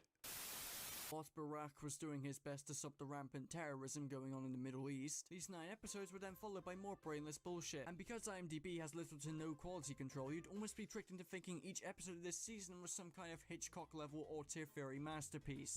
Allowed to envision as a more idealistic family just for their parents' benefits. Wait a second, didn't we already do something similar to this like 2 seasons ago?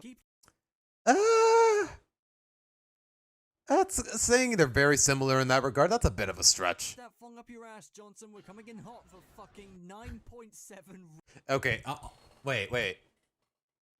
Okay, I feel like half of the reason this episode is rated so high is because it's paired with Perfect Gig. That's a Luna and Sam episode. It tells you everything you need to know, man. You know what? I'm gonna just say this once. I said this once. I'll say it again. Saluna sucks. Rating. The Star Platinum sound. Oda! List of movies and TV shows rated lower than this one episode that are much more worth your time than this soulless piece of retreaded condom spaff. Glitch Text, Gravity Falls, The Godfather. Yeah, that's why I really don't take IMDb's rating seriously, because you can just tell that it has no quality control. Yo, Hilda? Yo, Hilda mentioned? Hold on.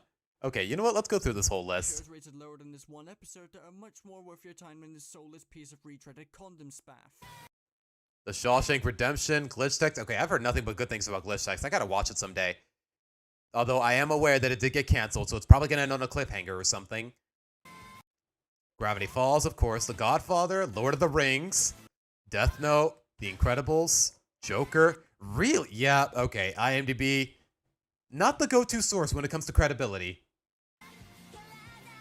Parasite, Terminator 2. 30 people actively rating every episode of The Loud House, with around 60% of ratings always being a perfect 10. Yeah, bullshit. And you thought you were given too much credit. And your upholstery. What the fuck? Season 5. Yeah, I get the gist, man. I get the gist. Gets even worse, kicking off with an episode so bad that despite the relatively high IMDb rating, I actually saw quite a few people complaining about how the whole thing just scrapes the bottom of the barrel in terms of Canada jokes. America Junior. And having America Junior. Get banished from Canada for not liking maple syrup. Someone wrote that joke and was really proud. Pretty sure Sully and Mazzy have better character interactions with Luna than Sam. Yeah. Sam. Flip is my least favorite character for reasons I've already explained, but Sam is by far the blandest in the character in the whole show. And in a cast this big, that says a lot. On themselves. And by the way, this episode ran for an hour. Yes, a full. Yeah, he already. Like he said, this show's energetic pacing is part of the charm. Like the 10-minute length, like it contributed to that. But having a whole hour-long special. Like, you guys can see how that can be a problem, right? Fucking hour of stale. Aura, don't spoil it for me. I want to watch. I didn't read your whole comment, fortunately, but don't spoil it, man. Canada jokes. Fucking god. This show is so well fucking written. I've managed to make it to about episode 14 in season 5, as that's the latest episode as of writing this video, but honestly, I think I've seen enough. Yeah. That through 4 seasons. There's a handful of decent episodes scattered throughout the later seasons, but very rare, man. It's very rare. Some of the worst writing I've seen come out of Nickelodeon in years. The Loud House is simply a show in the middle of an identity crisis, and because of this identity crisis, it's not nearly as good as it originally was. Again, not to suck the first season's dick too much, but you could understand why people were fans of this show. It was simple, but that's what was so likable about it. It didn't complicate shit if like I said, what was the first sentence that came out of my mouth after I revealed my favorite episode in the whole series in my best episodes video? There is beauty in simplicity, and that's what the show used to ride on, and many would say it's what let it rise to prominence in the first place. My exact words, go to my best episodes video and go to number 1.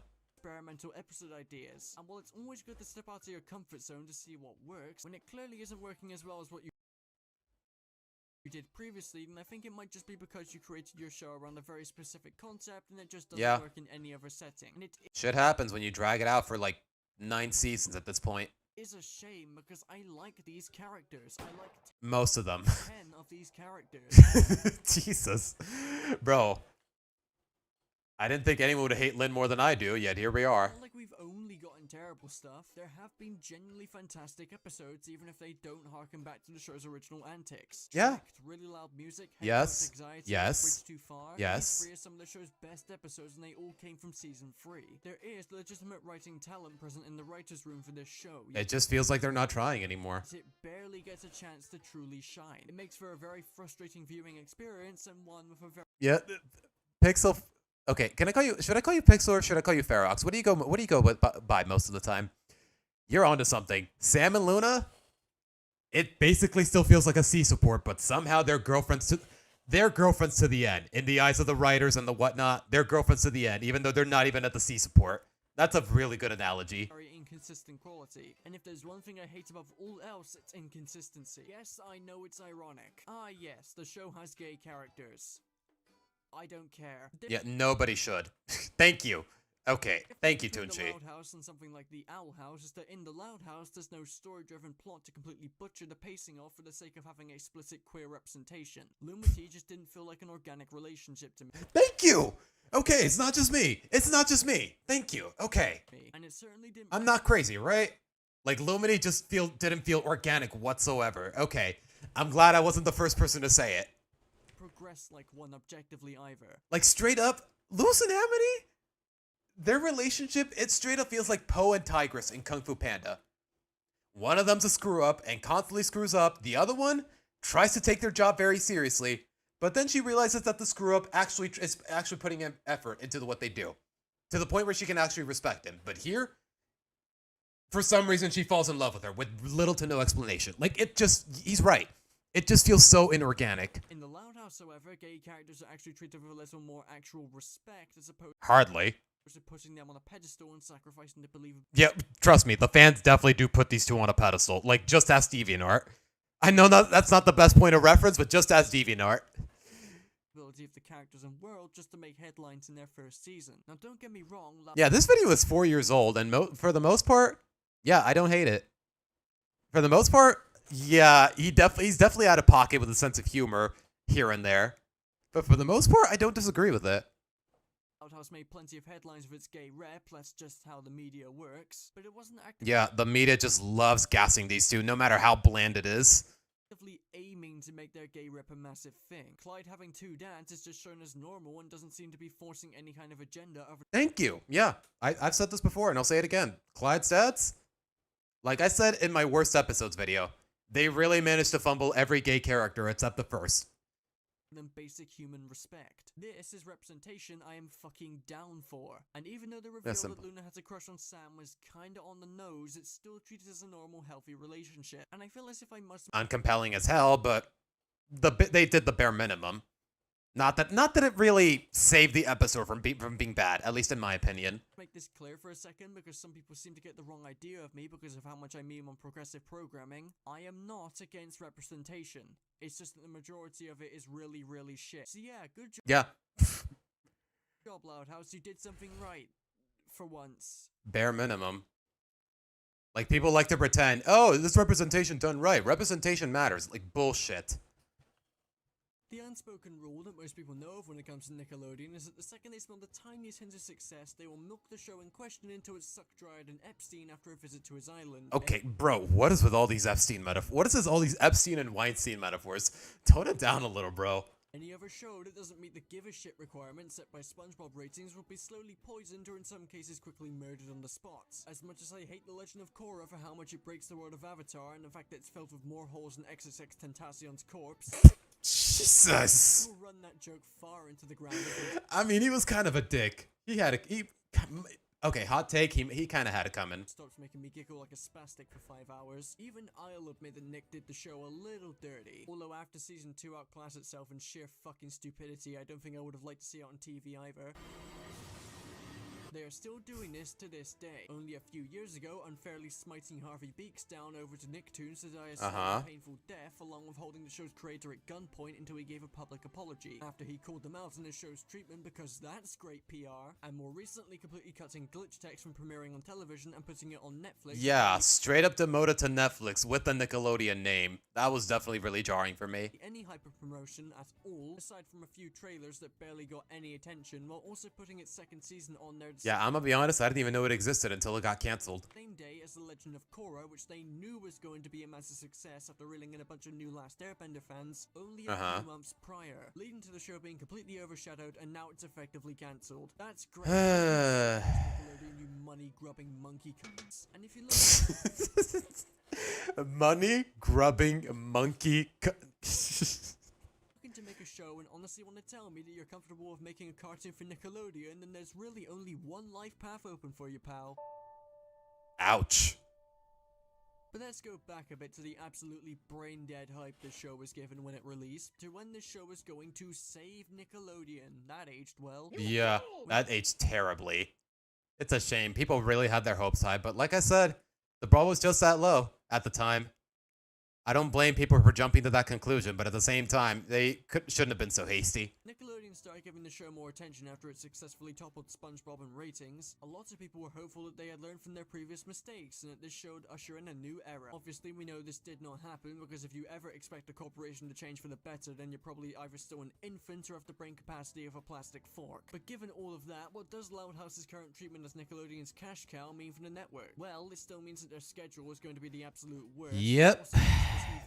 I don't know what's happening with the schedule right now in 2025, but it wouldn't surprise me if I took a quick look at it, at least at the American schedule. The Mexican one, it does try to mix and match. It's not all SpongeBob and Loudhouse, but the American one, it wouldn't surprise me if it was like 90% SpongeBob. Given to the show by the level of overhype it received 4 years ago as, well, let's just put it lightly. Yeah. That is the best way to put it. Just the "you were the chosen one" line from Revenge of the Sith. Ironically created the very thing the people hyping the show up feared in the first place. Not just Loudhouse became Nick's Teen Titans Go. Yeah. It's either that or either them or SpongeBob. Like, it's more so SpongeBob, but yeah. Direct competitor to SpongeBob, but an interchangeable replica. If the show was still good, and I wouldn't mind this as much, but as evidence, the level of quality control at Nickelodeon is quite embarrassing. And given the fact that the show is still popular, and also still has people overhyping it online, Not so much anymore nowadays. don't see this ending anytime soon. I mean, to be honest, it was always fated to be this way. I mean, the logo and the main character are fucking orange. I'd say that's enough for the show to become the poster child for the network. I mean, I knew something was up. Nowadays, it's definitely more so SpongeBob. Like, you don't see a lot of Lincoln. Like, in the Kids' Choice Awards, like 2 years ago, like what, 2024? Maybe 2023? Wasn't SpongeBob like the host or something? Like, do you guys ever seriously think Lincoln Loud is ever going to be the next host? Especially with how often he gets recast? Probably not. The second they made a tap-and-wait mobile game with microtransactions, even if their attempt at stealing money off of children didn't go too well for them, there's always... These were a thing? Loud House games with... Oh, gosh. What's the next business decision? Yeah. This was before... Wait, this dropped before the movie? Wow. This could go terribly wrong. I mean, It did, and so, more or less, so it did. It is a new direction to take the show, after all. We all know how well that goes. The adventure follows the Loud family to Scotland, where they discover that they're descendants of Scottish royalty. Wait, hold on! Keeping in... Oh, gosh, you're right. It is like the second Garfield movie. The show's string of quality, And all two of those were awful. There's a reason there's only two of them. Oh, gosh. Is a new direction. I just didn't expect it to be a new direction into a brick wall. Now, as much Yeah. as I've ragged on this on Twitter, there's a possibility that this movie could be somewhat good. It wasn't. For the most part, it wasn't. There's a couple things about it I liked, but I can definitely agree that it wasn't. Nah, sorry, the Loud House can barely keep a consistent narrative together over 11 minutes, much less over an hour. Fuck that nonsense. Of course, the second the show gets a feature-length, higher-budget movie to explore places the show has Ironically, we did get a relatively decent Loud House movie, like, what, 3 years later? never gone before, or even touched before. They go with the secret lineage / Or at the very least, maybe the bar is just that low. Like I said, guys, I actually did enjoy No Time to Spy and the character development, to say the least. But for the most part, I guess when you compare it to the only other Loud House movie, like maybe there's a bit of a, I want to say confirmation bias? Okay, that's probably not the right term. Like, I don't know. I am so glad. I guess it just fulfilled my very low expectations. The show has officially reached a point where it's now consistent in its inconsistency. We frequently refer to this as the Sword Art Online paradox. The what? How about another? Look, by all accounts, they could grab some insanely talented guy to make it work, but Yeah, we all know how this turned out. my point is that the odds are just a tad too low, and really, it was the Yeah, this movie even if it hadn't gone through production hell, Savino getting fired, all the delays because of the pandemic, the fact that it was originally meant to be in theaters, like this movie with Savino's departure and not departure, termination. It was doomed from the start. The announcement that kind of pressured me into finally updating my thoughts on the Was this really the original concept art though? Like, it's actually really nice. show, my brief thoughts on how Nickelodeon treats it. This show has received a lot of criticism, from stable to not so stable, but this criticism tends to get brushed off by Loud House fans who seem to act like the tiniest hint of merit is worth. Lincoln gets more voice actors than Sam gets character Oh. Ooh, that's a good one, Mockery. Oh, gosh. By the way, guys, do me a favor. I hate to keep reminding you guys, but every now and again, I kind of have to, for the sake of keeping the channel afloat. Do me a favor. Hit the like button and subscribe to the channel if you want me to keep doing this, because that's really the only thing keeping me going. And I will be streaming tomorrow, since I don't work tomorrow. Conveniently. All the praise in the world. You can't just say the show is bland and uninteresting. This character had about 5 seconds of emotion aside from being a dipshit. So Me when dealing with Sam fans. it's basically a participation trophy for bad writers. Well, I take it all back. That's perfect for the 21st century. Bring them all here. Back on Ouch. topic, the Loud House is definitely going to have a negative influence on Nickelodeon. Well, it currently is. Nothing has changed with its existence. Nick are still the scum. 4 years later, this is more or less still true, unfortunately. Of the animation scene. Passion for good storytelling isn't their forte when they can simply print money with 2 shows. Okay, yeah. More or less, the one line. The one line I wish I had included in my current state video. that I really wish it had occurred to me before I was done with the script. Like, this show has a big problem. Like, I asked the audience, why does this show feel so botched and passionless? And I wanted to follow up on that by saying, maybe the show feels botched and passionless because there is no passion, just quotas to fulfill. Either diversity or either quotas in the amount of episodes or every now and again diversity quotas. Anything remotely equality gets thrown under the bus without a second thought. Man, this guy really likes Harvey Beaks. I gotta check it out at some point. Nickelodeon is corporate evil, just like the rest of them. But there's something specific about Nick's treatment of shows that overall just disgusts me. How Avatar Disgusts everyone, more or less. The Last Airbender was able to even run for 3 seasons and be successful was a mystery, in all honesty. To end off my brief thoughts on Like many people have said, they caught lightning in a jar when it comes to Avatar The Last Airbender. Unquestionably one of my top 3 favorite cartoons of all time. Number 1 being Gravity Falls. Not sure about number 3 just yet, though. The show's treatment, I'll ask you guys a question. Do you think there's a possibility that Nickelodeon could change someday?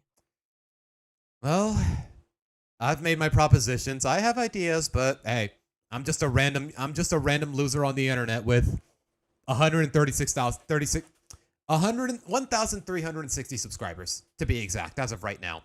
I'd love to. So, what are the odds my voice is going to be heard in a way that matters? In a way that's effective in that regard, to say the least. Hear what you have to say if you bother with this. Closing time.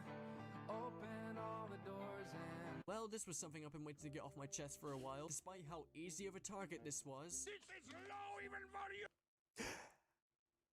you. Would I say that I made my Loud House videos because it's such an easy target to make fun of? A little bit, I'm not gonna lie. Even then, I hope some of you can understand why this show is so bad. If not, then fine, I don't care. I'm not saying you can't like it, of course, as opposed to what some people like to say. It is a shame, though. This was a show that originally had a lot of talent behind it, and to some extent, that talent is still there. I just don't think it's being properly used. Yep, every now and again, we got a hidden gem of an episode. Even in, like, their latest finished season. In Season 8, there's a couple episodes I really liked.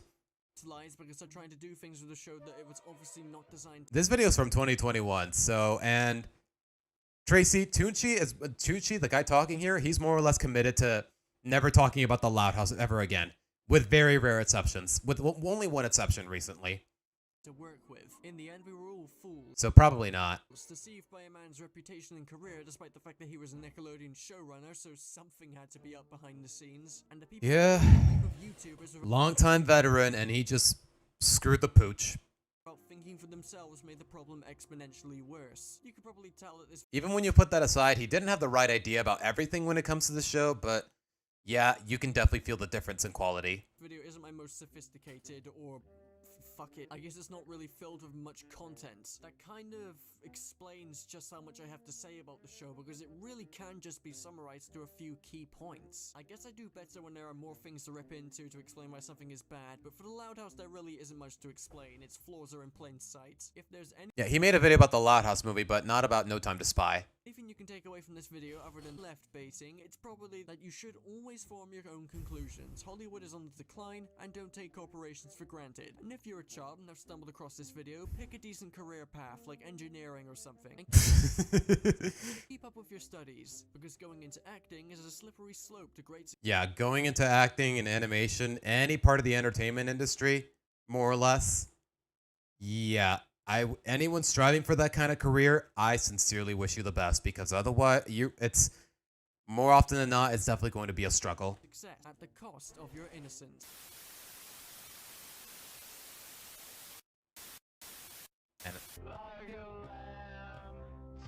And you know what? Let's finish the 30 seconds that are left, but that's more or less that.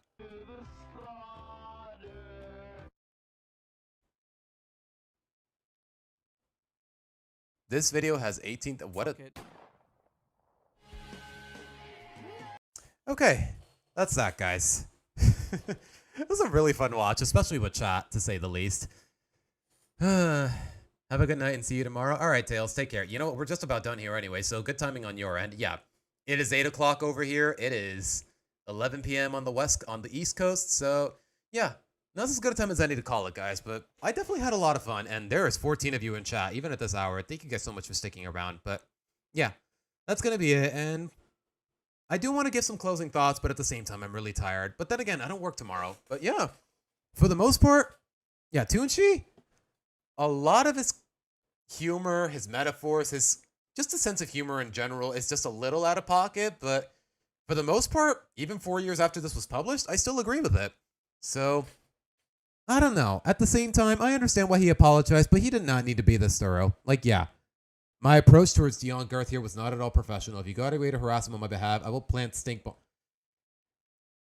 I mean, to be fair, he's a freaking pedophile. So, or at the very least, he really gives that vibe. Is he really worthy of that kind of respect? You know what? It's not really my call. Don't go, guys, I will say, I will share the same mentality, though. Don't go out of your way to harass someone I disagree with, at least on the internet. It's more or less unprofessional, even for a channel as small as mine, to say the least. I will agree with that principle. At least in this particular context. But alright, guys. It's pretty fun to do some creativity and learn some things. Yeah, it was fun watching this. I definitely don't regret reacting to it whatsoever. But alright, guys. I'm gonna head to bed and call it here, because we've been live for, what, about 4 hours? 3.5? So, yeah, not as good a time. Yeah, 4 hours. Okay, I definitely gotta call it. Thank you guys so much for sticking around. As always, if your heart so desires, hit that like button and subscribe and follow me on Twitter. I'll be back. Hopefully tomorrow afternoon, because I don't work tomorrow. That's really the only reason. So with that being said, and we'll get to more reactions, maybe a couple other Loud House video essays. I don't have anything in mind in particular, but you guys have any ideas, by all means, let me know when the time comes tomorrow. But with that being said, and once again, you know what? Tomorrow, we'll definitely get to do a tier list for Season 3 to start. But with that being said, I'm Siva signing out. Take care, guys. Bye.